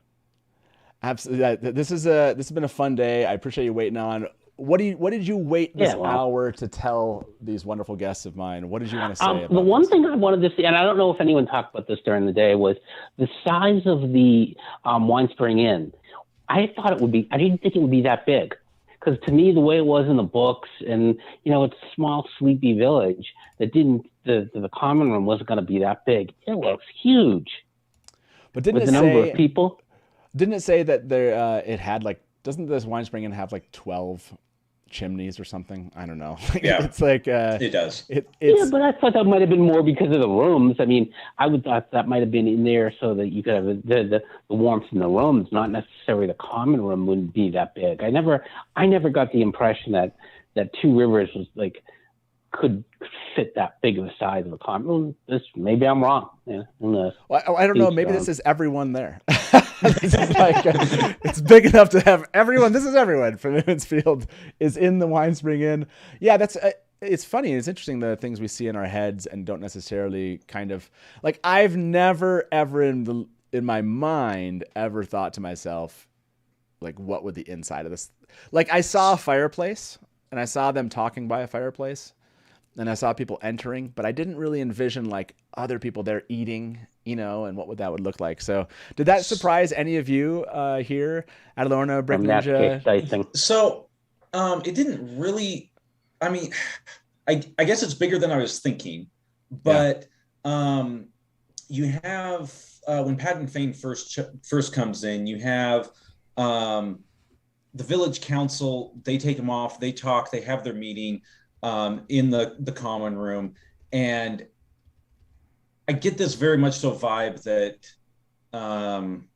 like in olden times where they would use schoolhouses or churches as a village or a city meeting hall, that's basically what the common room of the Wine Spring Inn is used as. And I've always had that vision, so this is a little bit bigger than what I had thought, but honestly not too much. Yeah, and I don't know if it's one of those situations where if you look at, for example, the actual kind of front of this building, it feels like it's maybe like a deeper, like it goes back further than I'm imagining as you see them in that room. Yeah. But that makes sense. I love this common room aspect. Regardless of what our headcanon in this regard, there's something that I really love about seeing them in here. Like, do you like this approach, Andrew? Yeah, I do, and the thing that I really liked also was the scariness in somebody. You talked about it much earlier in your show, the demonic nature of the Shadow Spawn. It's not like to me, they went so far away from the Yorks and the Orcs and Peter Jackson's Lord of the Rings. So it's totally different. It's more of a complete horror. Yeah, I love that too. That's great point. Well, Andrew, and you stuck around this long. Is there a question you have for Adalorna, Brick Ninja, or Rob, before we let you go? No, I will say the one thing I'm looking forward to seeing in the next one. Well, two things. One is I'd love to see the Green Man, but I don't know if we get that. But I do want to see Perrin with his axe. Okay. Perrin's axe. Okay, I'm going to ask everybody that in chat. I love it. Yeah, that's I got to ask everybody. I'll ask my panelists that. Thank you very much for holding on. Mike, we're getting to and Frank, we'll get you on here shortly. Thanks, Andrew. We'll talk to you soon. Bye-bye. Okay, Adalorna, axe, is that like a request for the next trailer? Do we need to see Perrin either with an axe or maybe in the smithy? Definitely. Either or both, preferably both. Him with the axe is so iconic because he carries it around for a really long time. And it's going to be nice to see him not really grow used to it, but grow used to using it, even if he doesn't really like using it. Yeah. And actually in the smithy, of course. Absolutely. Yeah. Muscly bearded man in the smithy? Are you kidding me? Yes. Okay, I'm going to try to put together what our top 4 are and actually check in on like what we think those should be. Hey, Rob, thanks for being with us. Thanks for jumping on, man. Any final thoughts before we let you go, unless I call you back in? Unless you need another rusty heel. I'll spread this around to all the mods, if I need to. But thank you very much. Any final thought from you? Like, if there was one thing you could have, Pat and Fane has come up a lot. Loyal's come up a lot. Perrin and the axe have come up a lot. Is there a fourth one we should throw in this poll before we let you go that really belongs in that kind of top 4 things we'd like to ask Rafe to put in the trailer? The next one. I don't think it's going to get anywhere, but I have heard no talk about where is Fael. And I want to see Fael. Like you've got Perrin and the axe, you've got you can have the blacksmithing moment, and in comes Fael. No. Yeah, exactly. There's bits from books 2 and 3, so it's doable. Yeah, no, that's true. That's true. Hey, that's a good point. Bits from book 3, I want to ask that question too. Maybe we'll get on that question as we kind of the night proceeds. Rob, thanks, man, for jumping in. Really appreciate that. Have a good one. We'll talk to you soon. Okay. All right. Take care, mate. Bye, everyone. Yeah. Thank you. Bye-bye. Okay, so let me get our callers in here, and Brick Ninja, we'll take a call. Brick Ninja, I'll say adieu to you also here shortly. Okay. Just give you a final thought for us, but let me bring in our next caller to the show. Mike, welcome to the Dusty Wheel. Thanks for hanging in there with us. How are you doing tonight? I am doing excellent, Innkeeper. Thank you so much for taking my call. Absolutely. And just so you know, I am MR Howley. Yes, this is MR Howley. For those of you that are kind of curious in chat, who we're speaking with. So, yeah, what are your thoughts from today's ridiculous teaser drop? I mean, ridiculously wonderful, ridiculously fantastic. Like, how are you feeling at this point as a Wheel of Time fan? Well, if you give me a second, I have to do the quick origin thing. Oh, yeah. The fact that I'm like you, I started reading it 1990s, and I did the whole pyramid thing. Every time a new book came out, I read the new one and all of that. Of course, yeah. Right. But when Jordan died in 2007, I stopped reading the books. I couldn't. Oh, wow, okay. Losing him really, affected me. To tell you the truth, I had no idea how much it affected me. And finding you, the show came out and I was like, okay, I've got to read the rest of the books, and, no offense to Brandon or anything, but I read the rest of the books and all that kind of stuff.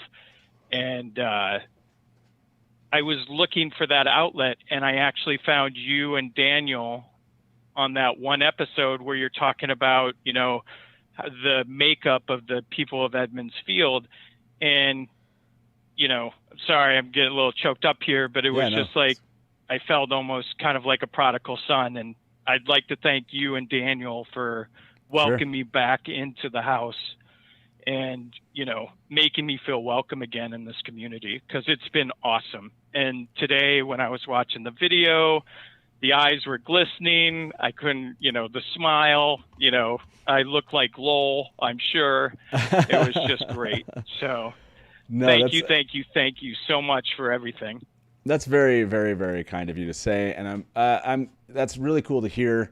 And I'm glad you had those experiences. You're back with us here, and that this is again kind of new in your life or renewed in your life. So, and I'm glad for whatever part that I played or that this place has played, and I'm just grateful again for your support of the channel and for being here among us. Like I said before, I think it's really important that other people find out that other people out there love the things that they love, and that they can find community in that. So, yeah, thanks for sharing that story with us. Hell yeah. So, before we let you go then, after that origin story, tell us, like, what is the thing that stuck out to you the most? What's the thing in this trailer that meant the most to you?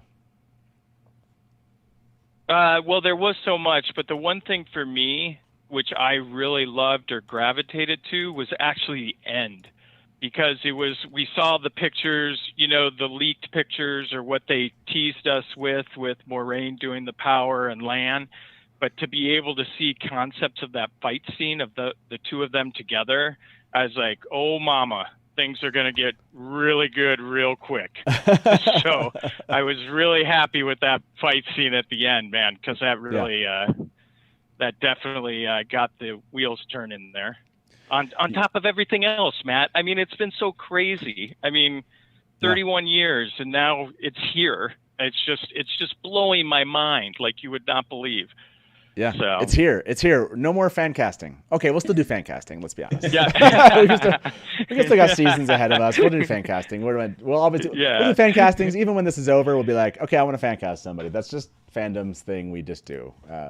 We are the fandom that loves and will never be done with fan casting. Mike, thank you very much. I really appreciate that. Yeah, I love that aspect of what we see in the trailer with Moiraine and Lan. I love the little what looks to be Nynaeve with her sword at Lan's throat there. That's such a great moment. I see Adalorna. I want to get your thoughts on that one. I can see that you liked that too. Mike, thank you. Sorry you waited so long. A lot was going on. I appreciate that you hung around and that we were able to chat about this. Thank you very much for sharing that with us. Okay. Yeah, and, no worries. Shout out to the people in chat and everybody as well. Thanks for everybody, all the mods and everything. Appreciate it. Thanks, Matt. Have a good night. Yeah, you too. We'll see you back in chat, and hopefully we'll see you here. Look, man, we're going to be experiencing this next 3 months together. Can't wait for it. Talk to you soon. Yep. Bye. Yeah, I love that. Elena, you kind of shook your head. Yeah, what was your thought there with that Nynaeve moment with Lan? Oh man, starting to see that particular relationship blossom is going to be amazing, because that's one of the biggest relationships that stuck with me personally throughout the entire series. I loved seeing them develop and seeing them progress throughout their relationship, and I absolutely cannot wait to see it unfold on screen. Yeah, considering the intimacy that we see with Rand and Egwene, I'm excited that I think that they're going to do a good job with the relationships. And yeah, I can't wait to get that one. Yeah, you're right. Brick Ninja, we're going to say goodnight to you. Thank you for being here so much. I appreciate you being part of this today. That video you sent, we need to figure that out. We definitely need to get that up somewhere. And I want to see the kind of things you've highlighted. So yeah, I can't wait to see that. Yeah, go ahead. Yeah, real quick. I was actually just scrubbing through it, and that scene with Rand and Egwene is totally in the Wine Spring Inn common room. Oh, you connected the common room to that scene. On the version lightened up, I can see the same kind of tops of the pillars are the same. I just noticed it just like a minute or two ago. I was scrubbing through it, and I noticed those kind of crenellations are the same, because I was kind of wondering where that scene occurred. Yeah.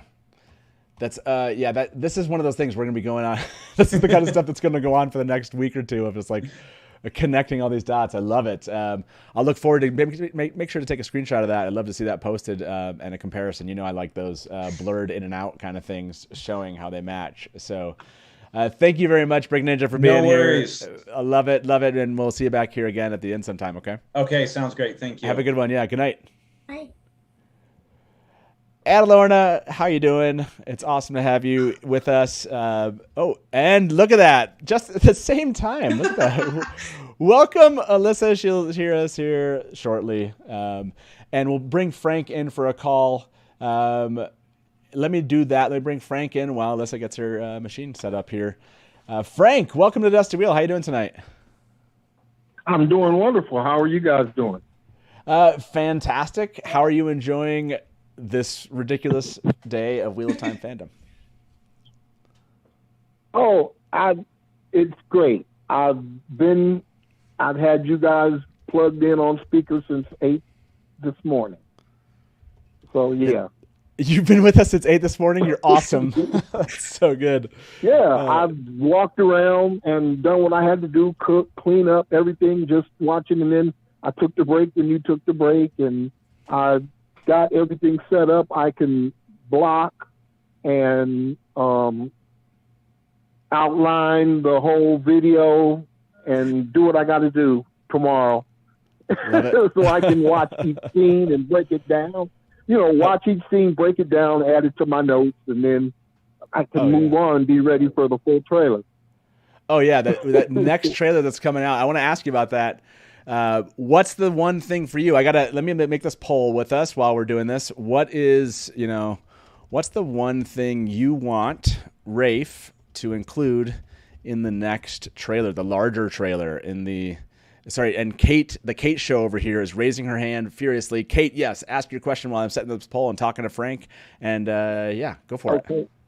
1 second, Frank. Hold on 1 second, Frank. Go ahead, Kate. Tell me what's your question that you were going to ask. Well, to the answer of this poll that you were going to. Yes. What's the answer to this question, Kate? I definitely want to see some Ravens prologue.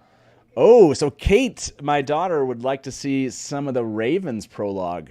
That's an interesting idea. Would they? Yeah, do maybe a little flashback a bit of the. That would be an interesting. I don't know that we'll get that, but I love that idea. Or at least in the actual TV show. That's what I want to see. Someday you'd like to see some of that. I okay. want to see them as children. Yeah. What do you think about that, Alyssa? Welcome. Would you want to see some of the actual early days for the Emond's Field 5, when they were younger in the Ravens prologue, and see them kind of take us back a little bit, like Harry Potter-esque almost? I would, but I'm also really hardcore into the original prologue. Yeah. So, I mean, if I had to choose between Ravens and the original prologue, I'm definitely going with Aaron. Yeah, you want that. Frank, would you choose, if you had to choose between Ravens prologue or the original prologue, which one would you want to see them pick up on and show us in the show? Raven. Okay, yeah.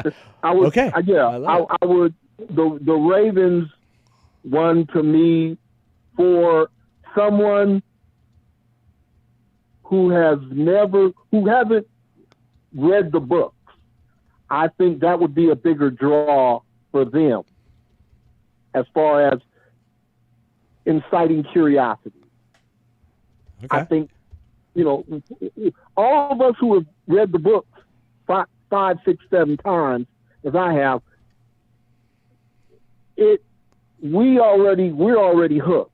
But the first 3 episodes have to hook people. The trailers and the first 3 episodes have to hook people. They can't have the budget that they need to have for just us. They've got to hook people. So that Ravens incites curiosity. And that's what we're going to need in order to have people say, I'm going to watch that. Yeah, I'm going to watch that. I like this. See what that's going to be. And for that reason, I would choose Ravens. Okay, I love it. I love that. Frank, thank you very much for holding on for so long, man. I appreciate you supporting this 12-hour live stream that we've been doing. This has been insane. And I love it that it's we actually have I don't know, there might be only an hour left, which is crazy to me, I think. That there's just an hour left in this. I can't believe we made it this far. Yeah, so we're gonna make the most of this last hour, Frank. Yeah, it's been crazy. Hey, have a good evening, okay? I appreciate it. We'll talk to you soon, okay? All right, you have a wonderful evening, too, and thanks to all your guests. Yeah, no, absolutely. And the guests have been wonderful. So thank you. We'll talk to you soon. Bye-bye. All right. Bye-bye.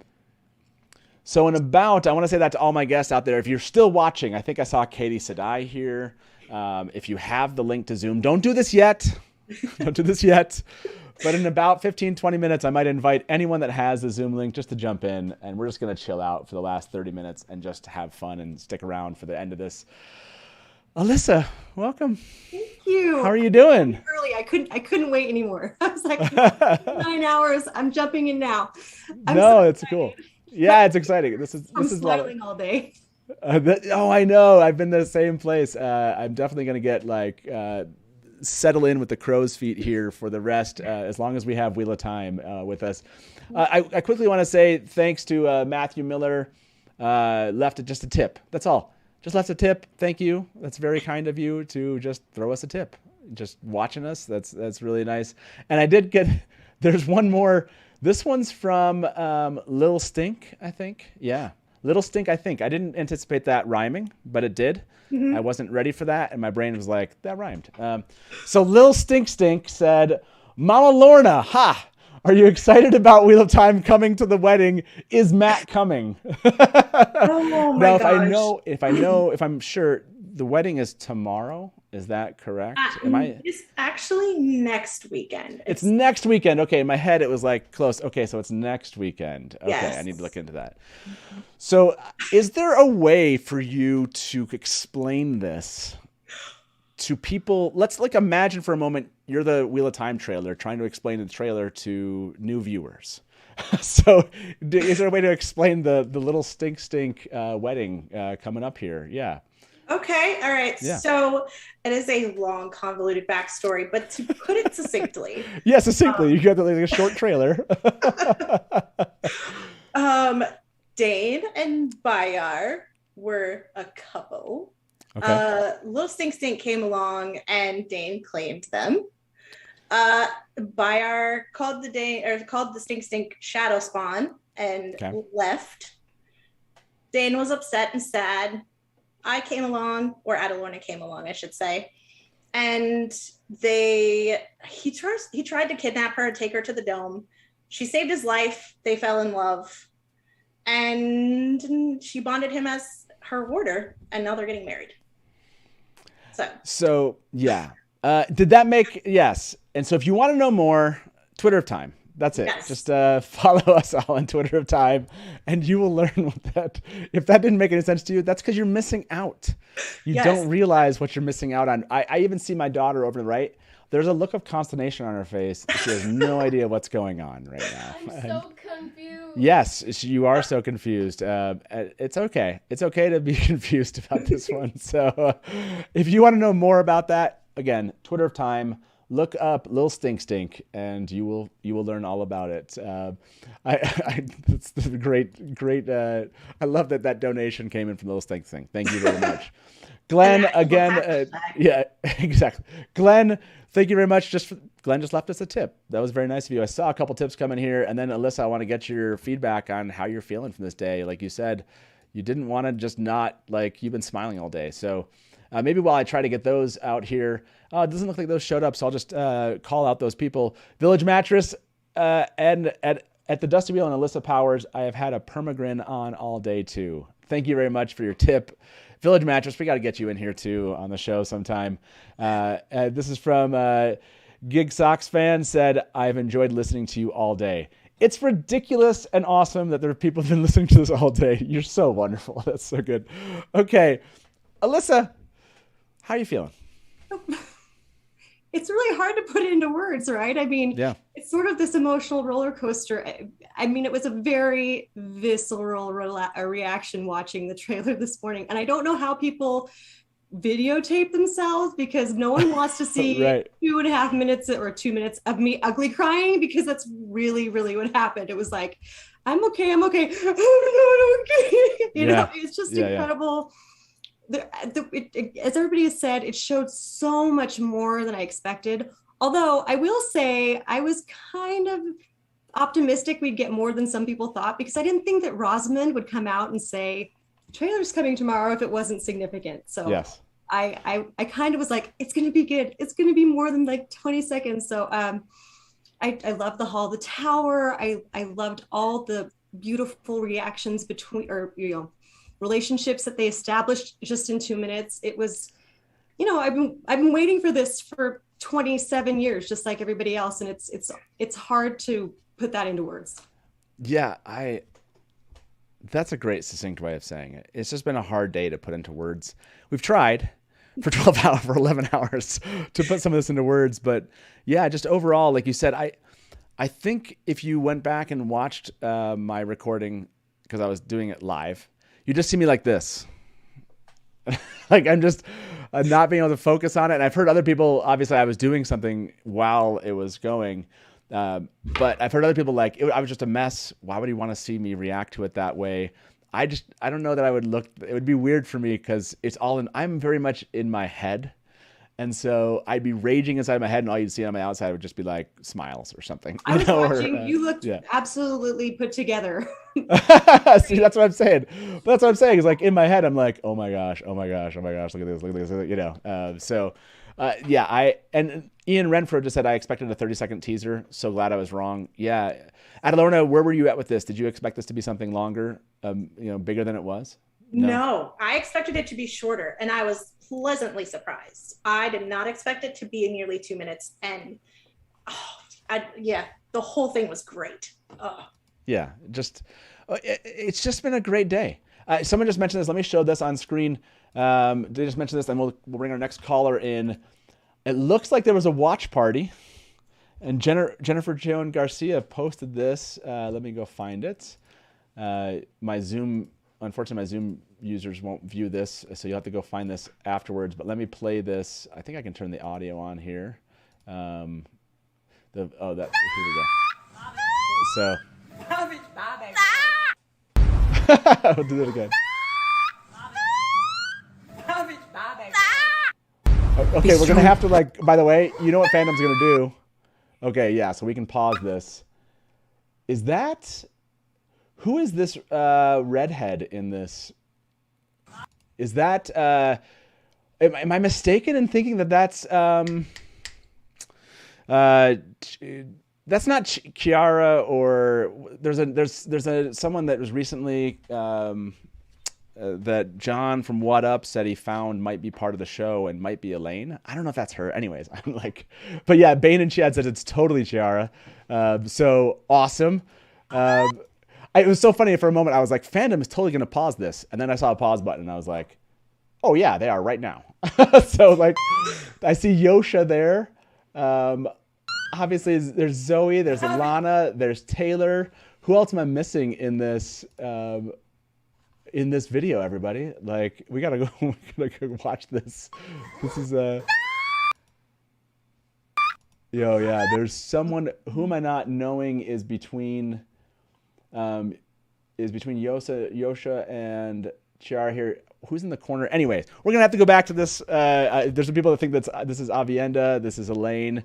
Do you think that have you both seen Chiara and Coveney? And do you think that she's Elaine or Avienda? What's your guesses here? Oh, that's a tough one. I would have to go with Elaine though, for sure. I think she's probably Elaine. Okay. Yeah, you think there's Elaine? It's just feeling. Yeah. I tend to agree, but I'm a huge Elaine fan. Surprise. So I do kind of hope she's Avienda just so that I can get a surprise when it's Elaine. I don't know. Yeah. You're like John from What Up. You can't do that. You're like, I need to be more surprised than that. I get you. That's legit. I want to show this. This is another one I think from Little Stink Stink. This was for the Kate show for my daughter, and I wanted to show this one. I thought I had this one, but maybe it went away. So, there it is. And let me show this for you. Little tip from Little Stink Stink again. Said, Matt's awesome daughter. My pinned tweet explains everything and has all the funny videos like Dane dress shopping. So there you go to my daughter. Thank you, Little Stink Stink, for showing that. Okay, let's bring our last caller in here. I want to end this poll that we have. Loyal, I asked this question, what's the one thing you want Rafe to include in the larger trailer? Gave 4 options here. Fandom overwhelmingly picked Loyal 42% out of the 4 options being Pat and Fane, Perrin's Axe, and the Smithy, and White Cloaks.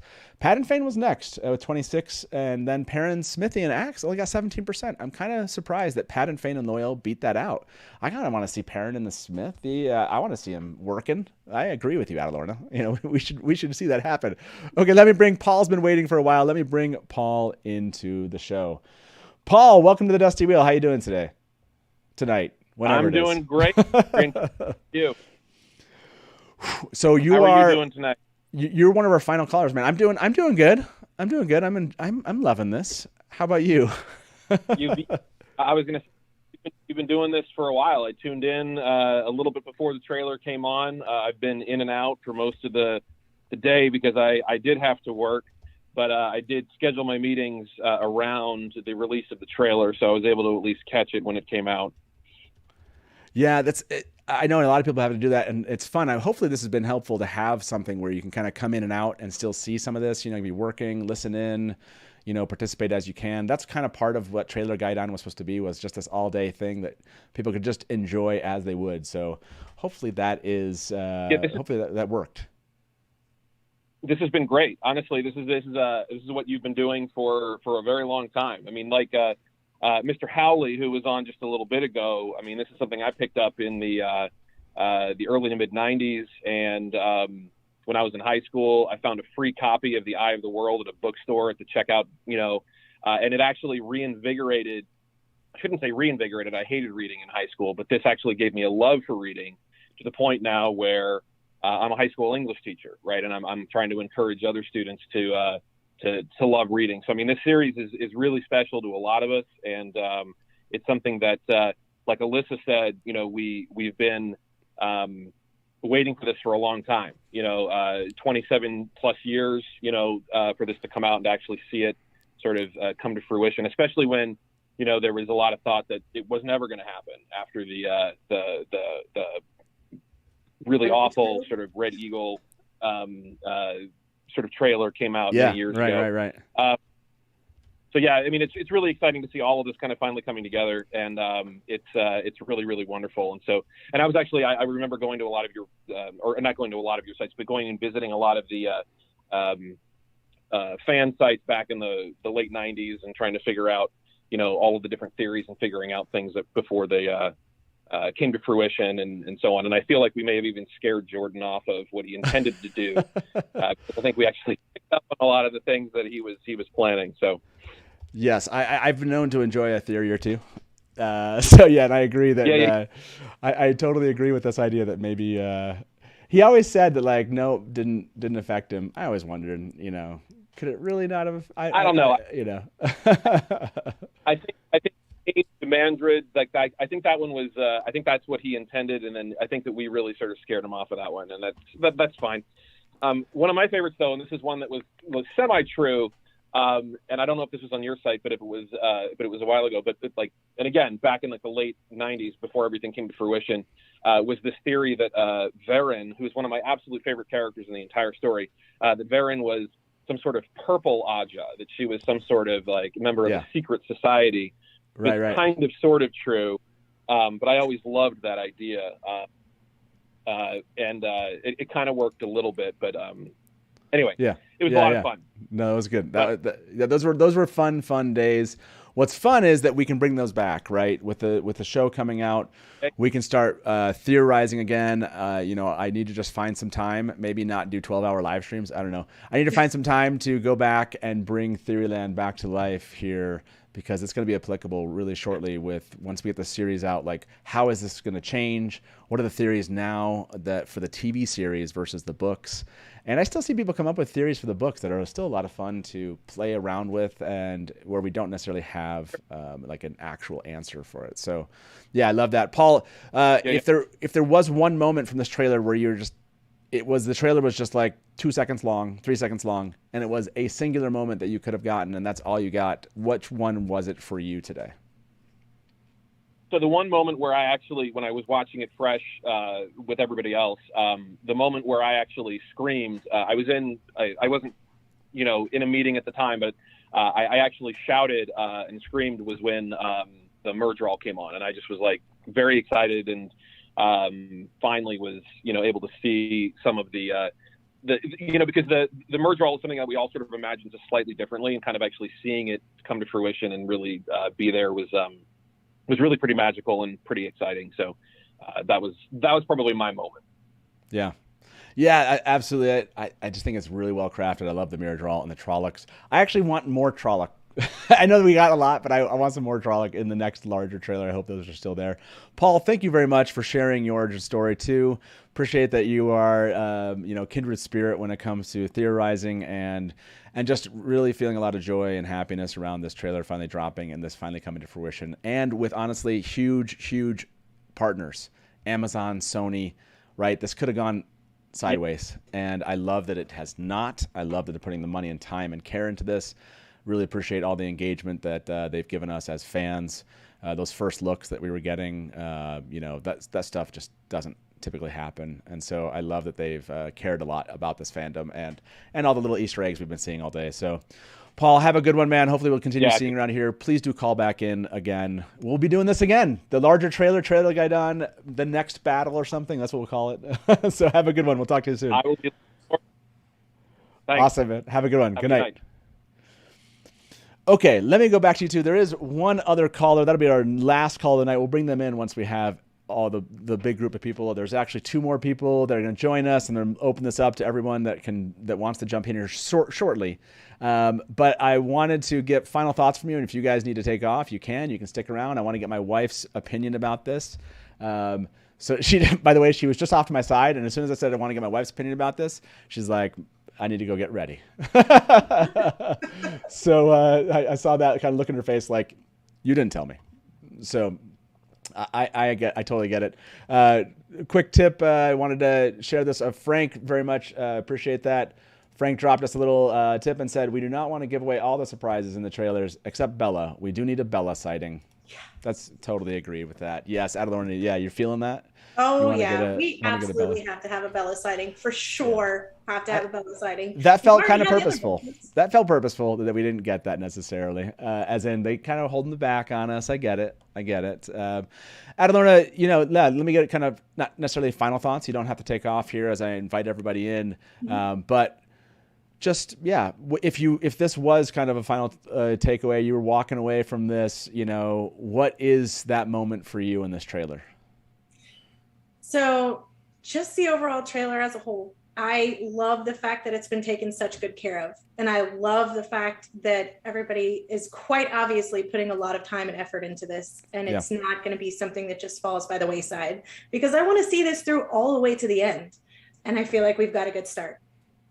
Yeah, it feels like a great base. I can't wait to see what they're able to do with this and what they can build onto for season 2, right? Like, I know I'm already thinking there. It's like, by the end, think about this. By December 24th, that's it. Season 1, we will have it, right? Like, that's in the books this year, Alyssa, right? 2021, we'll have season 1. It'll be done, and we'll be thinking about and obsessing about season 2, which is, there's going to be like a break where I'm just going to need to just have a week off where I'll do all of the holidays with my family after the 24th. And then I'll be like, okay, back to it. Let's obsess about season 2. Alyssa, for you, same kind of thing. If you only had 3 seconds from that trailer, what would be your takeaway from just maybe the most important thing you saw that meant the most to you as a fan? Well, that's an excellent question, but I sort of have to digress really quickly and say, digress away. Wheel of Time pajamas for the 24th for sure. My family's going to get them this year. But oh my gosh. Takeaway, again, this is sort of a digression from your specific question. No, go ahead. Digress away. It's the last 40 minutes of the show. It's been a long day. But earlier today, you were talking to The Way of the Leaf about the fandom. Yeah. And then you also talked a little bit about the demographic and how even on the Destiny Wheel, the female population is it's not 50-50. It's like 25% or something like that. Yeah, at the most. Yeah, they're like 20. Often it's at like 10, 15. Yeah. And for me, finding this fandom relatively recently, but being a lifelong, I'm going to cry. Sorry, being a lifelong fan, Like just being on this screen with Adalorna, who I don't know personally, but the fact that we share this love as a woman, as a girl, the time when I first started reading the books, I wouldn't have told anybody, because when you're a 15-year-old girl who loves fantasy books, you don't tell anybody that, right? Yeah. So now I'm making weird parodies. So it's like they're not weird. They're amazing parodies. What are you talking about? There's this support there, and knowing that there's so many other people, especially women, because the books are all about these powerful women. So it's just it's joy to be able to share that, and to know that there's so many other female fans out there. Not to belittle the men, we love you too and appreciate your support too, but it's massively significant to me. So thank you to you especially, but to all of the community out there for making that possible. Yeah, what a great, thank you very much for saying that. And that was important for me today. You know, we had so many people on and talking about this, and I really was like, you know what?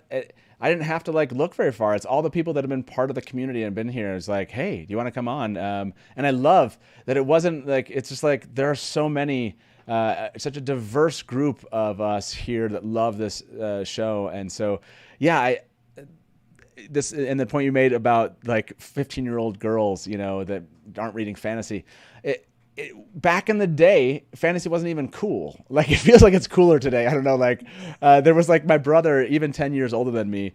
Like, at one point he's like, yeah, I'm taking this girl on a date to go see Lord of the Rings. And I was like, I don't understand. It's like, you are taking a girl on a date and it involves a fantasy movie. And he's like, yeah, we're seeing it like the third time or something like that. Because I was like, still don't get it. You've gone before with your friends to see this, and I was like, yeah. So I love that you are sensing that just as a woman, going like, this is so meaningful, and I love that you're seeing that reflected here. Thank you all as being part of that, and I really appreciate you sharing that, Alyssa. By the way, Village Mattress, thanks for joining us. Welcome here. My daughter, I'm seeing the Kate show have her arm raised over there. She's been very patient. Yes, Kate, go ahead and ask me the question. I was just going to say, we just don't read. Like, people my age nowadays who just don't read. I'm like the only one that reads. Kate's declaring that people her age, and she's 14, she's declaring 14-year-olds don't even read anymore. So but that's why we have a TV show. There you go. You can share the TV show there. Exactly. So okay, I want to open this up. If any of you are watching this, my mods, you're in the mod, jump back in. Anyone that has this Zoom link, please join us. We're just gonna have a final Zoom party here, the last half an hour. You can all stick around for as long or as little as you'd like. We'll take this caller. We'll just kind of chill. We'll mug flex. I love it. Yes, everyone with their mugs. You got one. Adalorna, you've been on the Dusty Wheel now. I'm going to have to send you a mug. That's just that's a thing, and I love it, and that's what we're going to do. So I will make sure I get you sent a mug here soon. So Thank you. Rob, thanks for joining in. Please do. Oh, looks like we've got Vance joining in. Anyone that's out there, you want to send a note? Oh yeah, it's happening. I should. Let me go, and I'm gonna go send a note on Discord and let people know that they are welcome to jump in. How y'all been? We're getting some more people here. Celebration, Master the Deck, welcome back. I can't believe we're. This is it. We're the last half an hour of this 12-hour journey, with one half an hour break. Check that out. We did it. We made it this far. Hey, you know what that sounds like? That sounds like teaching to me. That sounds like right. You're like, that's my day. It sounds like chefing, you know. Yeah, right. Rob, you know what's up. Malkir's sexiest chef representing. Also, Alyssa, I don't know if Adalorna's still around. Yes, Adalorna, you guys are amazing. I love the last half an hour that while you all were talking about your stuff. I don't know about anybody else here, but I empathize and totally feel your energy on what you were just talking about, Alyssa. It is something else to come into a fandom and realize that there are all of these badass, amazing women just like ready to have your back and nerd out with you 100% of the time. Again, I love like all of our men, our non-binary and gender non-conforming pals. You got our back too, and I appreciate that. Unless you're on Facebook. Hey now, Kaz Green. There's some good Facebook groups out there. There are some good ones. There are. All right. There's some good. All right. Okay. I'm going to tell this. If you have, let me see. Even the best one could be pretty bad though. Sometimes. Yeah, that's true. That's fair. Sorry, I'm just sending this tweet out. Feel free to talk. You go ahead, mash the deck, and guide this discussion while I get this tweet out. I've been. It's been put into my hands. Oh, all right. Remember what I said? Hey. Oh, you know what, everyone? Welcome to the Rusty Heel. Ooh. Yes. Ooh. Rusty Heel. Did you just? Welcome to the Rusty Heel. Hold on, Hold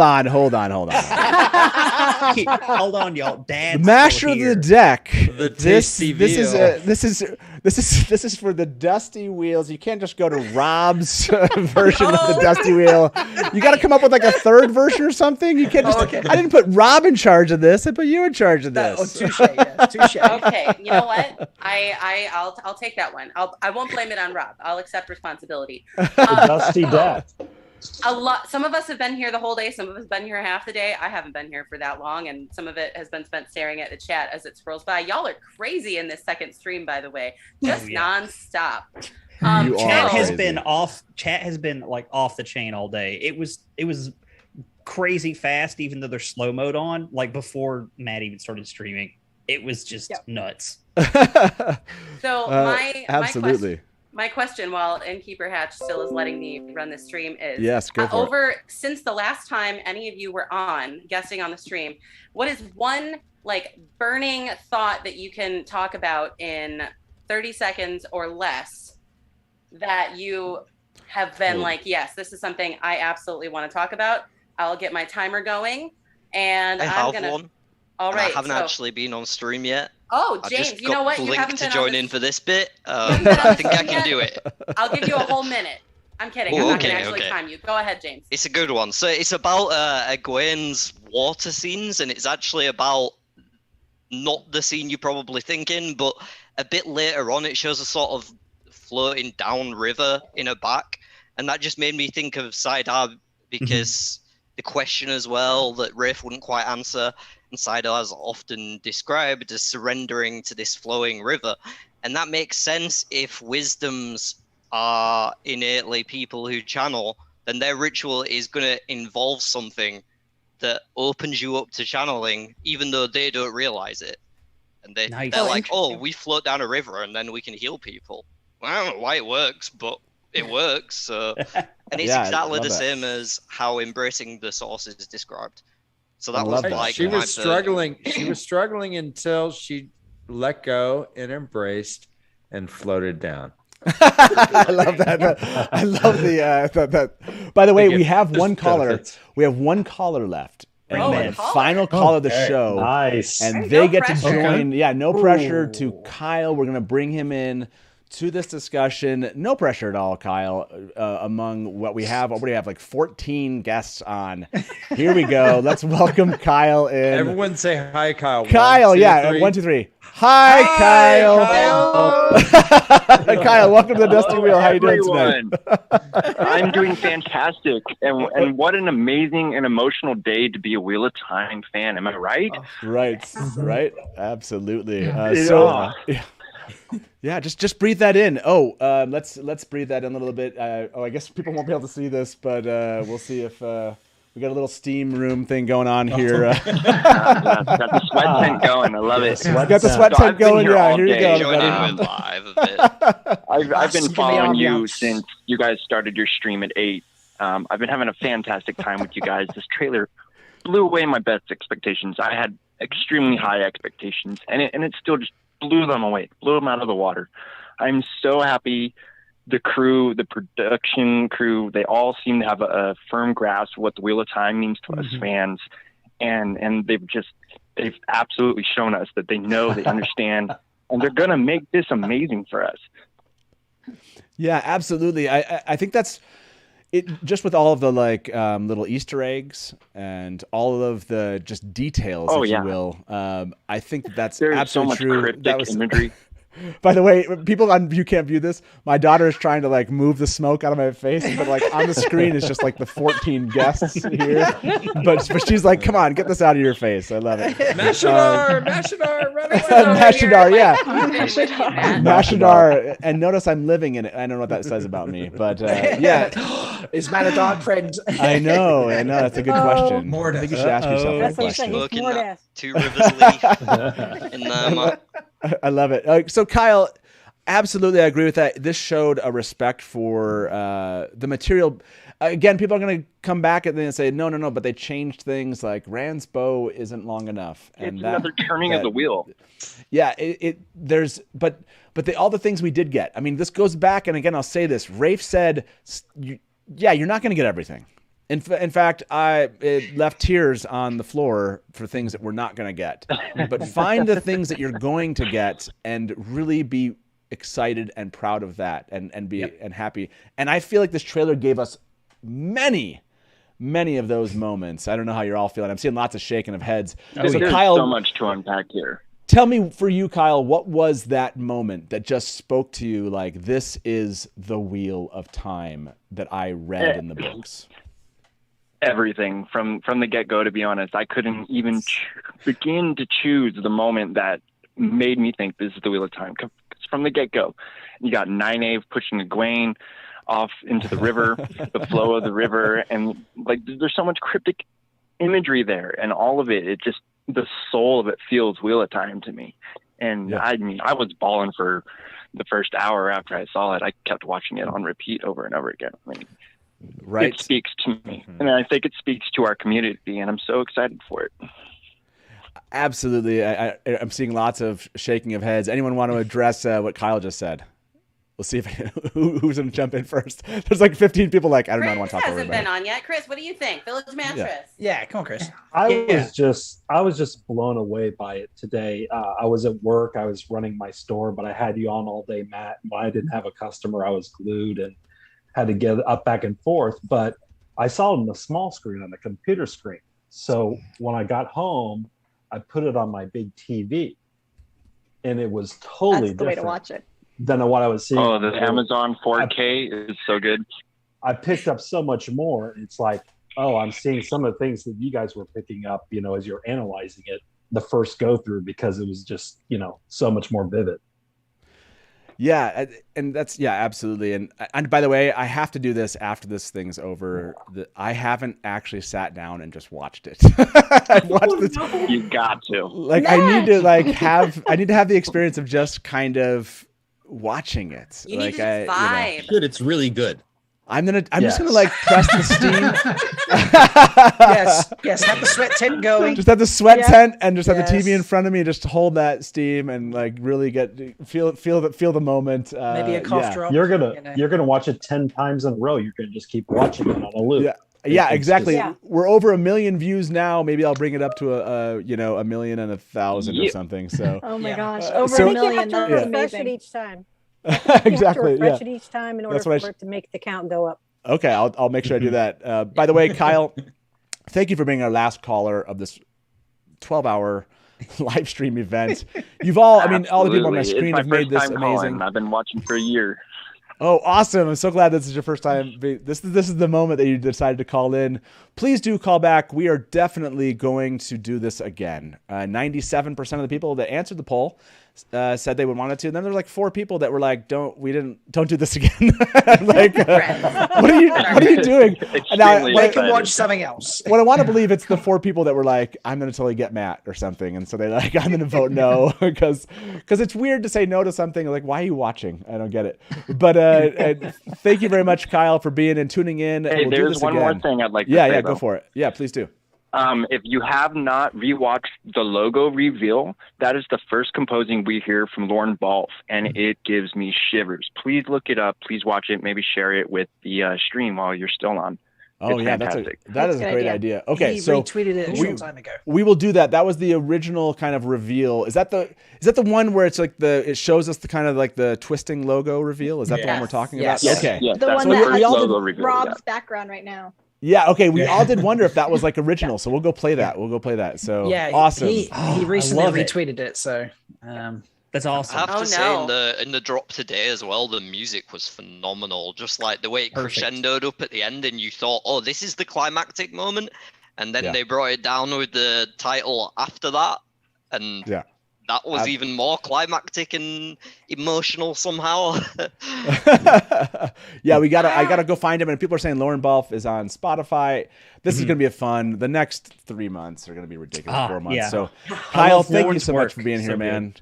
We'll talk to you again sometime. Thanks for Absolutely. being our final caller. Have a good You one. guys Okay? have a wonderful night. Thank you too. so much. Bye-bye. Bye.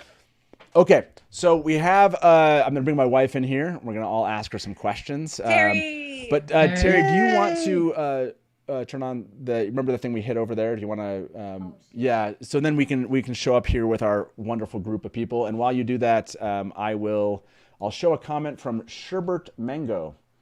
Sherbert Mango said, "Thank you for streaming. Let me be excited with you about the trailer all day long. Looking forward to many more hours of chat about the series." Oh, sorry, Terry. Yeah, you go ahead and no problem.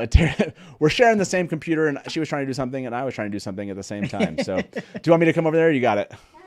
Okay, I'll be right back. You guys talk amongst yourselves. Guys, November 19th, we have a date now. We have a T-minus. Yes. 77 days. 77 days. 7 days. All When right. you put it 78. like that, it Yeah. sounds really close. I know. It's It less is. than 100. Who's booking time It's off? less than 90. Oh yeah, time off is Oh, yeah. for sure. Like it's 3 episodes. I feel like I need to book the entire weekend or something. you know? Oh, absolutely. Well, my go ahead, my brother's birthday's the 18th, so I'm just gonna make it a Oh,4-day weekend. Nice. Yeah, teleconriad. So What Wait, time? I don't have to book off. I have Fridays off.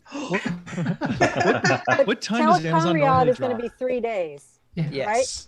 Yeah. This is 72-hour live stream. Wow. Yeah. But it might have to be like Thursday, Friday. Terry is with us. Okay, welcome for those that don't know. Yeah, this is my wife, Terry. If you missed our 2-year celebration, then you did not meet her. Okay, Terry, you've seen the trailer. Yeah. More times than you have. I think. Well, I've seen the trailer. I just haven't so I have not actually seen it alone. So yeah. Your Halo top is upstairs waiting for you. Awesome. I can't wait. I need some ice cream and I just need to chill and enjoy this moment. So what did you think? You are not a huge fantasy fan. Right. That's fair to say, right? I guess the closest thing you get is like Christian Bale, Batman. Yeah. Mm-hmm. See, you're kind of like an actor, like I'm an actor person. Yeah, if you like the actor kind of thing. Is there somebody that's been picked so far for the Wheel of Time where you kind of like, oh, I really like that actor and I want to see this because of the actor themselves? No, there hasn't been one. Okay, so Christian Bale play. Yosh is cute. Okay, yeah, that's true. I would think most people would agree with that. Okay, so now, He's a tall drink of water. But that's good. That's good to know that there's not like an actor draw here for you. I mean, Rosamund is it? Well, obviously like Rosamund. That yeah. other movie that we saw her in that we freaked out at. Oh yeah, I can't think of with Ben Affleck. Yes. Kind of help us out here. Gone Ben Girl. Affleck, Rosamund. Gone Girl. Yeah, yeah. Oh yeah. So Terry, you're hard to hear. So yes, speak louder. You have to project. Pretend you like him, would you? Okay, so what'd you think about the trailer? Talk loud here for everybody to hear you. Yep. I watched it with you after you were trying to find the link everywhere. Oh, okay. You watched it down here. Okay, I was with us. I was with the crowd, and I put it on, like speaker on my phone, and my coworker came in running because she knew that it was finally here, and so we watched it together and we screamed. You did? We were like, that was brilliant. Yeah, so you enjoyed the trailer. I loved the trailer. Are you? I'm surprised. Yeah. You know what I mean? Yeah. Like, it's not my thing, but it was totally not Lord of the Rings, which for me was awesome. Okay, so is it Lord of the Rings because you would say that like it's not elves and dwarves, kind of that I have a hard aspect time of it? with that. I can't grasp that very well. Yeah, so that's really cool. So if you had seen that and you weren't married to the Innkeeper, we weren't running a Wheel of Time daily, like live call and talk show. Let's pretend. Let's pretend for a moment. Is this a show you think you would have seen the trailer for and actually kind of watched it? I will try anything once. Okay. So yeah, I would have tried the first episode. Okay. And then probably hated it. You know, we just don't talk about They're it. Well, they're going to drop 3. Did you hear about I know, 3 I episodes? heard. Yeah. That's what So- we're doing that weekend. Yeah, right. That's going to be clear your schedule. Knows what's going on. Terry, I think you said that week.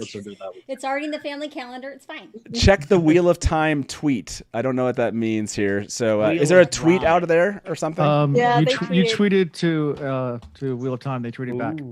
Oh, they tweeted back? They would They join joined the the Zoom, but looks full.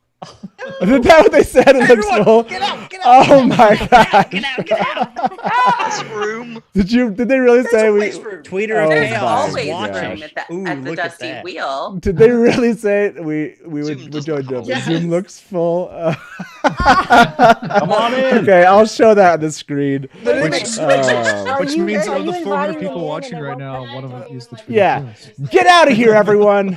Get out. Come in. I'll share the screen. Would join, Leave. but the Zoom looks full. Thank you very much for that nod. Appreciate you that you even know this is going on, and that's a really some love and a retweet there. Definitely got to give that. Thank you very much to the Wheel of Time. You did great. If you're still here watching, you impressed Wheel of Time fans who you by now know are notoriously hard to impress. If you've ever watched an Unraveling the Pattern video, for example, where maybe if you flipped the symbol for the Aes Sedai, it might upset a fan or that makes a video about it. Or Wigate. Oh, yeah. Wigate. So you Which has did been fixed. amazing. Yeah, you did amazing. And that much is absolutely clear from just look at all these lovely people who are with us and show your excitement. You saw the Wheel of Time trailer. It dropped today. How you feeling, everybody?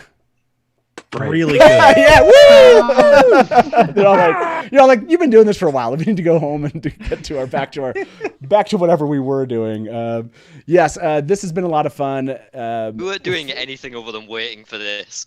Yeah, exactly. Oh, the Kate Show decided to show up on screen. wow. Wow. The Kate Show. You just did a face reveal in the last like 15 minutes of a 12-hour live stream. You know how to make an entrance. Just snuck in very quiet like that. Just Yeah, it's like, that was adorable. So yes, thank you all for being here. We got 15 minutes left. We're not quitting early. We're taking this all the way to the end of these 15 minutes. What do you want to say? I mean, Terry, you liked this trailer. Kate, what did you think about the trailer? I mean, you jumped into the Kate Show here. What did you think about the trailer? They're not gonna be able to hear you unless. Yeah, go ahead. Yeah. Okay, one second. You saw the trailer. Kate's read books 1 and 2. So, what's your thoughts? Talk loud here. You got to project. I mean, it was pretty. I mean, okay. You didn't hear this from me. But Okay. I did. No one's listening. I did watch it in class. Oh, you watched this in class? Okay, wait. How did you see this? No one's mad. How did you see this in class? That's a good use I am a of time. teacher and I support this. There we go. Did another fan? I know what access she has on her phone, and now I'm curious as a parent. Mom let me. Don't worry. Mom let me. Oh, I got you. You I got will like write you a special doctor's note if you permission need to this. watch the trailer. Nice. So you were in actual class watching it? Well, we were allowed to listen to music on our assignments, so. There was music on the trailer. Yeah, There exactly. was. That qualifies. It Exactly has correct. very good music. I said Okay. We're very Love good it. influences. You like the music. You like the music. So overall, are you excited for the TV show? Oh, yeah. Yeah. Okay. What was it that got you? What was that moment? I've asked everybody. What was your moment in this trailer where you're like, "Oh my gosh, that was amazing"? I mean, okay, that's difficult because I really did like They can't hear you, so you have to talk loud. I have to talk loud. Okay. Yeah, like that. Yeah, there you go. Yes. I mean, I liked a lot of it. I mean, I wouldn't be able to classify like as my most favorite part because literally every part was my favorite. Okay. That's good. Everything was awesome. Well, I gotcha. But I did like the kind of like hint at more romance between Egwene and Rand. Okay, you're a fan of the kind of the romance going on there. Oh, sorry about that. Yeah. Nice. Okay, that was something a sticking point for some fans. But yeah, I like it. Okay. Well, yeah, why not? They are a cute couple. Did everyone notice that? I mean, this is one of those awesome moments. If you look I actually have this up. That's weird. But hey, perfect timing. The heartbreak. Oh man, that's one of my favorite. The heartbreak, just the words, the heartbreak, and look at that look that Egwene is giving Rand here. The heartbit, comma. Way to go! I love those little Easter eggs. It's pretty. It's pretty obvious who's breaking whose heart there. It is. Yeah, it is obvious. Yeah, in the common room of the inn as well. You know. Look, it's her house. Yes, true. Right. To be fair. Yes. Exactly. I love that. I love that. That's everyone clears out, and that's the common room for them. That's so good. It's the common room, I guess. Yes, the common room. Yeah, exactly. Well, Kate Show, thank you for being with us. Nice reveal moment at the end of this live stream. Can we ask Kate if her friends are familiar with this show coming up at all? So what do you think? Speak loud so everybody that can hear you here. I mean, I just think that... Project louder. I just think... Yeah, there you go. I haven't really... I don't think my friends know that a TV series is coming out, of a book that my father is, obsessed about. Well, you have a trailer to show them. Yeah. They don't. Are you going to show them? Today. You told one friend today? That's one more friend that didn't know before. Well done. Start small, go big, right? Exactly. Small, go big. That's right. I'm looking forward to it. Well, thank you very much, Kate, for being here. You'll have to come back sometime and give us your reaction to the show. Would you guys all like to see the Kate Show? Absolutely. Kate coming on, doing some live reactions with us. Yeah, absolutely. You got some. You got. Look at these. All these wonderful people want to hear you come back. So, what do you think about that? Yes or no? Okay. Back. Look at that. Kate will be back with us. Kate, thank you very much for joining us. We'll talk to you soon. Bye, Kate. Bye, Kate. I love the way you just sort of, got her off the stream like she was a caller. Okay. Thanks. We'll talk to you soon. Hey, look at this. I'm hosting a show here. I'm hosting a show.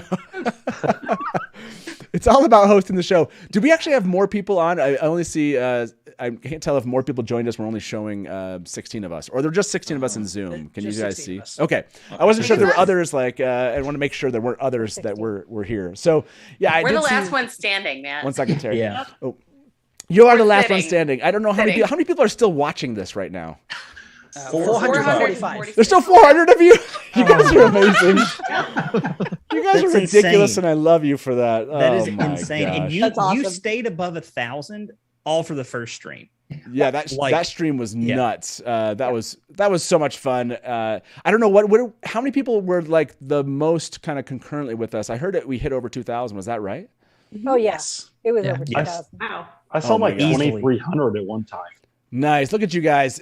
Amazing that you all showed up for Trailer Guide on this absurd notion. Did we ever determine this, Rajesh? Oh, actually, I think Vance, you said you saw that. Was it Tigraine that mentioned this before? So here's the deal. I DM'd you on May 9th of 2021. I DM'd you, Innkeeper. I will ride the Trailer Guide on with you. Tigraine was the first person to use it on Twitter of time, from what I found through searching. And 4 days later, Rajesh put a tweet with it, and it took off. I love it. So I love it. I think more it's just out there now. It's fantastic. But yes, it was a neat little thing. I wish I had put it on Twitter actually, because I think I even said to you, it's oh, this could be the hashtag, and then I never went and did anything with it. And it was trending today, Yeah, Trailer Guide belongs to us all now. There we go. Yeah. Trailer Guide belongs to the Wheel Omar jumped in. Hey, Omar. Hey, awesome to see you there. Thanks for jumping in, man. Oh my gosh, we're just having fun. This is the last. We made it. 10 more minutes. Like there was insane. There was a doubt. There was a doubt. It was the transition between the first and the second part, and I had to run upstairs and I checked into work and spent like 10 minutes talking with my team. And they had some questions, and I had some questions about what was going on. And it was like 15 minutes before the next one started. I hadn't eaten. And I was like, oh my gosh, we need to set up for the next one. I ran down. Taylor's like, do you have a starting shortly? And I'm like, no, let me do that. And I got that starting shortly. and the admin started getting on. And I was like, why did I do a second one again? I was like, this is nuts. But then we got talking, and the mods were amazing. You all are amazing here. And this last 6 hours has actually been really, it was so different than the first 6 hours, which I loved, actually. We talked more about fandom. I really appreciated, that aspect of it, more about your personal fandoms, just origin stories, modding, and fandom, and fandom itself, which was really cool. So, Omar, you are the one that did not show up on the stream today. What has been your reaction? Are you over the moon with what you saw? Yeah, I'll just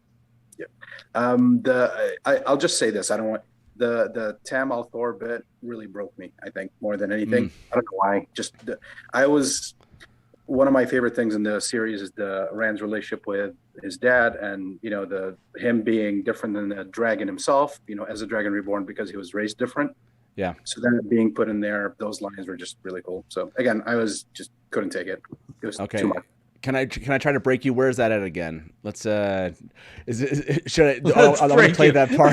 Hey, no, point out your vulnerabilities. We're gonna poke them with the stick. Yeah, thank you for giving me that. I wanted to see that part again. Do you know where that one's at? 125. 125. I do want to watch that. You guys want to actually see it on the screen. That way, this is a couple of seconds early. Yeah. Oh, so yeah. Let me. Oh, is it 125? Is that right before it? Is that what it is? Or yeah, it's just before 125. Oh, just before 125. Okay. So let me play this for everyone that's actually not in Zoom here, and I got to figure that out one day. We will. That's one of the challenges. I'm ready. That's one of the challenges I always give Taylor. The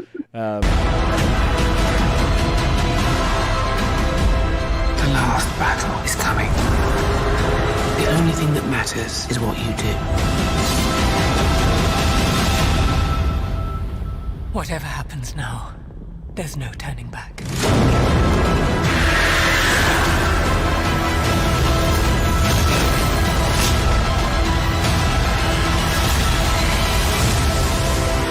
Okay, it must have been before that part, because I didn't get that. I didn't see that aspect of when he was talking.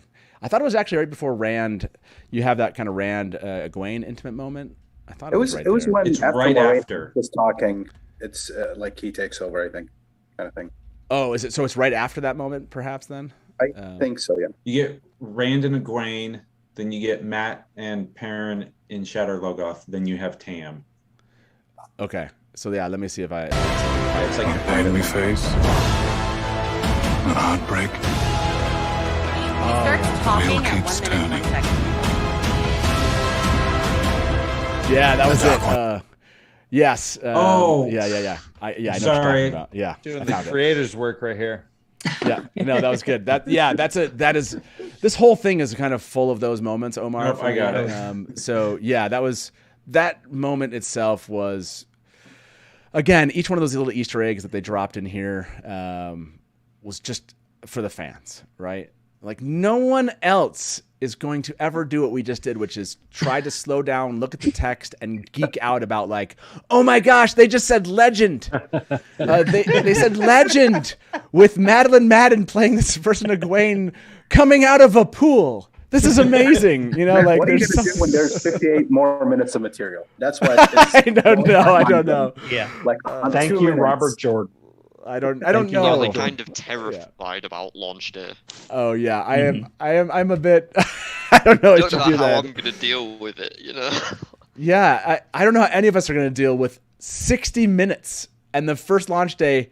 180 minutes of Wheel of Time content is just ridiculous. Like, how do you watch it? Do you watch the first episode and then rewatch the first episode, because that's the plan if there was only one dropped, right? So Nope, just go straight watch through. all three, Straight through, and then Straight through rewatch and then- all three. then rewatch them individually. We've done watch 10 all hours of them on 2 every minutes. week as they release them. Yep, that's what we did with Just the like book. we're reading the Time books. with. That's what we did with the books, so that's what we'll do with the episodes.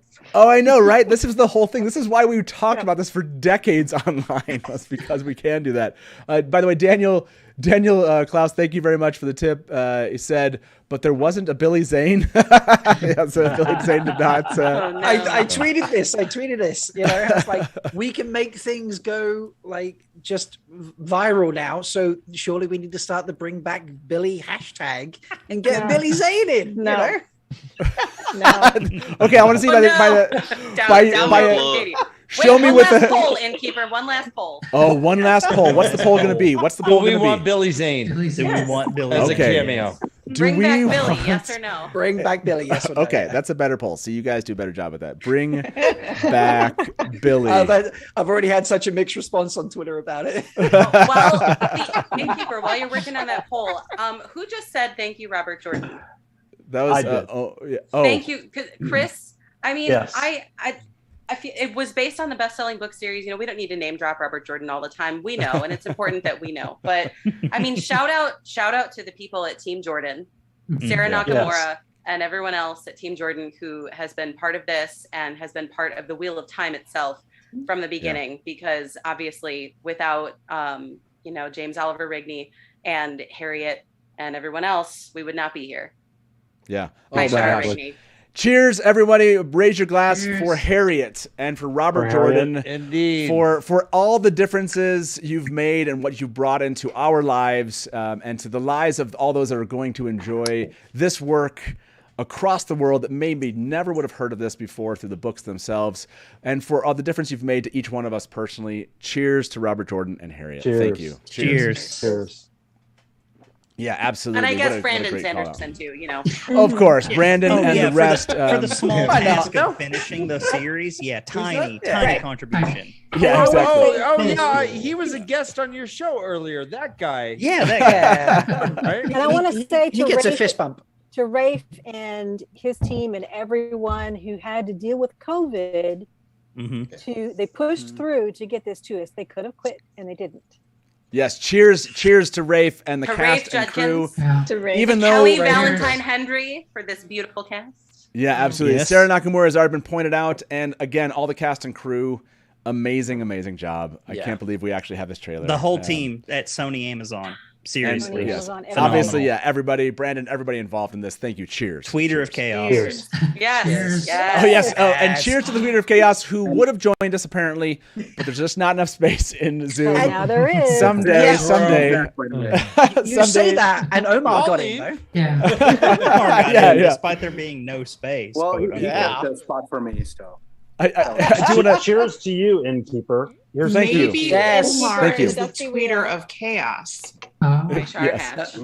Yes. Sarah just tweeted, by the I've way. never seen him in the same room together. Sarah just tweeted. Me neither. What did Sarah? Did Sarah tweet something here? Let me see if I can grab that here. It's just nice. I think it would just be nice. Yeah, a final note from Sarah. Absolutely here. Yes, here you go from Sarah Nakamura. Guys, thank you for the best day. I had to buckle down after the initial rush and get some work done, but I've been floating. Twitter of time, hashtag the Wheel of Time. Fan-frickin-tastic. If you missed it, Sarah came on near the end. I want to say end of the stream. I can't remember. It's all blurring together. But I think it was the end of the first one. I don't know. It's somewhere on there. She came on and had some great things to say.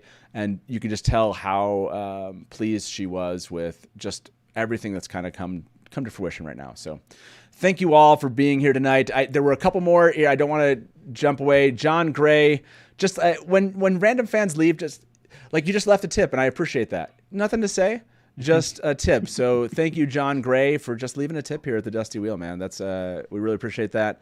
And I have to, if we have this one, there was another one that came in, and now I'm bummed I saw it. Let's see if I can get access to it.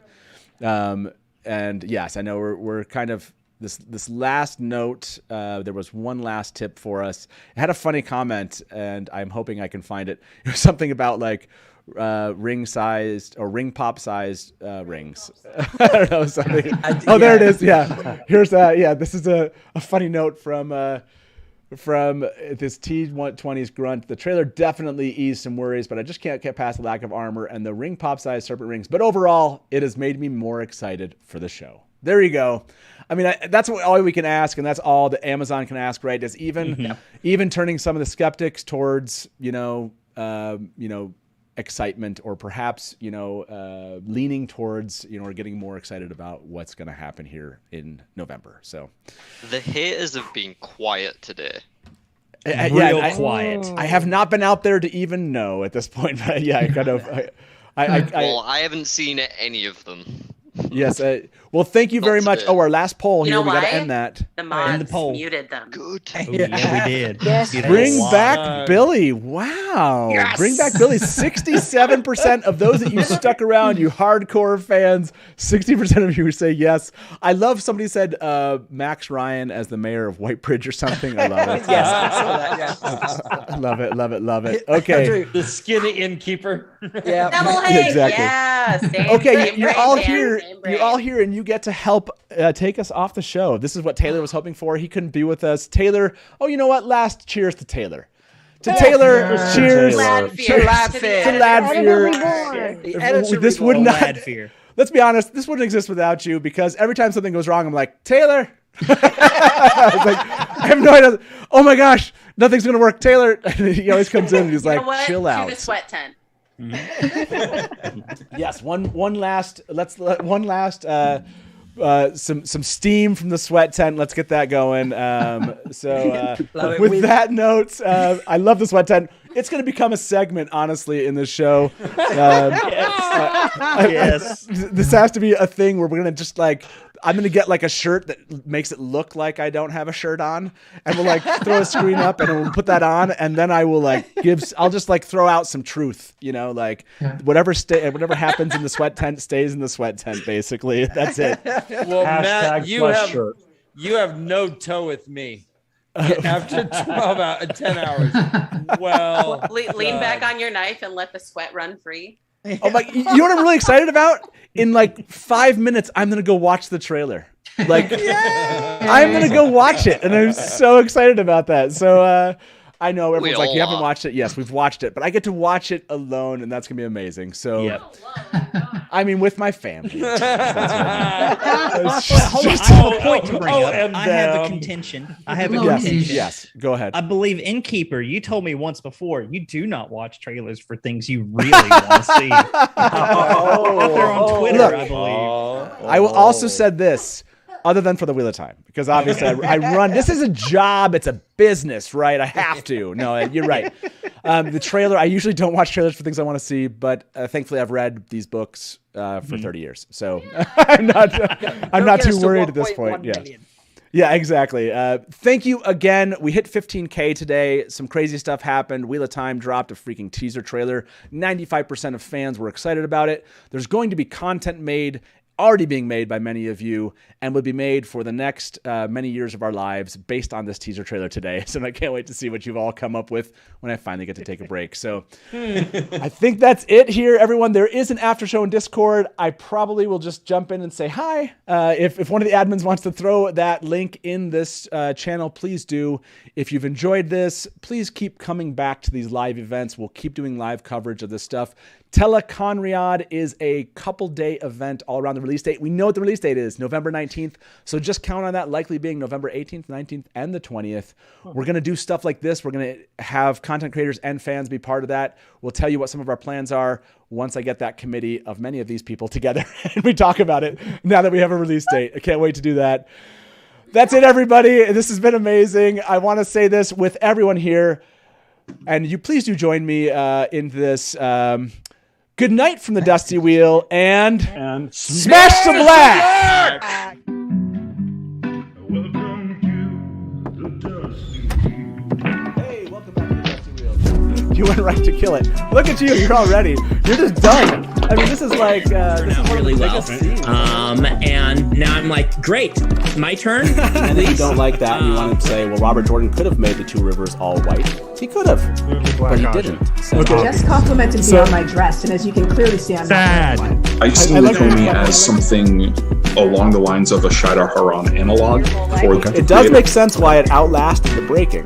Yeah.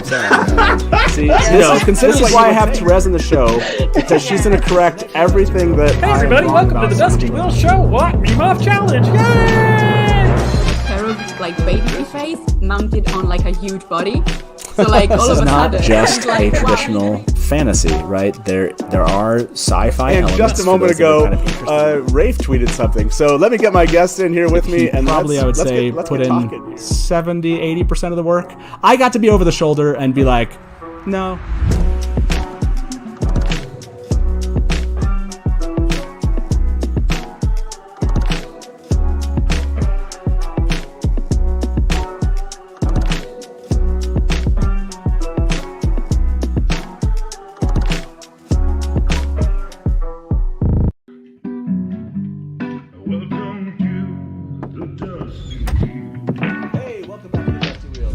You went right to kill it. Look at you. You're all ready.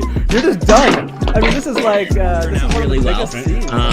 And now I'm like, great, my turn. And if you don't like that and you want to say, well, Robert Jordan could have made the two rivers all white. He could have, but he didn't. So, Just complimented me on my dress, and as you can clearly see, I'm sad. I see Nakomi as something along the lines of a Shadar Haran analog. It does make sense why it outlasted the breaking. Yeah.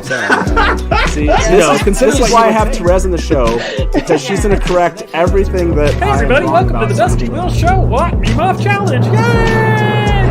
Pharaoh's like baby face mounted on like a huge body. So like all of a sudden, this is not just a traditional fantasy, right? There are sci-fi elements. And just a moment ago, Rafe tweeted something. So let me get my guest in here with me, and probably I would say put in 70-80% of the work. I got to be over the shoulder and be like, no.